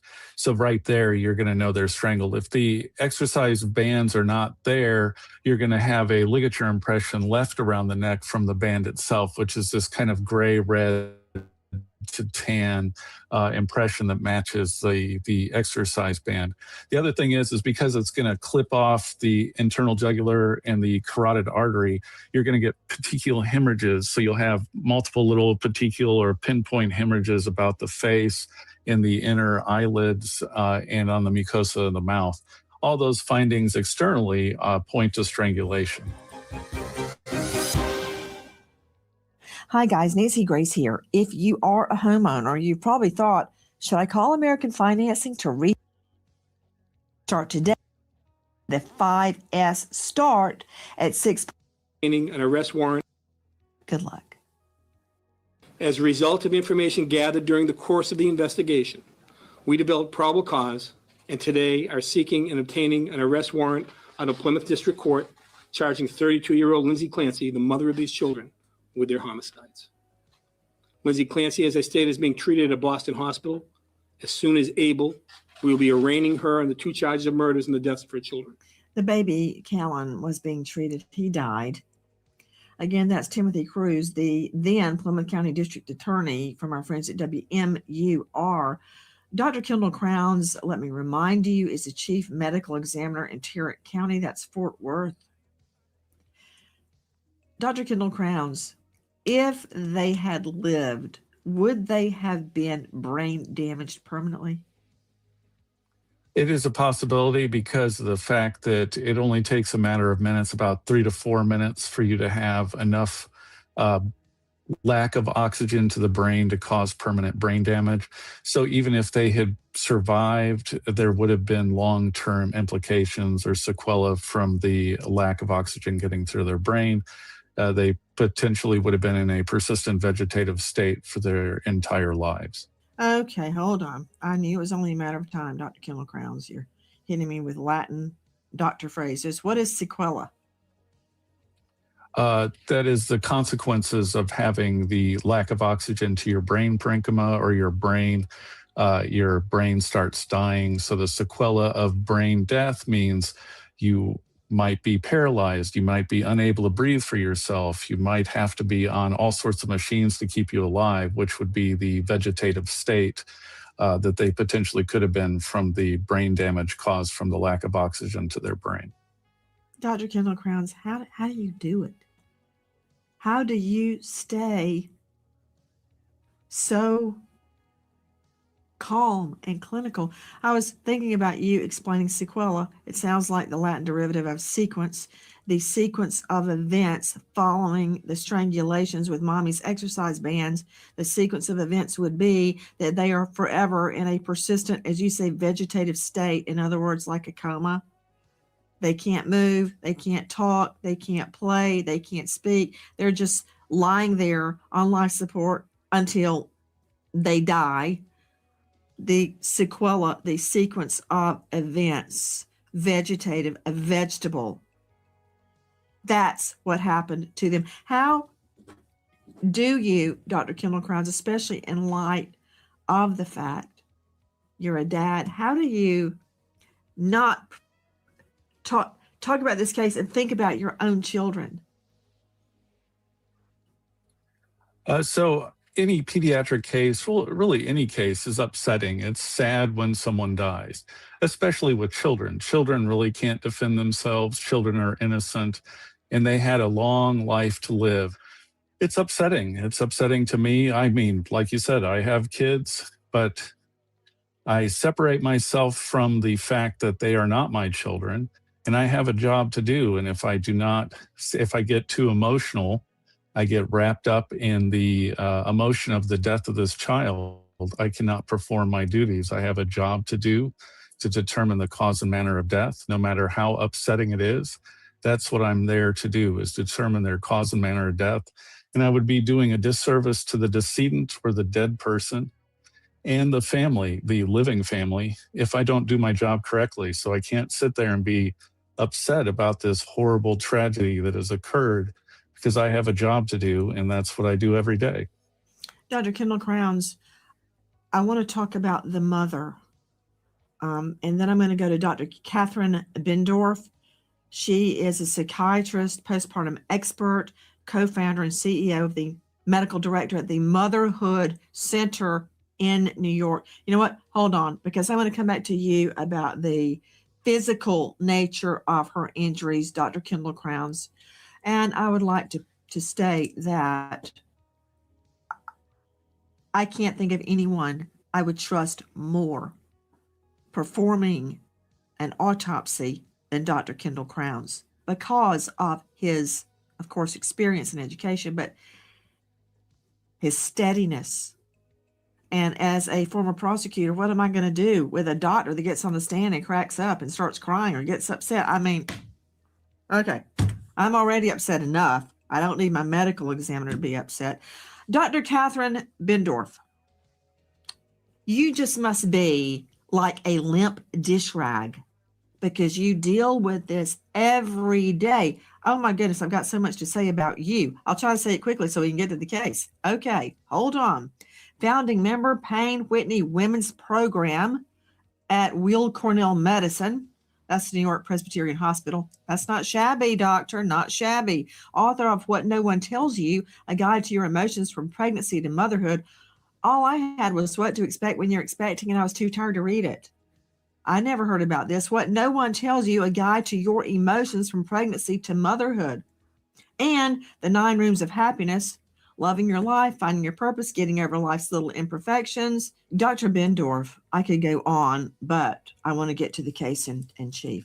You heard all of those pills and meds she was on. Once, I believe, for schizophrenia. How can one person take all those meds and even function? Well, for individuals with postpartum psychosis, they have to try different medications to see what works. And they are often tried at different times, not all at the same time. So for individuals suffering from illnesses like this,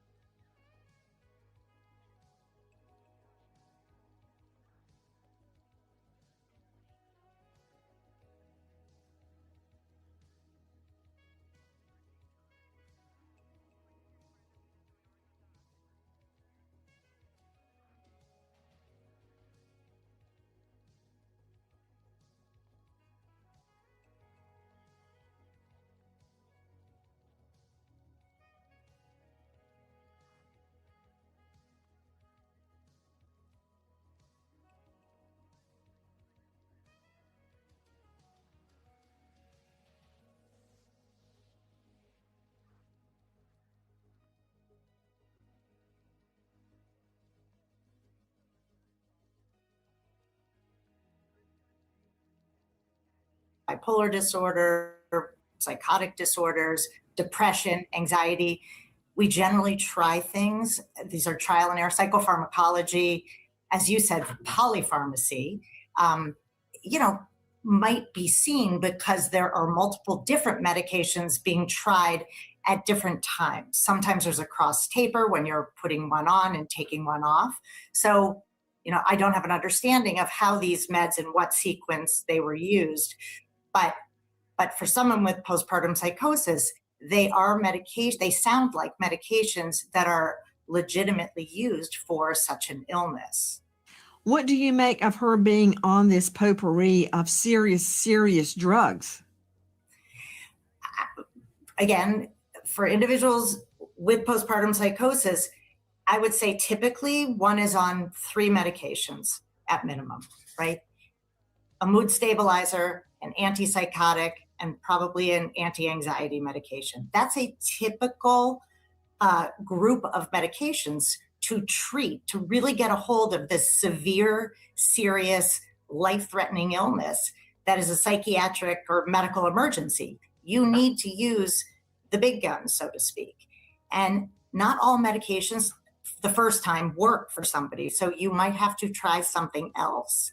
So what I make is that in somebody, again, I don't know the sequence of events or when they were used at what times, but yeah, it would be uncommon to have somebody on all of them at the same time. I'm trying to make sense of what I am learning about the case. Back to investigative reporter Christina Rex from WBZ TV, who was there on the scene.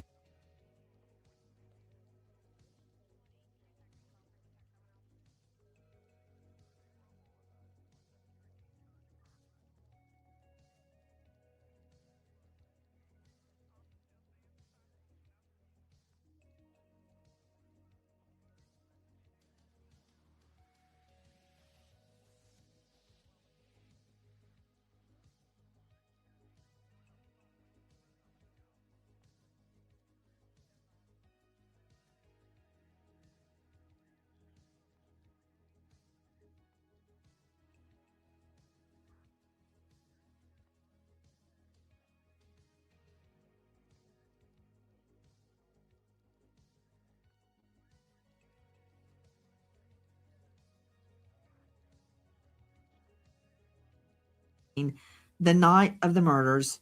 Anne has been in court. This is going to be a knockdown drag out in court. The prosecutor is digging in that mommy knew what she was doing. The defense is arguing postpartum psychosis. Psychosis, much different from depression.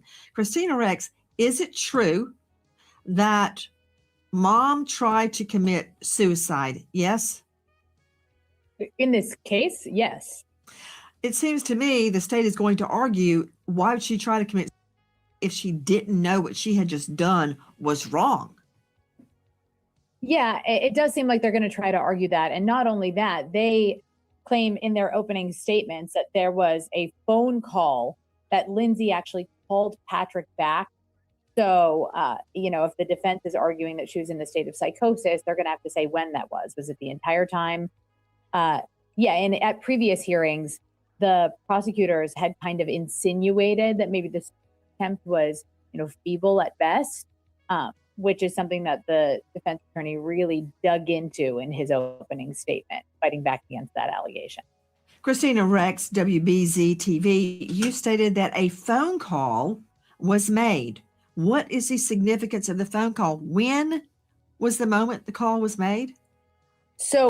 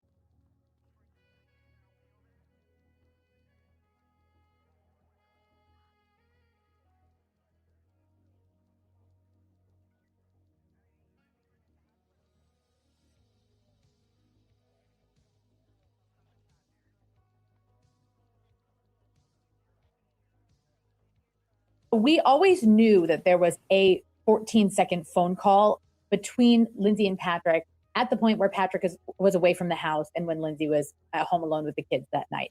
We didn't know specifically when the phone call happened, but in the prosecutor's opening statement, she claimed that the phone call happened in between the time when Lindsay had already killed the children in the basement and before she went upstairs to try to take her own life. So the claim was that Lindsay had a missed call on her phone from Patrick because he was at the pharmacy getting some medicine for their oldest daughter. And she called him back and had a 14-second conversation with him. And she was on the first floor at the time, then before she went upstairs to attempt to take her own life. So she spoke to him on the phone, and he had told investigators that she seemed normal. Nothing seemed like it was off. Oh, my stars. Now I see why the prosecution is bringing it up. Right. That's what the prosecutors are claiming happened there. And Patrick had told investigators early on that the only thing that seemed different on the phone call was that she seemed like she was distracted by something. The 3 bodies in the basement, possibly. What can you tell me about her internet searches? So prosecutors say that over the course of some time, I don't know the specific amount of time, but not just that day, on the family laptop, which only Lindsay and Patrick had access to, there were searches for ways to commit. And Patrick has testified that he didn't make those searches. So then the takeaway is that Lindsay is the one who made those searches. Where did we learn about her writings? I guess it was in her journal that she resented the older 2 children. Yeah, Lindsay kept a diary, and this is part of the indictment. So, you know, when the prosecutors indicted her, there's a whole statement of the case where they really lay out why they're charging her with first-degree murder. And they claim that she kept a diary where she wrote kind of daily logs and sometimes feelings, and that she wrote at one point that she resented her 2 older children because they put her in a position where she didn't feel like she could treat her youngest, Callan, like her first baby. And actually, Patrick testified that there were often times, you know, once Callan was born, where Lindsay would take care of the baby. They would often, he said, divide and conquer. So Lindsay would take care of the baby. Callan and Patrick would take care of the 2 older children. A Plymouth County, Massachusetts grand jury indicted Lindsay Clancy in the killings of her 3 children, Cora 5, Dawson 3, and 8-month-old Callan. The 33-year-old faces 3 counts each of murder and strangulation. CT Insider reports after allegedly killing her children, Clancy attempted to commit. Clancy's attorney says she's paralyzed from the waist down, suffering from spinal injuries, and likely will never walk again. Hi guys, Nancy Grace here. Please join us on Crime Stories and stream it first on Fox 1. When breaking crime news develops, we investigate it and bring it to you. Bombshell updates and the gavel cover. They were strangled, deliberately and meticulously killed by this defendant on January 24th. One by one, she wrapped exercise bands around each one of the kids' necks and pulled until their little bodies were limp and lifeless. First Dawson, then Cora, and finally Callan. She goes to the 2nd floor master bedroom, locks the door, crushes up some pills, and attempts to take her own life. She uses the knife she got in the kitchen to slash her wrists and her neck. She moves the bed away from the wall, away from the window. She opens that window and goes out. She lands on the cold, hard ground. Patrick tells the first responders, "I need to find my kids." He had asked the defendant where the kids were, and she told them they were in the basement. So when he went in the house, that's the first place he went, down into the basement. He's still on the phone with 911 when he finds each child with an exercise band still wrapped around their neck. He screams for help, and he says he killed the kids. You are hearing the felony prosecutor in this case, Shannon Buckingham, giving her opening to the jury. That's from our friends at East Idaho News. Straight out now to veteran trial lawyer, criminal defense attorney Eric Faddis, founder, the law offices of Eric Faddis. Okay, Eric, hit it. What's your best shot? You know, I'm not sure I've seen a stronger mental health case. In this case, the jury's got to decide, is Lindsay Clancy a bloodthirsty monster who delights in the death of her own children? Or is she someone who was severely deranged, hearing hallucinations of boys telling her to kill her children on a 13-drug cocktail, and the person who the father of those children described as very, very sick at trial? Which one is she? I think everybody can look at the case, the historical record, things leading up to what happened, and determine that it's the latter, that she had suffered a psychotic break, not only postpartum psychosis, but also bipolar disorder, contending with multiple diseases or defects aligned with the defense statute in terms of a lack of criminal responsibility, a very strong mental health defense here. Christine.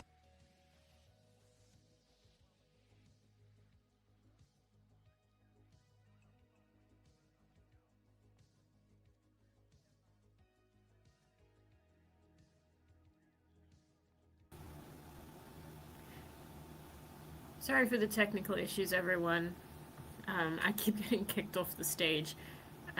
Hopefully everything has been going okay with the audio. Let me know.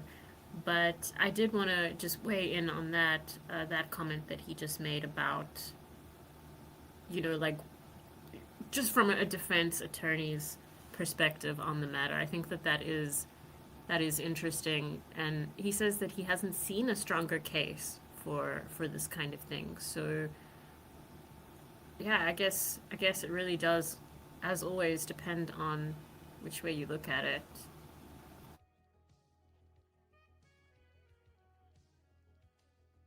Rex, WBZ TV, had she been in mental health therapy pre-children? I know she had postpartum depression, but before that, had she had treatment for schizophrenia or any other mental illness?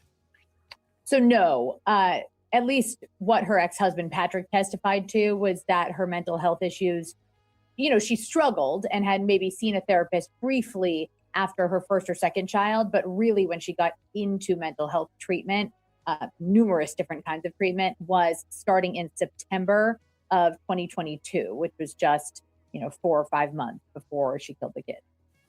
So prior to this, there had been no extended mental health treatment. She was not under medications, let's just say, for hallucinations, for psychosis, for schizophrenia, even for depression. Nothing.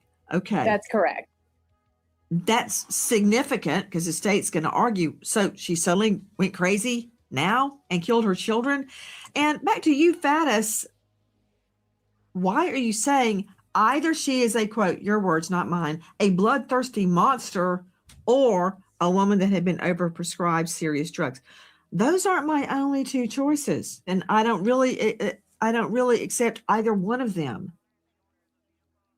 I think the prosecutor's got to convince this jury that Lindsay Clancy was of reasonably sound mind and did this in a calculated and knowing fashion, that this was deliberate, that she wanted to just off her kids. But there really just isn't any significant evidence of her motive to do that, of a reason to do that, of some kind of payoff. Instead, according to the father, Patrick Clancy. What did you just say? There's no evidence of motive? Whoa.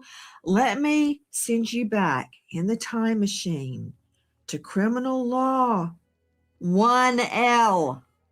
First year, the state doesn't have to prove motive. I don't have to get in her head and bang around like it's Granny's attic and figure out what the motive is.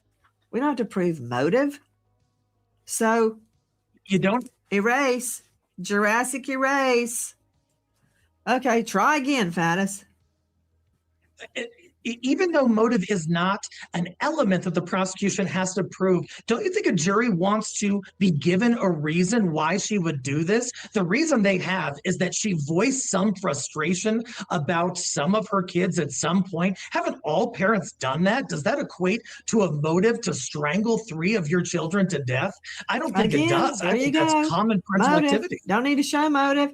Why does any parent, you know what? I've got an expert.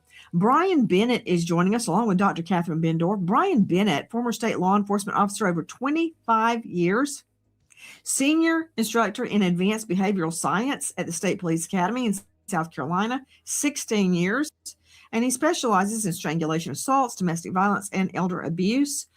Brian, is there a motive to kill a child? Is there a good reason? Have you ever heard a good reason why the child has to die? I haven't. No, I mean, never a good reason for me. Some of the offenders that we've arrested in the past, they formulate a reason that seems to make them feel better or justify their actions. With respect to this case, and one thing that I immediately thought of is something I say all the time, and that's patterns always exist before the time of discovery.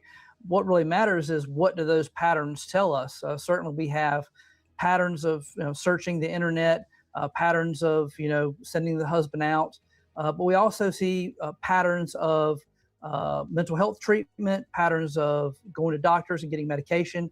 So the combination of patterns and what those mean are going to be really important to both the prosecution and defense, and what the jury determines what has the most weight in their final decision.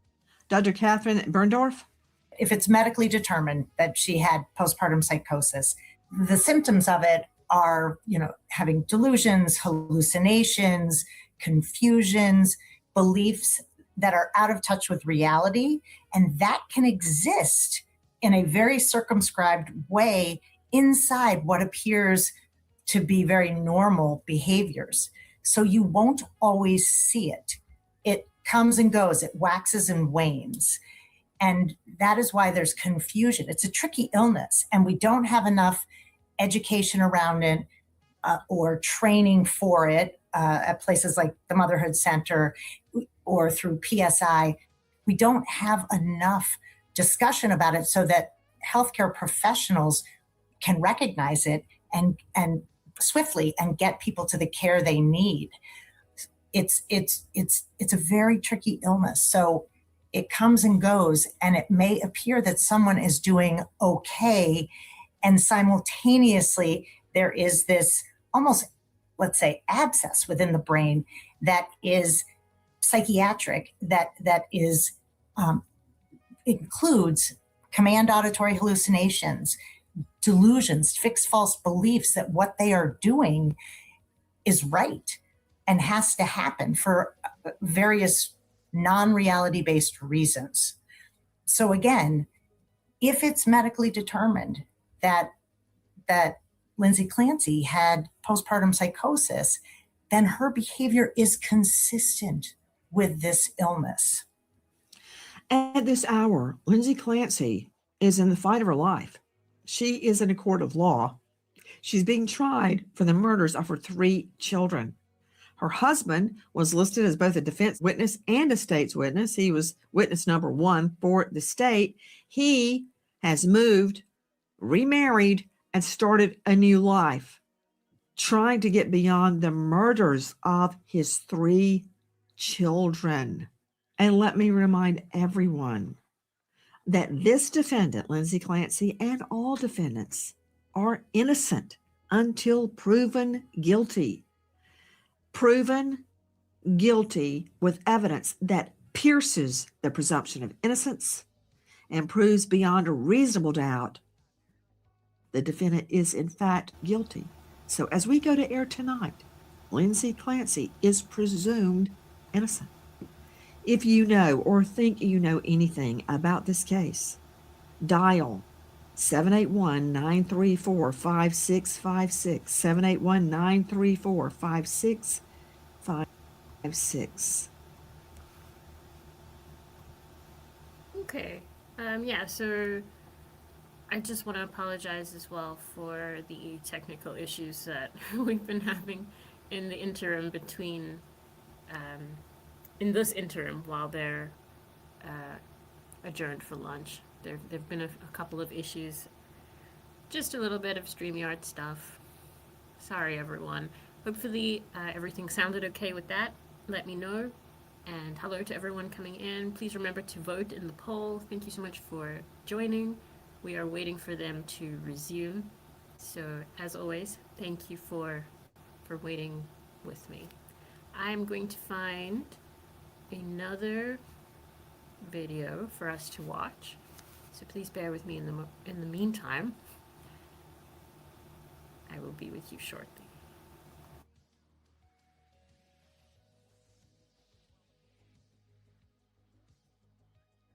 Callan's eating and sleeping.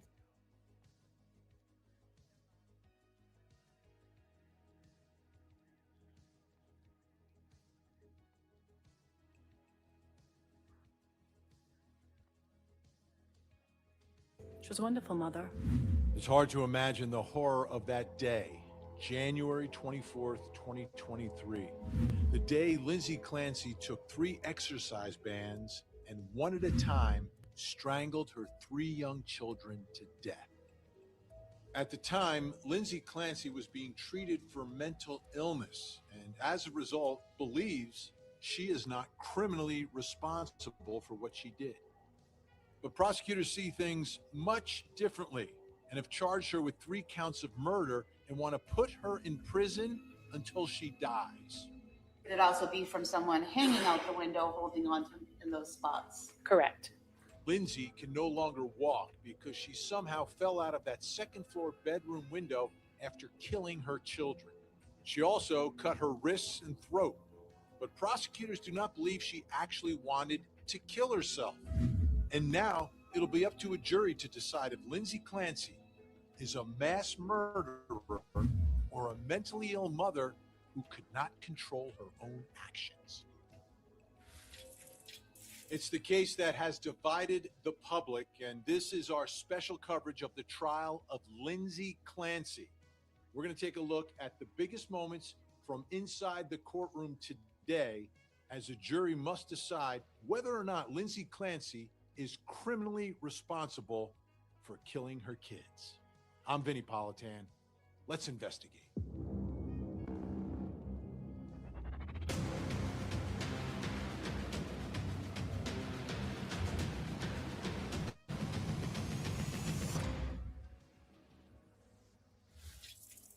The trial of Lindsay Clancy is one that involves all different types of evidence. You've got eyewitness testimony, you've got expert testimony, and you've got physical evidence.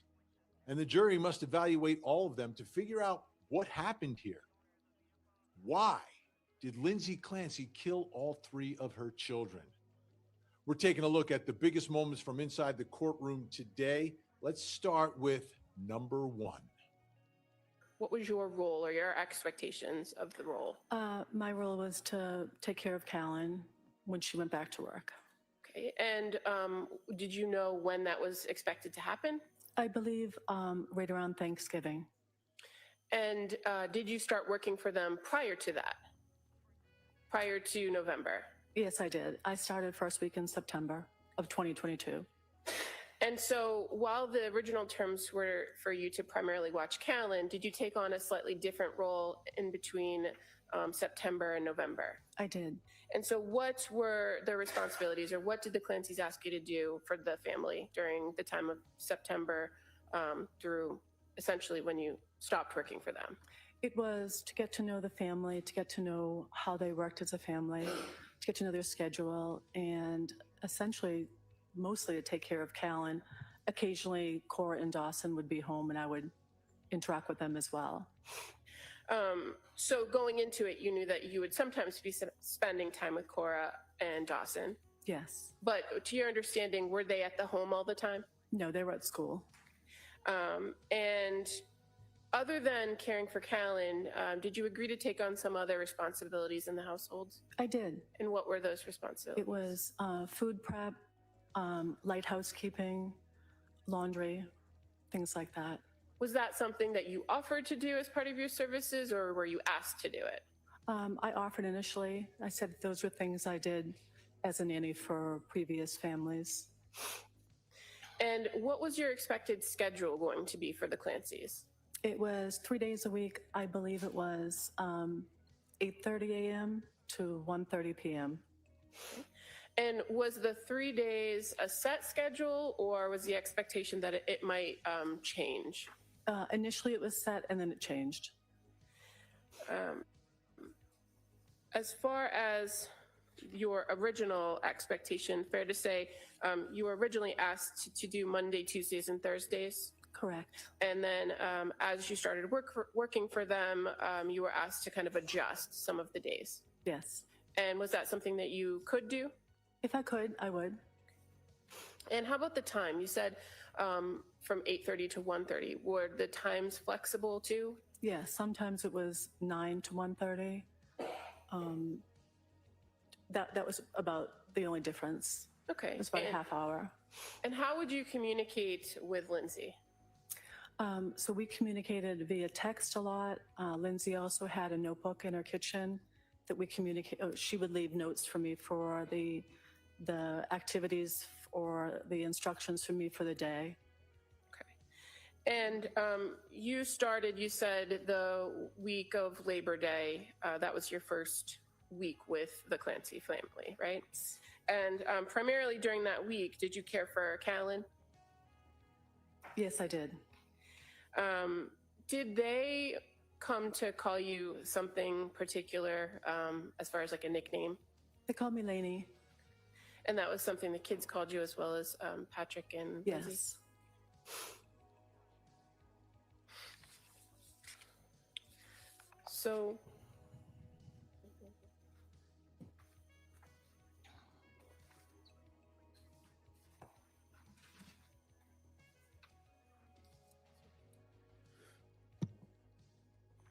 So I'm going to just show you what's been marked as Exhibit 150. Okay. Mhm. If you want to just take a quick look inside of it.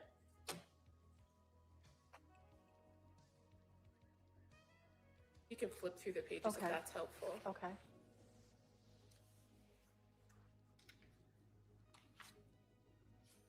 Does the handwriting in that notebook look familiar to you? It does. And fair to say there's two different handwritings, right?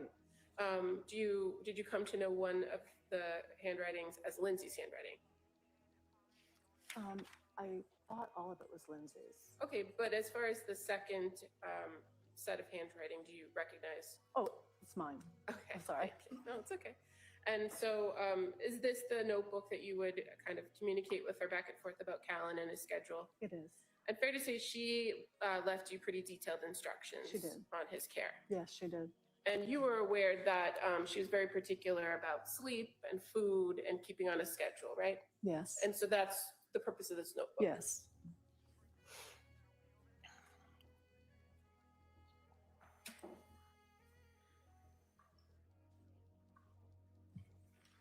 When you would come to the household in the morning, would you often interact with Lindsay prior to taking care of taking the baby? Sometimes if she was there, I would interact with her. Some mornings she wasn't there. If she wasn't there, was Patrick home? Yes. And did you know where she was when she wasn't there? Sometimes she'd leave in the notebook that she was in the basement working out. Sometimes she'd drop the kids off to school. And would you often see her throughout the day when you were there from your 9 to 1 shift? Yes. But there would be times when you see her come back to the home? Yes. And in those times when she left, sometimes she had the other 2 children with her, correct? Correct. And sometimes she did not. No. At times, were you left with all 3 children? I think on one occasion I was. And would you get there before or after Cora and Dawson would be off to school usually? Most times I would be pulling in the driveway and they would be waiting to say goodbye to me or hello to me. And you're aware that they did not have school on Tuesdays, right? Were you aware? I don't remember, sorry. Okay.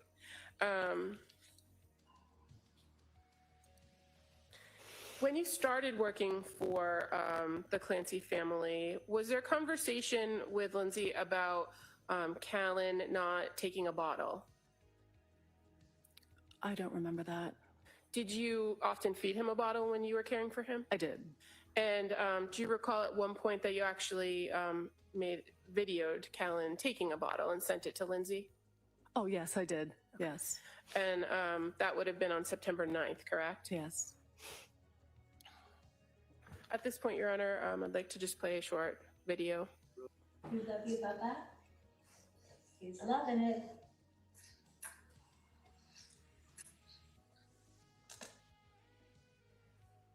Ms. Rossi, is that the video that you took of Callan taking the bottle? Yes, it was. And fair to say you sent that video to Lindsay Clancy on September 9th of 2022? Yes, I did. At this point, I'd move to admit a copy of that clip as the next. With no objection, that may be admitted.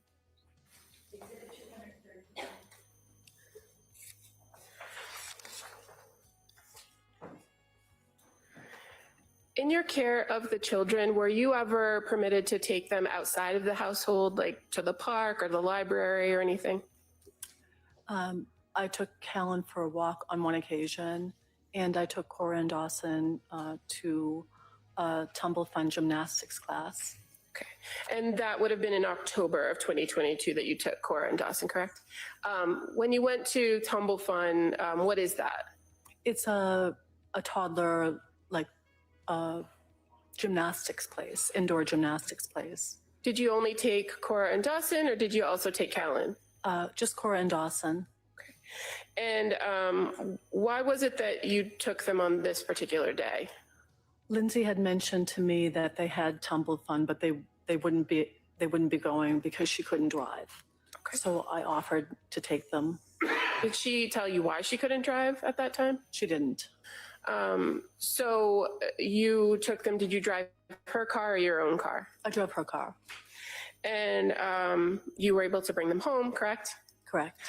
Did you notice anything different when you came back to the home on that day? I didn't. During the course of the time in which you were at the Clancy's house, fair to say from September to early December is the time that you were there, 3 days a week? Yes. Did you come to find out that Lindsay was having some issues? I did. Did she talk to you about that? She did. And what did she tell you about her issues? She shared with me that she was suffering from postpartum. Now, when she shared this information with you, had you noticed anything different about her demeanor or her presentation around the house? I didn't at all. Had her trips out of the house when you were there stopped or decreased during that time period? No. And did she tell you that at that time that she was seeing some doctors? She did. What about medication? Did you have any conversations with her about her taking medication during that time period? I think we talked about she was going to stop the medication because she was trying to stop nursing. That she was going to stop medication or she was going to start medication? I think she was trying to stop something because she was going to, oh, I'm sorry. That's okay. Take your time. She was not going to nurse Callan anymore because she was going to be starting a new medication. Did she ever give you any details about the medication? She didn't. Do you recall seeing prescription bottles around the house? I did. Did you ever learn from Lindsay that she had gone to the emergency room in November of 2022? No. How about going to the emergency room in December of 2022? No.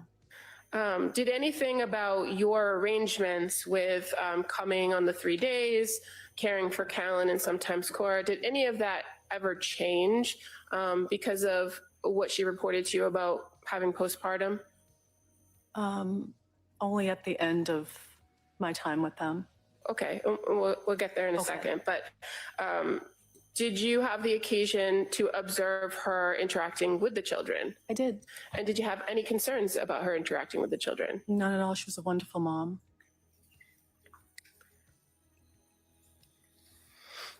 Did she have any further conversation with you about maybe more specific sleep or sleep issues that she had been having during the time period you were nannying for them? She did. And what did she tell you about that? She told me she was having difficulty sleeping and that she was sleeping in the basement.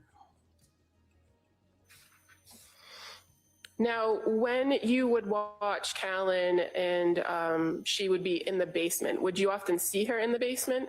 No. And one of the things you said that you sometimes did was do some laundry, right? And where was the laundry in the Clancy house? It was in the basement.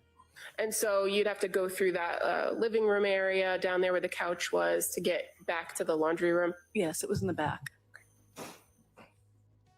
How about working out in the basement?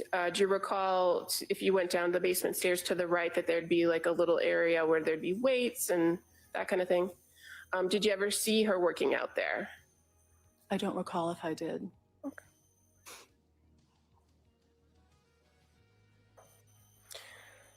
As far as the medications, do you recall where you observed the medications in the house? Yes, they were in to the right of the refrigerator, I believe in a cabinet. And you had to go into the Clancy, Patrick and Lindsay's bedroom, right? I did. fair to say Callan's crib was in there. It was. So do you recall ever seeing medications in the bedroom? I didn't. Now, you had mentioned that you knew Lindsay to be going back to work in November, correct? Were you advised, or did you know that she was originally scheduled to go back in October, then bumped it back to November? I didn't know that.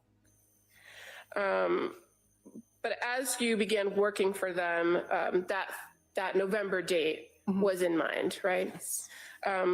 Moving to Thanksgiving of 2022, did something change about the plan for her to go back to work? Yes, I came in, I think it was a few days after Thanksgiving, maybe the day after Thanksgiving, and Lindsay was in the kitchen, and I had expected her to be asleep. Why was that? Because I thought she was working that shift, that Thanksgiving shift. And she told me that she wouldn't be going back to work. And was there any further conversation of what the plan was for you and the family during that time period? No, I think I mentioned if she wasn't going back to work and that if they didn't need me, if they could let me know. Okay. And so do you recall being at the home at one point where Patrick and Lindsay left the house and came back? Yes. Can you tell us about that interaction? Of course. Patrick and Lindsay went for a walk. And when they returned, I was in the living room on the floor with Callan.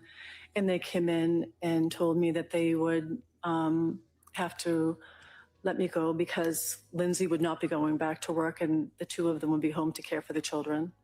Okay. And so did they give you anything else, any other information about why Lindsay wasn't going back to work during that meeting? No. Okay. And did they give you some time to kind of make other arrangements after that? They did. I believe they gave me 2 weeks.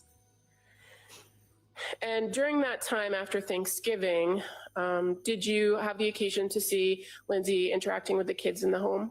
I did. And was anything about your observations of her different? Nothing.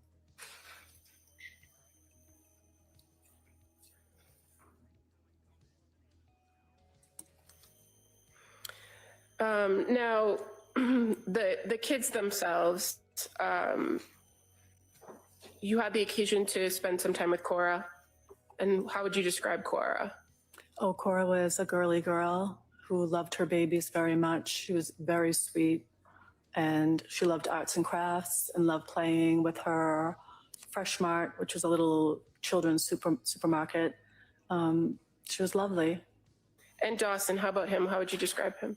Dawson was full of energy, rambunctious, funny, silly.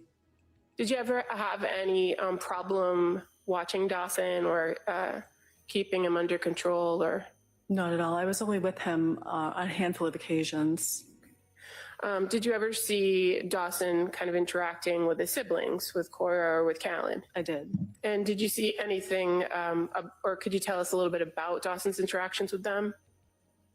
Cora and Dawson played well. There was one occasion in the kitchen where they were playing and I think Cora took one of his Play-Doh, something, he was playing with Play-Doh, and his reaction, he was frustrated and he's reached out and slapped Callan. Now, were you alone with the kids during this interaction or was Lindsay present too? Lindsay was, I think, in the kitchen at the same time. Did you see her react to that when she saw that behavior? She did. And what was the reaction? What did she do? She went over and removed she removed Dawson from the room and came back and consoled Callan. Okay. And eventually, did you see her go back and kind of talk to Dawson about his behavior and address it? Okay. And was that appropriate in your opinion? Of course, yes. How about how you would describe Callan? How would you describe him? You spent the most time with him, correct? I did. He was the happiest, sweetest, easiest baby. He was just a love. Thank you. As far as when you stopped working for them, do you remember exactly when it was? You said maybe 2 weeks after Thanksgiving. I think it was December 8th or December 10th. And in the time that you were with the Clancys in their households, caring for their kids, interacting with Patrick and Lindsay, did you ever have any concerns that the children were not safe? No. In the end, both prosecutors and the defense, if they want to win this case and not have a hung jury, have to convince all 12 jurors to vote the same way, either guilty or not guilty, not criminally responsible. And the question is, as this evidence is coming before the jury, how are they seeing it? Are they seeing it the same way? Because a jury has to judge the facts and apply the law to come to some conclusion. And those conclusions can be very different if they see the evidence differently. Let's take you back inside the courtroom for the second biggest moment from today's testimony. So you first met Lindsay and Patrick and the kids in, was it July of 22? Yes. And then you were hired, obviously, and you then took over as a nanny. Yes, You got a lot of years of experience as a nanny, don't you? I do. And this was that you wanted to kind of pick up some more hours, and that's why you fortunately reached out to the two of them and ended up taking care of those Yes. kids. So from July until, what was it, November after Thanksgiving, or was it early December that they had the walk, and then they came in and told you that she was going to Early be home? December. Early December. And you all left on good terms, right? Oh, wonderful terms. Yeah. I mean, you guys stayed in touch with each other. You texted them Christmas, things of that nature, right? I did reach out to Lindsay to wish her a Merry Christmas. Did she respond? She did. Would you agree that on March 1st of 2023, the state police interviewed you for about a half hour or longer about your observations of the Clancy family? Yes. Do you recall that the trooper, were there one or two of them, if you remember? I believe there were two. Yeah. Do you recall the trooper asking you questions about your observations of the Clancy family with particular focus on Lindsay? They were asking you about how well you knew her, what you thought of her, what she did as far as a mother in your presence. I'm sorry, I can't really hear you. I apologize. They wanted to know what kind of a mother she was, right? Yes. And you were able to respond to that, right? I did. They also wanted to know any observations that you had about her use of prescription drugs, right? Yes. And you were forthcoming on that as well, right? They also wanted to know whether or not you observed or she made any statements about any symptomology or symptoms that she might have been having that were causing her difficulty, right? Yes. Do you recall indicating to the troopers that, in your opinion, that she was a loving and a doting mother? Yes. Can you tell the jury what that means? I mean, what did you observe about what did you observe about her as a mother interacting with her kids? I observed a wonderful mom who loved her kids, she was very concerned with their safety. She was very concerned with Callan's eating and sleeping. She was a wonderful mother. And the district attorney asked you questions about what apparently is Exhibit 150 in this case. And that's the book that she would write notes to you on, and then you would on occasion write notes back to her. Is that right? Yes. So when the district attorney asked you to identify her writing, so like also there were like photographs like that in the book as well, right? Mhm. Know who would draw that? Would she draw that or would you draw that? I think I drew that. You drew that one? Yeah, I think so. And for example, Thursday, September 29th, it says Callan last fed time, put him down for a nap at 9:35 with a smiley face. We will be home, clean the clothes in the dryer if you get to it. And then Callan up at 10:45. And then some scribbling mark on the bottom. That's an indication of the type of notes that she would leave for you. Correct.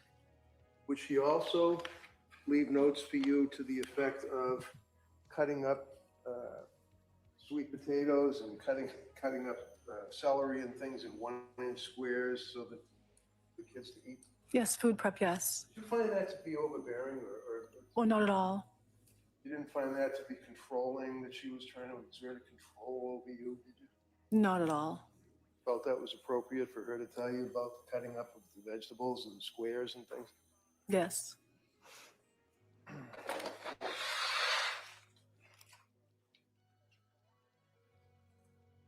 also told you during that period of time that she was unable to sleep.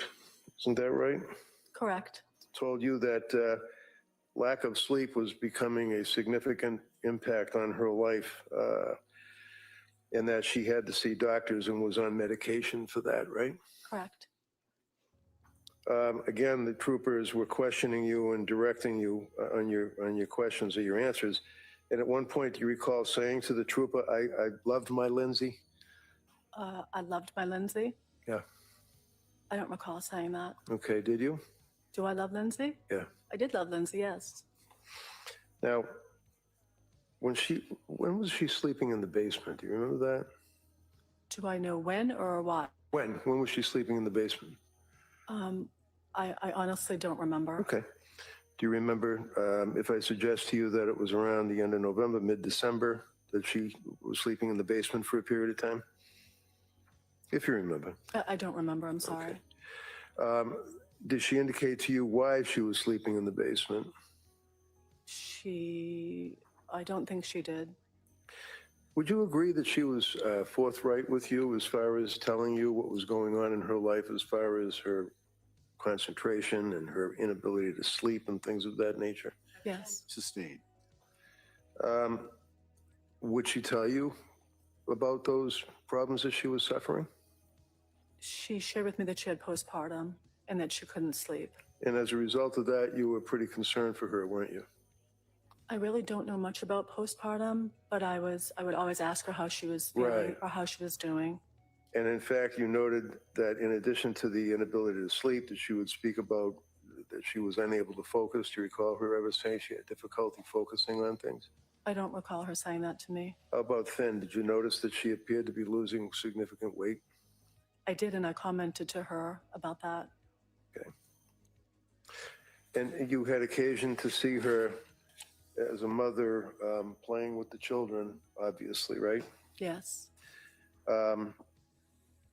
Would the two of you stay in touch with each other by text even when she was out and you were home in their home with the kids? Yes. Fair to say that you would take many, many videos of the kids and send them to Lindsay on her phone, right? I did. And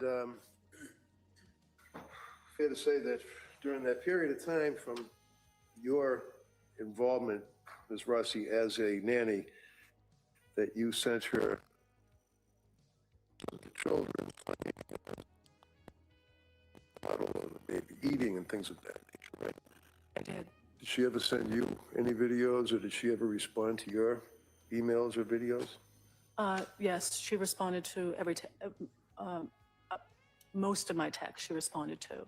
Did she seem to be appreciative of your work? Yes, very much so. And in fact, she was pretty vocal about that. She thought the world of you, right? Yes. Thank you. That's all I have. Redirect? Just one question.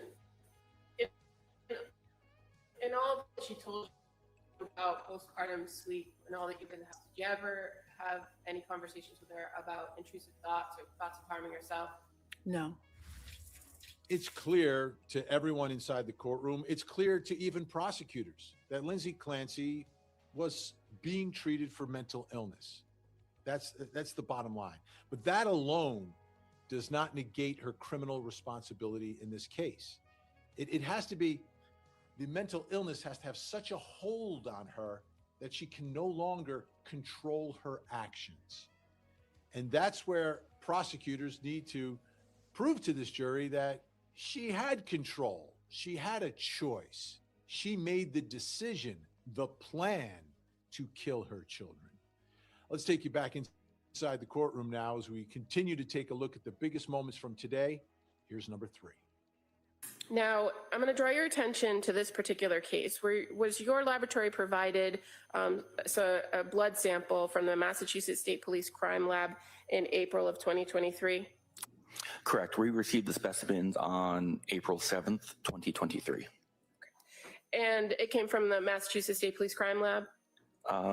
No. I don't know where they were initially sent from, but the client or the submitting agency is the District Attorney's Office of Plymouth. Okay. Now, as it pertains to the requested testing that was done, was it that panel that you described, or was it more specific testing? This is what we call direct testing, where they requested just 4 specific drugs to be tested for. And what were the 4 specific tests requested? Lamotrigine, mirtazapine, quetiapine, and trazodone. We detected lamotrigine in a concentration of 6.1 micrograms per milliliter, mirtazapine at a concentration of 200 nanograms per milliliter, quetiapine at a concentration of 1,800 nanograms per milliliter, and trazodone at a concentration of 0.44 micrograms per milliliter. And these were all in blood. In blood. And so with each drug that you just listed, are you familiar with what the common name is for the drugs? I'm not always that great with common names, but I can wing it. Okay. Well, the lamotrigine, and forgive me if I botched That's okay. the pronunciation, that's also referred to commonly as Lamictal. It is correct, Lamictal. What kind of drug is that?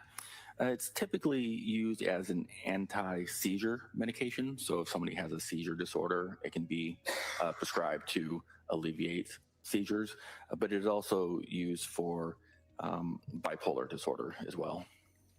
And mirtazapine, fair to say that's commonly referred to as Remeron. Correct.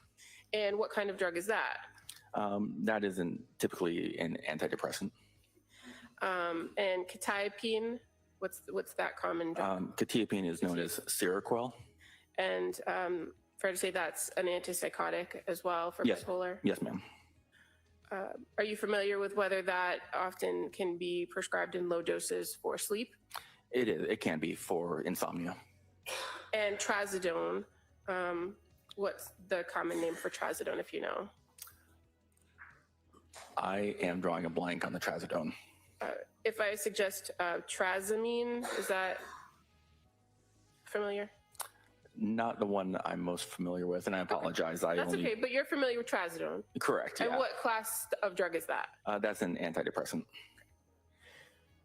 Now, in your review of the levels that were detected in these 4 tests for each of these substances, do any of these levels appear to be outside therapeutic concentration levels? The only one that's a little elevated would be the quetiapine. And in your experience as a forensic toxicologist, have you had the occasion to review cases, post-mortem cases in which suicide was a mechanism of death where the person consumed medication? Absolutely, yes. And so that level of the quetiapine at the 800 nanograms per milliliter, would that have been in that toxic or suicidal level? No, ma'am. Would you generally expect to see that significantly greater in a suicide case? Typically, quetiapines in suicide cases might be in the, close to 10,000 nanograms per milliliter. Usually people take handfuls of pills when they're trying to harm themselves and take their own life, and this is not consistent with that. In other words, what you're saying is that the numbers alone do not tell the tale of what happened to a particular individual, right? Correct. They don't tell the entire story. Right. And you're, for NMS Laboratory, you were retained or working for the DA's office, these people here, right? That was the submitting agency, correct. And they certainly were not constrained from picking up the phone and calling you and telling you that this is blood from a woman that threw herself out a window and tried to kill herself after cutting her wrists and her neck. They could have told you that, right? Overall. It's possible that does happen in rare occasions in high-profile cases. What is lamotrigine? Lamotrigine is typically used as an anti-seizure medication and could also be used for bipolar disorder. Okay. Do you have the results for your lab in front of you? Yes, sir. Toxicology? Yeah, you can read along just to see. You can refresh your memory if it helps. The lamotrigine, it says 6.1. What does that mean? 6.1 micrograms per milliliter. So there were 6.1 micrograms of lamotrigine per milliliter of blood. All right. Excluding the jury. All right. Counsel, are we ready for the jury? Yes, Your Honor. Yes, Your Honor. Okay, sure.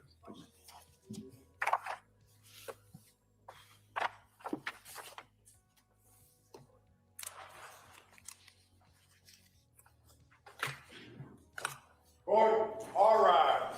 Your attention.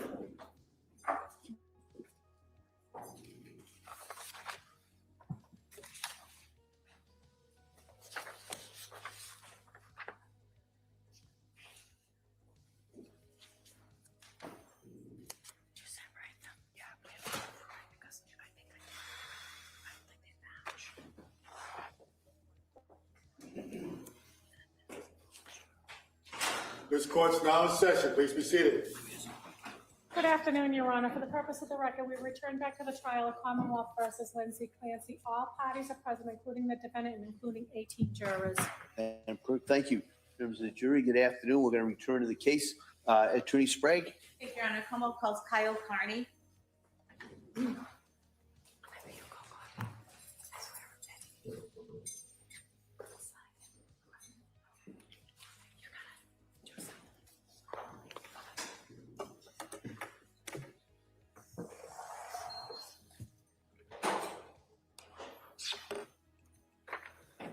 Good afternoon, sir.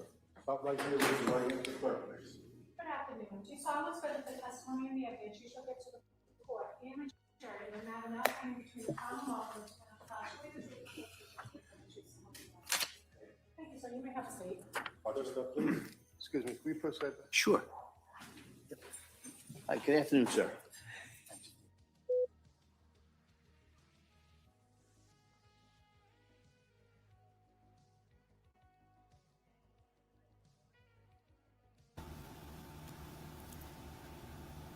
Hey everyone, so the proceedings have resumed. They are back from their long break, and we will continue with that video we were watching at a later time. Thank you so much everyone who's joining. Thank you for everyone who has liked, shared, subscribed, all of that. Please continue to do so, and don't forget about the poll that we have up so that you can share your opinion. Also, apologies for the technical issues earlier. I was booted off stage and I did address some comments, but I don't think I was heard, so I will go through comments again towards the end of this live stream. I am very sorry about that. All right, it's moving. There's movement. If I may? Yes, counsel, go ahead. Thank you. Good afternoon. Can you please state and spell your name for the record? Yeah, Kyle Carney, Kyle Carney. And your date of birth, please. July 6, 1991. And what town do you live in? Duxbury. What do you do for work? I work in finance. And are you married? Yes. Who's your wife? Sarah Carney. And you have children? Yes. Does your family, or did your family know the Clancy family? Yes. And did you know them through your friendship with Patrick Clancy? Yes. When did you meet Patrick Clancy? 2009. And how did you meet? We went to college together. And after going through college together, did you remain friends after school? Yes. And eventually, did you end up living in Duxbury at the same time Patrick and his family lived in Duxbury? Yes. When did you meet Lindsay Clancy? Maybe 12 years ago. Did you meet them before they were married? Did you meet Lindsay before she married Patrick? Yes. Okay. And then obviously you knew them after they got married and as they had their children. Yes. How often would you see Patrick and his family while you were both living in Duxbury? Maybe every other month. And would you interact with Lindsay Clancy during those gatherings? Yes. And what was her typical demeanor? Kind, caring. Did you ever see any changes, significant changes in her behavior or demeanor when you would interact with her? No. Did you notice any changes in Lindsay Clancy after the birth of Cora or Dawson? No. Directing your attention to after Callan Clancy was born, did you interact with the Clancy family that summer? Yes. And how so? Beach dinners. It's hard to recall exactly. So you said beach dinners, is that what you said? Yes. So basically families gathering together at the beach, having dinner, interacting with each other, is that right? Sure. How often would you do that during the summer of 2022? I couldn't tell you exactly. More than once? Yeah, like at least monthly. Okay. Did you also go fishing with Patrick during that time? Yes. Over the summer of 2022, did you notice any differences in in Lindsay Clancy's demeanor or behavior? No. Throughout the fall of 2022 into the beginning of January 2023, would you see Patrick Clancy? Yes. How often did you see him? Again, maybe once a month, maybe. And directing your attention to Sunday, January 22nd, 2023, did you have a small gathering at your home? Yes, their family came over to my house. Okay. And when you say their family, are you talking about Patrick Clancy and Lindsay Clancy? And Cora and Dawson, too. Callan didn't join them? No. Was he home with Lindsay's parents? Yes. And what was the purpose of gathering that day? Just to socialize. It was a nice day out. I was having a fire to burn some brush in my backyard, and thought it'd be nice to invite them to come over and get the kids out and enjoy a nice day. And what was Lindsay's demeanor that day? I'd say quieter than normal.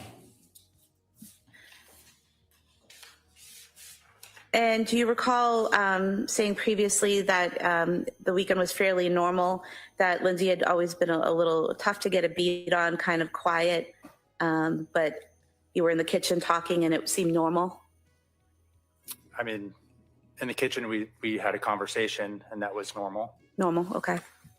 Do you recall describing the day previously as a perfectly normal afternoon, really nice? It was a nice day, yeah. Okay. And so there was nothing out of the normal that happened that day in terms of Lindsay's behavior or demeanor? Her behavior, demeanor appeared normal. Okay.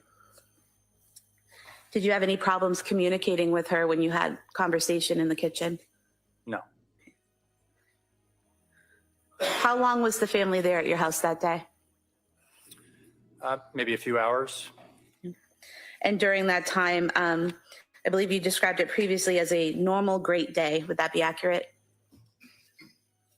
Yes. Okay. Thank you. Mr. Reddington? I have no questions. Thank you, sir. All right. Thank you, sir. Please step down. Thank you. Thanks. Watch your stuff, please.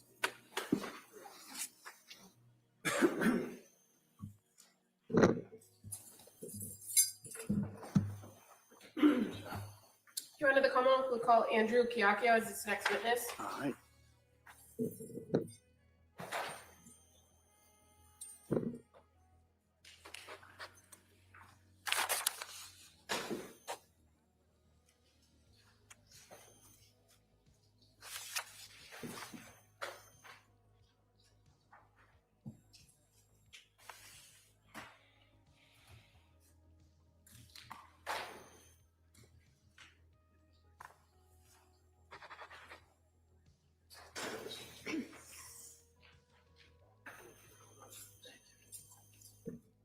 Good afternoon, sir. Right there, raise your right hand, please, sir. Good afternoon. The following said that the testimony in the evidence you shall give to the court and the jury, no matter what kind of the Commonwealth will defend the fashion. Thank you, sir. You may have a seat. All right, good afternoon, sir. Thank you. Good afternoon, sir. Can you tell the jurors your first and last name? Andrew Chiacchio, Can you please spell your last name for the record? Chiachio. And what do you do for work? I work for the state police And how long have you been with the state police? since December of 2013. And what's your current assignment? I work for the Plymouth County State Police Detective Unit. How long have you been with the state police detective unit? 5 years. And what's your current rank? Sergeant. I'm going to draw your attention back to January 24th of the year 2023. Were you still working for the state police detective unit with the district attorney's office then? Yes. And do you recall being called into an investigation in regards to an incident that happened in the town of Duxbury on January 24th, 2023? Yes. Were you assigned as the case officer for that investigation at that time? No. But you're aware that a number of the other troopers in your unit were all called out to do different parts of the investigation. Yes. Do you recall if you actually went first to 47 Summer Street? Yes, I did. Were you quickly assigned to go someplace else and do some follow-up investigation? Yes. And one of the places that you went on that night was the CVS in Kingston, correct? Correct. That would have been at 189 Summer Street? Yes. Why were you asked to go to the CVS in Kingston? To obtain surveillance video. And had you learned information that one of the homeowners, the Patrick Clancy, might have visited that location earlier in the evening? Yes. And so when you got to the CVS, did you contact somebody in the store in order to try to determine whether there was surveillance? Yes. And did you speak with an employee there? I did. Do you recall who you spoke to? Angela Kraus, she was the manager. Were you able to get access to the surveillance at that time? Yes. And were you able to observe the time on the surveillance at the store as it pertains to real time? Yes. So tell us how you determined whether the time was accurate. We look at the live feed and I compare it with my cell phone. And your cell phone is a department issued cell phone? Yes. Did you notice any discrepancies in the timestamps? I did not. And after viewing the video surveillance there at CVS, were you able to see Patrick Clancy in the store at CVS? Yes. And fair to say you were able to track that he arrived at 17:32:32 and exited the store at 17:37:08. Yes. At some point, were you also asked to look for surveillance at a different location? I was. What was the second location? The 3V restaurant. And where is that located? In Plymouth. And fair to say it's the address there's 10 Cordage Park Circle? Yes. What is 3V? A restaurant. Okay, and why did you go there? To obtain surveillance video. Again, based on information that you had available to you, did you believe that Patrick Clancy had visited that location earlier in the evening of January 24th? Yes. And when you went to the 3V restaurant, did you speak with two employees there? Yes. Were you able to access the video surveillance? I was. And while at the restaurant, were you able to confirm Patrick Clancy on their video surveillance? Yes. Now, as far as their video surveillance timestamps, were you able to observe the timestamps at that location? I was. And did you notice any discrepancies about the time? No. And what did you do to confirm the time? I compared the live feed with my cell phone. Fair to say you were able to determine that the video surveillance did confirm Patrick Clancy arriving at 17:54:14, that he paid for a bag of food and he left the store by the front door at 17:55:01. Yes. Now, in addition to gathering the video surveillance, well, let me back up for a second. So on one particular occasion, you were able to go and view the video surveillance, correct? Yes. At some later date where you provided with copies of the video surveillance from both the CVS in Kingston and the 3V restaurant in Plymouth. Yes. And you brought that back to the state police? Yes, to the the District video Attorney's office. Yes. Okay. Now, as follow-up for this investigation, did you learn information about the route of travel Patrick Clancy took that night to go from his home to these locations? Yes. Did you do anything to try to ascertain approximately how much time it would have taken him to go to these locations from his home at 47 Summer Street? Yes, I mapped it on the Maps application on my iPhone. Now, do you recall when you did that? I don't. When you did this mapping of the locations, did it give you approximate distances and times between the locations? Yes. And fair to say, not knowing exactly when it occurred doesn't account for the time Patrick would have been there or any traffic or accidents or anything like that. Correct. Right? But as far as you could tell, you were just looking for approximate timeframes. Yes, a general idea. Now, as part of this investigation, you also were involved in some interviews with potential witnesses. Yes. Is that fair to say? Including Paula Musgrove. Yes. And who's Paula Musgrove? The defendant's mother. And you also spoke to a former nanny of the Clancys named Elaine Flaherty, Yes. as well as the employees from CVS, Angela Kraus and Soraya Sweeney. Yes. Did you also, or were you also present in follow-up interviews with all of the first responders to the home in Duxbury on January 24th? Not all of them, but a lot of them. So that would have been a majority of the paramedic/firefighters from the different towns? Yes. On June 12th of 2023, did you apply for and receive a search warrant for 47 Summer Street? Yes. And why did you ask for a search warrant then in June of 2023? We were reviewing photos, crime scene photos, and someone noticed that there was potentially blood stains on the outside of the house that we had not swabbed. So to your knowledge, on the date of the incident on January 24th, the stains on the outside of the house were not swabbed and collected by the crime lab, right? Correct. Did you have further conversations with forensic scientists at the crime lab to determine the viability of obtaining additional swabs all those months later? It's hearsay and it's already been cross-examined about. Allow that the question just yes or no. Did you speak to somebody, not the answer? So did you speak to somebody at the crime lab about the possibility of obtaining some biological substances from the home? Yes. And as a result of your conversations, did you then apply and were granted a search warrant? Yes. So subsequently, some swabs and shingles were collected from the home at 47 Summer Street? Correct. And were you present when that was done? I was. On May 15th, 2024, did you have the occasion to go to the Tewksbury State Hospital? Yes. And what was the purpose of going there? To collect DNA from the defendant. And is there a particular procedure that you, as an investigator, use in order to collect a DNA sample from somebody? Yeah, we use a DNA collection kit. It has a foam swab that you use to swab the inside of a person's mouth to collect saliva. That's then transferred to a collection card. We let it dry, then seal the kit. So the swab kind of looks like a lollipop. Yes. With a foam and. Yes. And you're trained on how to swab the inside of a person's cheek on both sides in order to obtain an adequate sample? Yes. And you did that in this case? I did. Who did you collect the sample from? The defendant. And that would be Lindsay Clancy? Correct. Were other people present when you did this? Yes. Who were they? Sergeant Josh McElligan, DPH Police Chief Michael Riggs, and Attorney Reddington.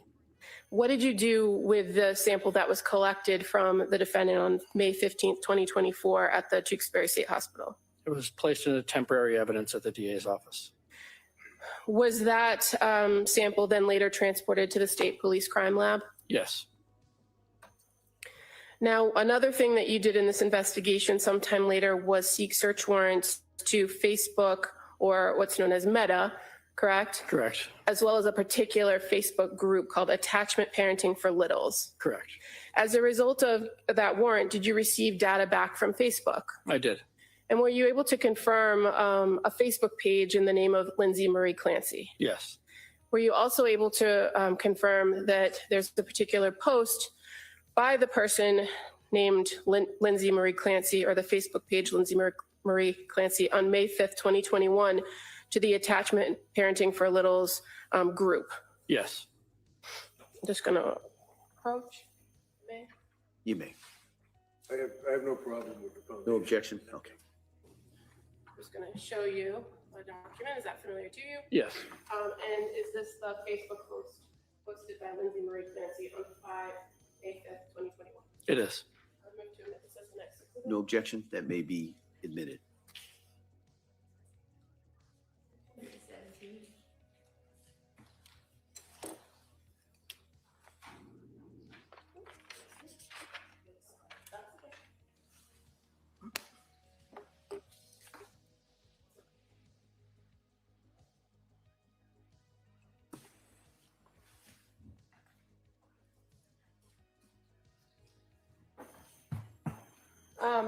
Sergeant Cacchio, just showing you what's now been marked as Exhibit 217 on the screen, is that a Facebook post from the Attachment Parenting for Littles Facebook group.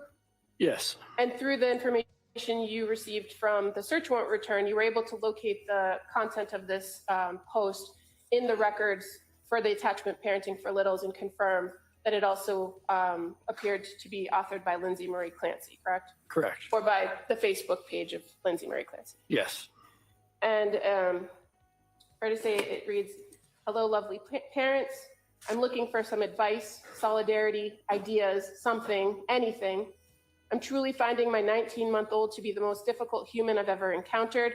I mean that with all love in my heart, but I honestly cannot make it through a day without getting so frustrated with him. He's not my first child, so not to compare, because I know that every child is different, but just for background, this isn't my first rodeo. Every single thing with him is a battle, and it has been this way for a while, since he was maybe 8 months old. I really try to pick my battles and only do what's completely necessary, but I mean everything, getting out of his crib in the morning and going downstairs, changing his diaper, getting him dressed, getting him in his seat to eat, getting him in the car seat, getting him out of the car seat, putting on his jacket and shoes to go outside, having him come inside when it's time, going to sleep for his nap, and at night, he fights me every step of the way with all these normal daily activities. It constantly feels like I have to force him to do these things, which feels so wrong, but he is always fighting me and crying about doing these very normal things." You recall seeing that message in the records. I do. And fair to say there was some comments to the records and also an acknowledgement by the person with the Facebook page, Lindsay Marie Clancy, thanking the contributors for their advice. Yes.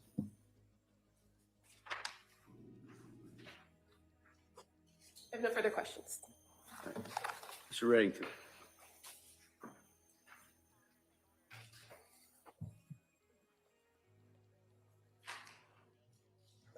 Good afternoon, sir. So this would be Exhibit 217, which is the Parenting for Littles post by Lindsay, correct? Correct. And this was back in May of 2021? Yes. And she was talking about her son, who at the time was 19 months old? That's correct.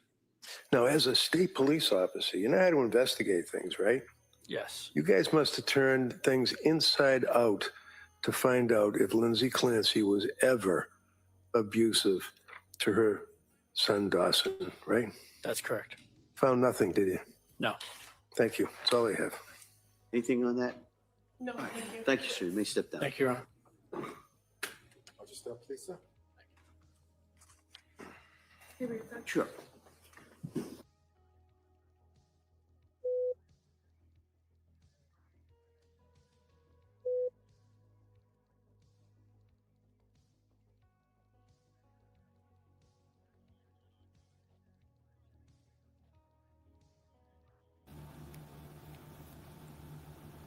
Hey everyone, thanks so much for joining. We seem to be taking another little break. They asked to approach, so they're just having their conversation quickly.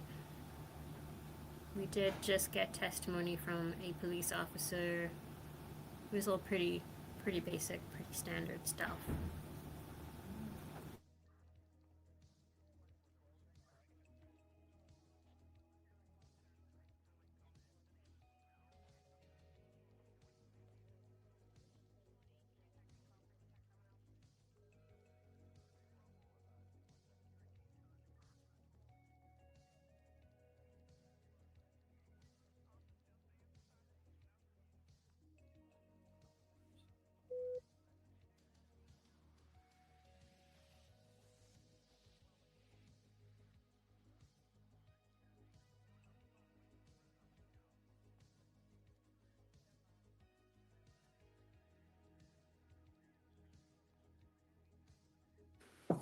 All right. Members of the jury, there's a motion or a hearing I have to do with the lawyers, and it's going to take a little bit of a while. So I'm going to excuse you for today.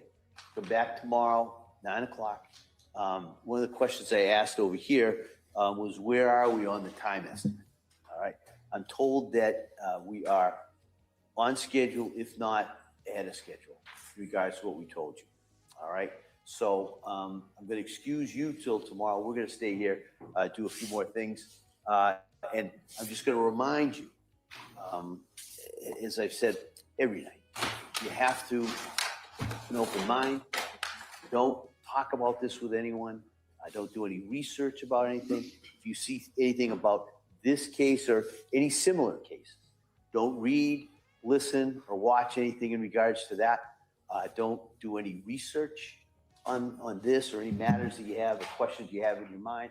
Don't take any field trips. Don't happen to just be driving by certain areas that you think you want to double check. We've done that. All right. You've worked so hard in this case so far. I just want you to continue to follow those instructions. And with that, I'm going to excuse you until tomorrow. I would expect, and every time I say this, I'm usually wrong, but I would expect we'd have a pretty full day tomorrow. Okay. And so with that, I hope you have a nice evening. Hope you stay cool. And we will see you tomorrow. So thank you very much. Order, all right. Good. Kindly close the doors, place my chairs.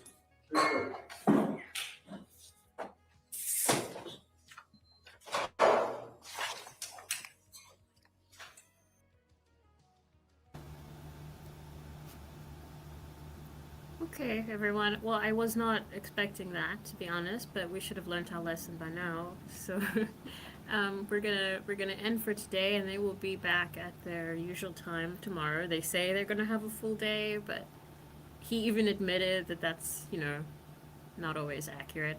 I do want to thank everyone for watching. I apologize one more time about all of the technical issues I had earlier on. I appreciate you sticking with me through it. I hope that everyone has a beautiful day further. Thank you to everyone who has liked, commented, subscribed. Please do continue to do so. And we will see you tomorrow. Bye, everyone.